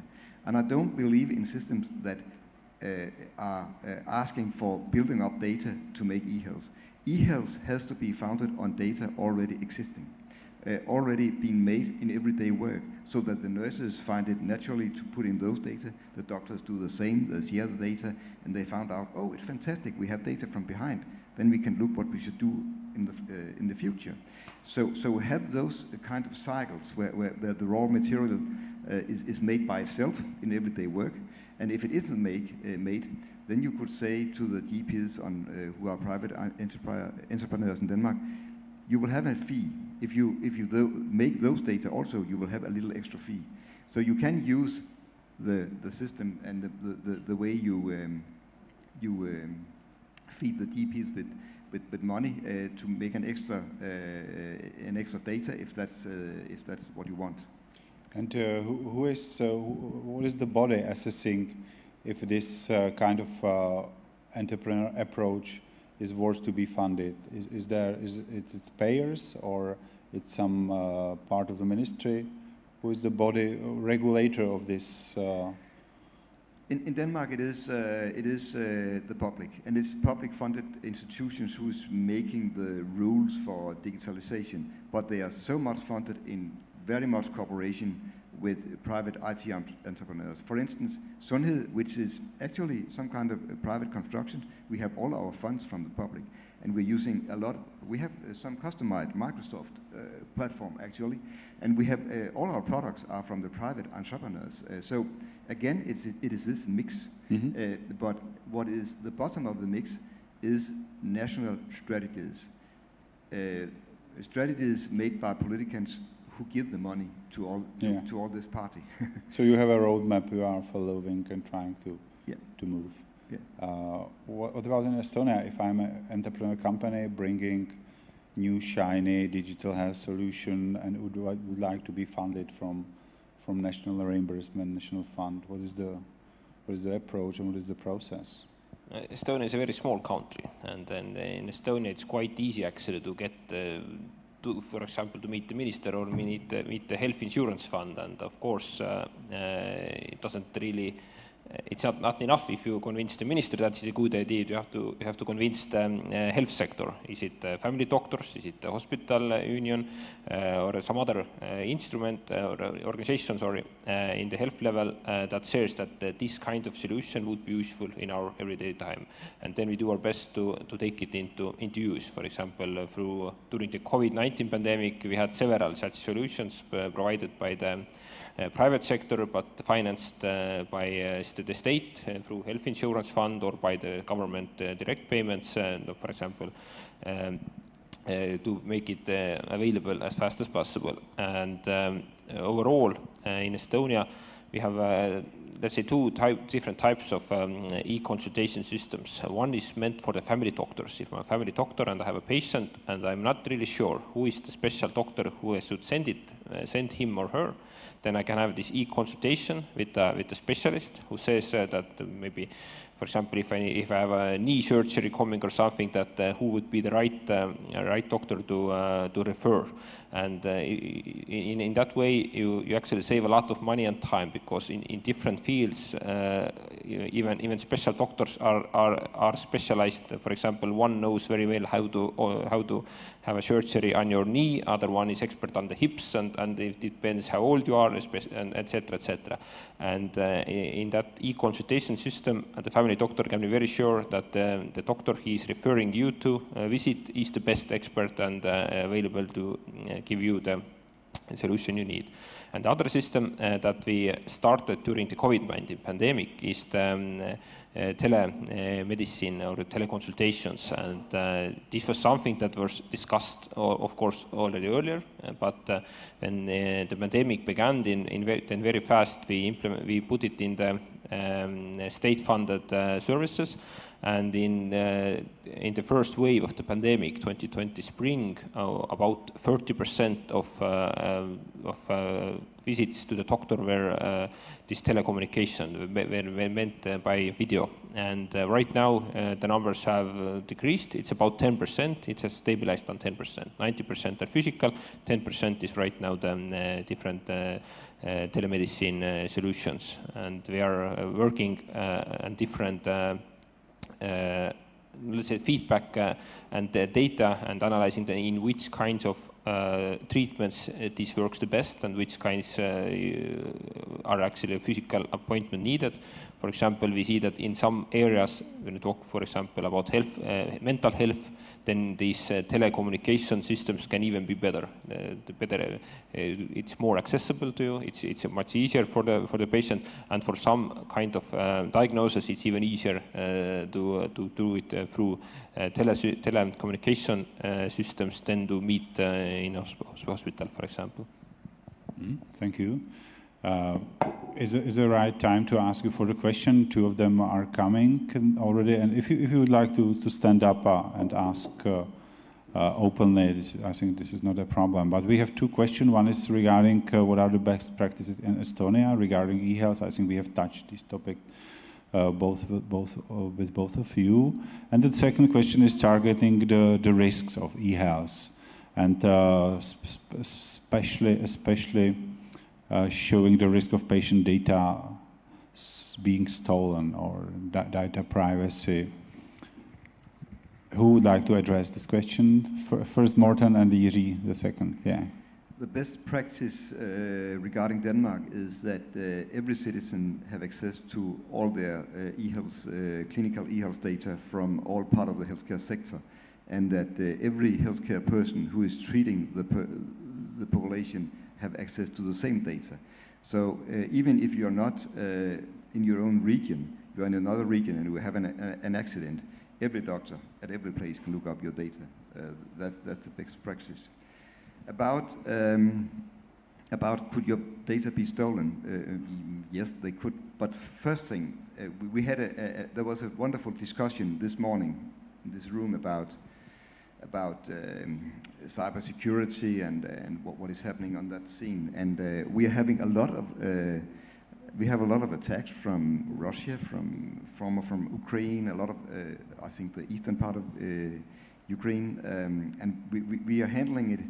Always having the best firewalls, having the most secure systems, but though we can never promise the citizens that some criminals not will hack us one day. So the best form of protection is to have this as a common goal, that the politician says, okay, we are willing to take the risk of sharing data because the advantages are so great that of course some criminals could do some harm us someday, but then we will stand together and fix it. So sometimes I travel in Germany and they are really afraid of data for historical reasons. They are so afraid that they don't share them. Some kind of thing in the US. I don't like that way. I like to be open, to share data and take the risks, but do it open, do it in a democratic setting, saying we stand together, having the best firewalls, but should it be broken down by criminals one day, let's handle it. Easy. I would just suggest the workable solutions that were already in place and are in place in Israel. I have seen, especially in Germany, a strong desire to adopt one centralized system for having all the patients' data, which is actually the stupidest way to do. If you gather all people in one spot, let's say during the war, you just make one big soft target. That's what you do if you get all the data in the same place. How Israelis are doing it? Well, all the hospitals already have the data. They already have the data on their hard drives. They just have an open API, again, an interconnectable platform for sharing the data. So let's say a doctor in Denmark would like to see what doctor in Prague is doing. He's just going to ask for the data for this special patient. He's going to get access to this one package of the data, and the data is constantly stored on their original hard drive. You're just going to get the metadata. You're just going to watch it. You will never have them. And that's the safest way, because if we're going to spread the people all around the Czech Republic and we're going to make 10 million targets, somebody will survive. Maybe it's going to get somebody hit. It's not maybe, probably somebody's going to get hit. Some data from some hospitals is going to get stolen. There's absolutely no certainty in this thing. But if we're going to create one magical national solution for all the data, we're going to get hacked, 100%. Because the criminals are going to get way more data. They will never hack a GP's office. Why? But they will hack this internal system. And I have seen it to move in the Czech Republic slowly to this direction. And Israel say, no, no, it's big no-no. Denmark says, oh, no, that's really a stupid idea. So please, we already know that is not the way to do. Just don't do it. Just don't build gigantic warehouses full of hard drives when we're going to take in consideration the CO2 emissions and everything which is considered to it. We already have the data. They're already stored. Just make them accessible. And that's very easy to do. Put the one sentence into our Czech laws, and we're done. Ministry of Health is taking the care and publishing the cybersecurity standards. Martin, could you comment that? What's your approach? What's your inspiration? What are your plans? Because we have been discussing before the panel that you are now taking the lead in the standardization of eHealth environment. So could you tell us what are you planning? Standardization or standardization of security? Not only security, but the standardization of data interoperability, etc., etc. All these technical things which every player coming into the field should respect and should take into account, and it's some minimal standard technical. In these days, we make very important steps in the area of standardization of eHealth. We have a group of projects, reform projects, and other.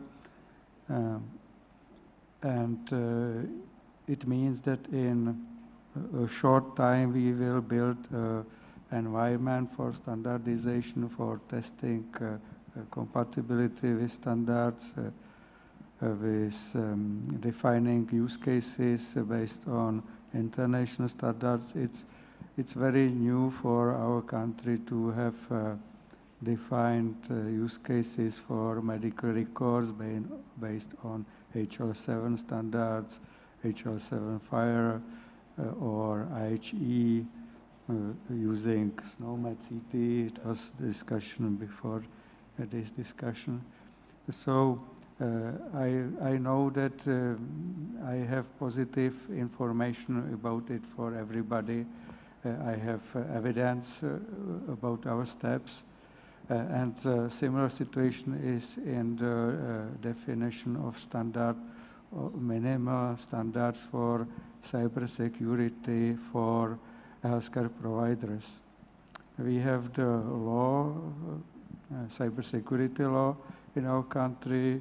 It means some obligations for the biggest healthcare providers, for 50 hospitals, but we continue from our institution with definition of standards for every institution in the healthcare sector. Every segment of it, yeah.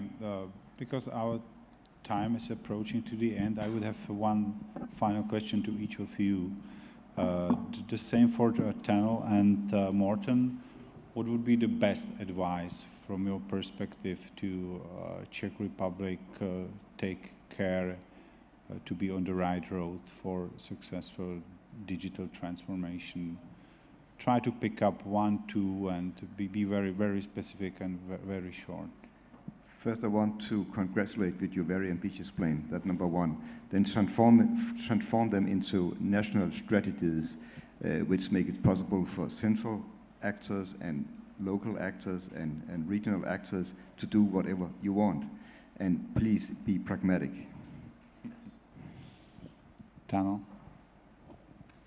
Yeah, I think that most important is that you have to think patient-centered, and you have to think in a way that, as I mentioned, not only in the health sector, but also in social sector and different affairs. If you start building a digital system that can make it easier for the patient to access different services, and also for the health facilities to work together, then it's smart not to forget all the other sectors that need the same data and are interacting with the same person actually. Is it the local municipality social workers? Is it the state giving out pensions? Is it the employment service fund or different such services that are actually for a patient or actually a person or citizen point of view, he's interacting with the same state, and for him or her it's important that if he, for example, gives out data to one place, then it's also usable in another, that so-called once only principle that we always say in Estonia.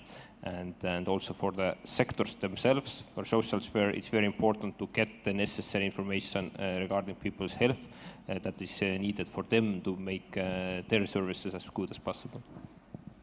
And for Jiří and Martin, if we would have a magic or power of spell, what would be the change you wish to make, a part of open API and integrative API? Martin, you have a power. I think that the most important thing is that citizens have the right for digital services. And this right we have to accept, and in next steps we have to make everything what is possible to digitalize healthcare. That's everything. So people should execute their right to digital data access. Yes, it's for people, not for us. Yeah. Okay, Jiří? My very short and pragmatic comment will be, we don't need government to tell us how to do it. We just need the road.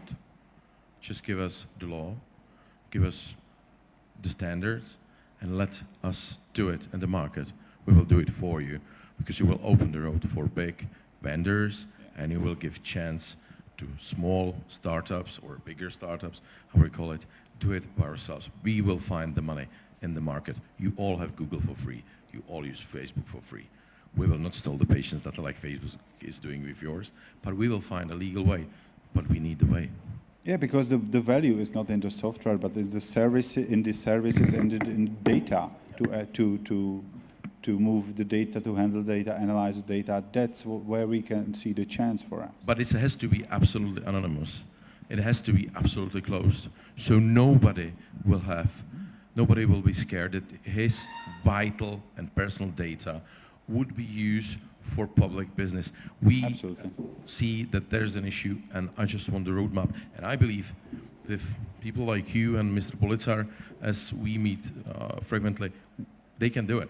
Honestly, they work on it. He is IT guy. That's very rare in healthcare. Okay, last call for any question from the audience. Yeah.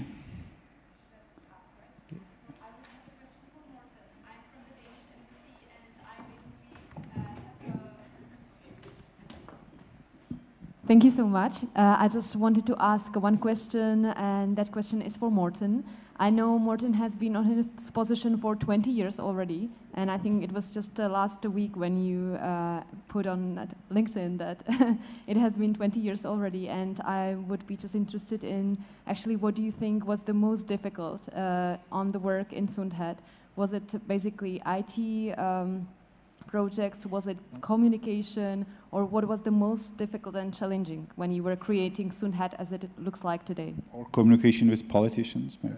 I think that still it is to put the healthcare sector together. We still need some data from the DP sector. We still need some data from the elderly sector of the municipalities. So coping with that, besides building all that IT, is still a big political issue. But on the other side, we have struggled through a lot of it. But still, to have all those healthcare organizations not be conservative and so on. So we are struggling on many levels, and that's a very hard level. What I'm most happy about is that culture of trust, because Danes love their GPs, they love their public schools, so they have this culture of trust, and that is so important to keep on. And continuing having that is maybe our biggest work in every day. Yeah. Okay, so I really want to thank all of you for open thoughts and active participation in the panel, and cross the fingers. And I would say this is the right time to be really successful in the Czech Republic, maybe last time. Thanks for your participation, and have a nice rest of the day. Bye-bye.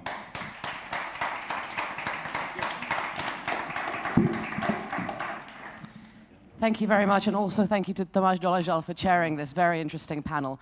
Ladies and gentlemen, I was foreshadowing that it's a very sad occurrence because we're ending, and we are indeed ending right now. I wanted to thank everyone on the stream for being here with us. Thanks to everyone in the room for being here with us as well. There's some drinks that await you right now, which is, of course, the highlight of the day. But just please allow me a very quick recap of what we've been through.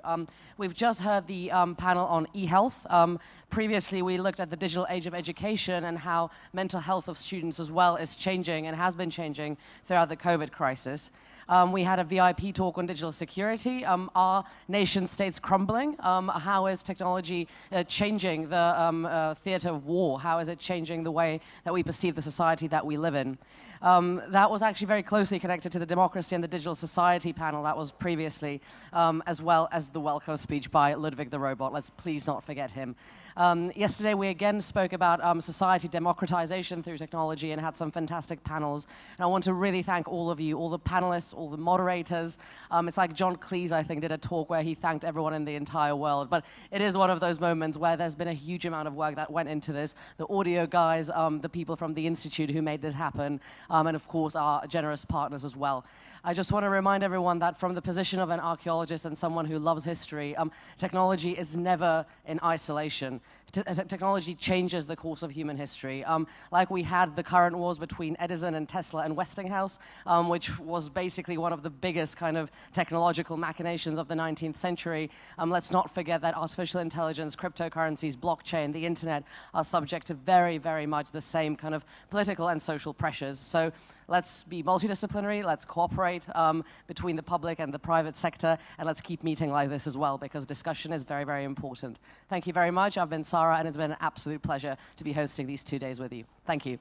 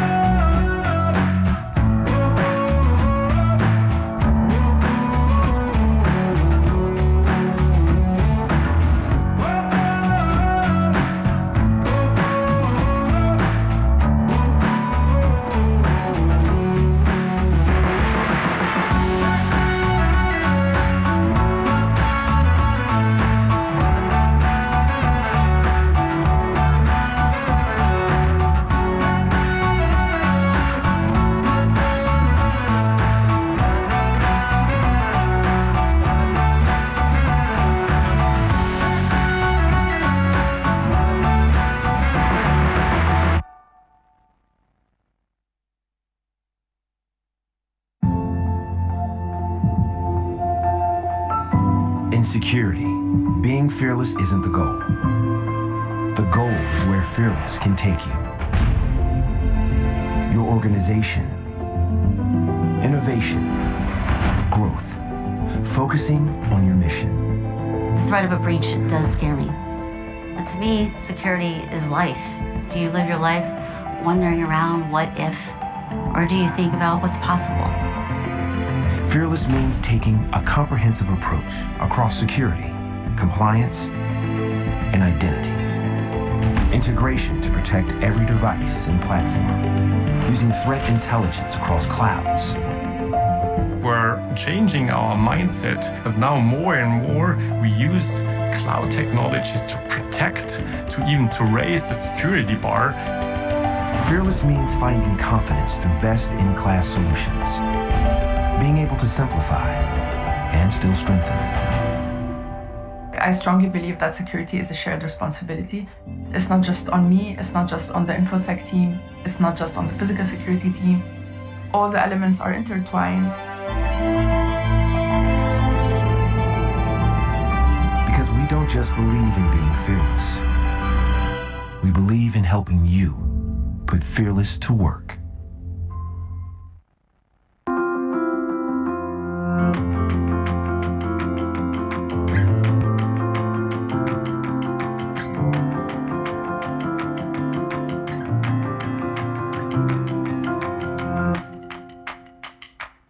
Well, it's very nice to be here for the second time already, and I'm very thankful for the Institute of Policy and Society to organize this conference. And also I like it very much that the Czech politicians take it very seriously, that digitalization should move the country forward.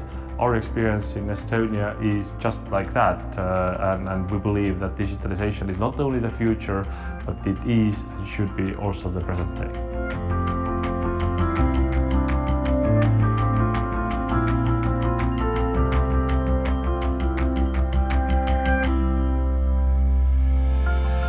Je to hodně zajímavá konference Digitální Česko, 4. ročník, a vlastně jak její název napovídá, tak vlastně my se snažíme o úplně to samé, to znamená udělat z Česka digitální Česko.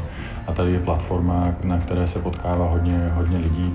Hodně se mluví o plánech a cílech, hodně se mluví o propojení toho soukromého světa se státní správou, jak bychom měli vlastně fungovat. Je tady evropský rozměr, takisto součástí naší koncepce Digitální Česko.